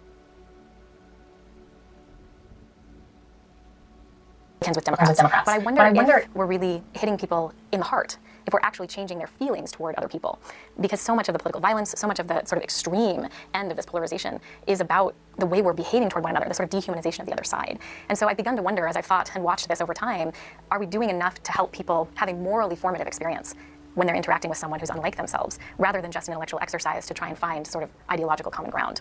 And what does it take to address the moral piece of this, the heart? One of the things that we need to be able to do is give people all I hear is, look, you're gonna like me, and you're gonna find some way to like give me a good story as a character in the book of life, or else.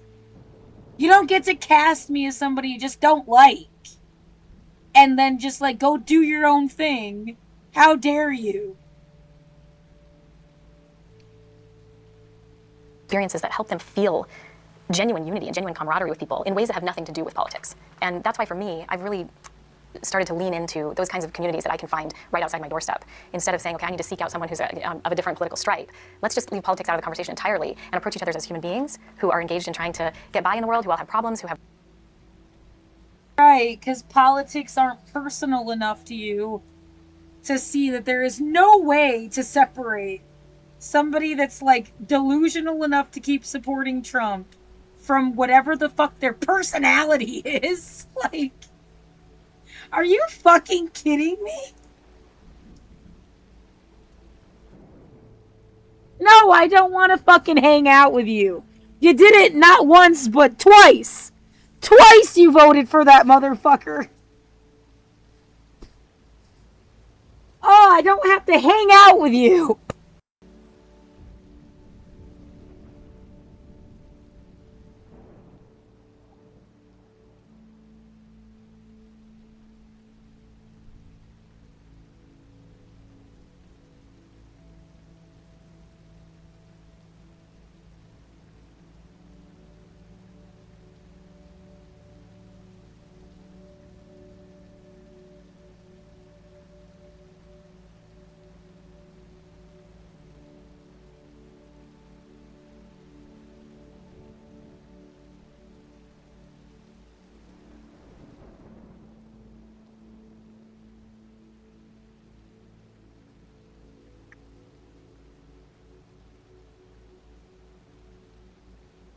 Maybe this was rage bait. Maybe I should just skip the whole fucking thing. What else were they gonna talk about? Church stuff. This is what I mean by, like, democracy now is all you really have. I mean, they give so much time and energy to stuff that, like, they say it's human rights, but... You have a bias. I'm so done.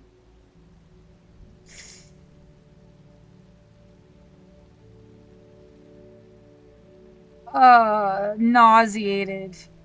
I'm gonna play my little universal human rights song.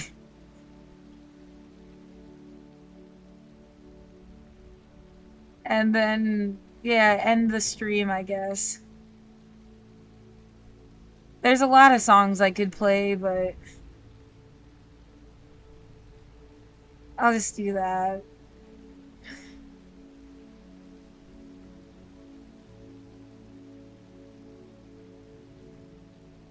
This one. Universal human rights, or everything is bullshit. This is peaceful protest. All human beings are born free and equal. Everyone is equal regardless of race, color, sex, language, religion, politics, or where they were born. Race, class, sex, gender, age, both ways, ability, national origin, genetics do not define character. Everyone has the right to life And to live in freedom and safety. Don't fuck with people. Everyone has the right to be free from slavery. Everyone has the right to be free from torture. Everyone has the right to be recognized before the law. Laws are not always lawful. Authorities don't always deserve respect. Who watches the watchers? Be true, be you, be real, be kind. We're all equal before the law. Laws are not always lawful. Authorities don't always deserve respect. Who watches the watchers? Be true, be you, be real, be kind. Everyone has the right to seek justice if their rights are violated. Laws are not always lawful. Authorities don't always deserve respect. Who watches the watchers? Be true, be you, be real, be kind. Everyone has the right to freedom from arbitrary arrest, detention, or exile. Everyone has the right to a fair trial. Everyone has the right to be presumed innocent until proven guilty. Everyone has the right right to privacy and freedom from false attacks on their reputation. Do not lie about people. This is a peaceful protest. Universal. Human. Everything is bullshit. This is a peaceful protest. Everyone has the right to freedom of movement, to be free to leave and return to their own country. Please notice when people do not have their own country. It's happened a lot. Everyone has the right. To seek asylum from persecution, everyone has the right to a nationality. Everyone has the right to marry or not marry as they choose, and to have a family of their own. It's everyone has the right to own property. Owners should be careful not to violate the rights of people who don't own anything. Never let the only option for survival be destruction either way. Everyone has the right To freedom of thought, conscience, and religion or non-religion. Everyone has the right to freedom of opinion and expression. Everyone has the right to freedom of peaceful assembly and association. Peaceful protest. Universal Human rights or everything is bullshit. This is a peaceful protest. Everyone has the right to take part in government and to have equal access to public service. Peaceful Everyone has the right to social security. We should all be living to once we in society can be competent enough to genuinely care for everyone their whole life. Everyone has the right to work, to equal pay, to protection against unemployment, and the right to form and join trade unions. Everyone has the right to rest and leisure. Peaceful protest. Universal Human rights or everything is bullshit. This is a peaceful protest. Everyone has the right to a decent standard of living, including food, clothing, housing, medical care, and social services. Everyone has the right to education. Learn from everyone. It's both the kind of teacher and student their entire lives. Let knowledge flow freely. Everyone has the right to participate in and enjoy culture, art, and science. Everyone has the right to a social and international order where the rights in this declaration can be fully realized. We have a duty to other people, and we should protect their rights and freedoms. Never let someone convince you to kill another or violate their own rights for this purpose. Nobody can take away these rights and freedoms from us. Take chances, make mistakes, get messy. Social orphananarchy has real love for you. Science, bitches. Peaceful protest. Universal Human rights.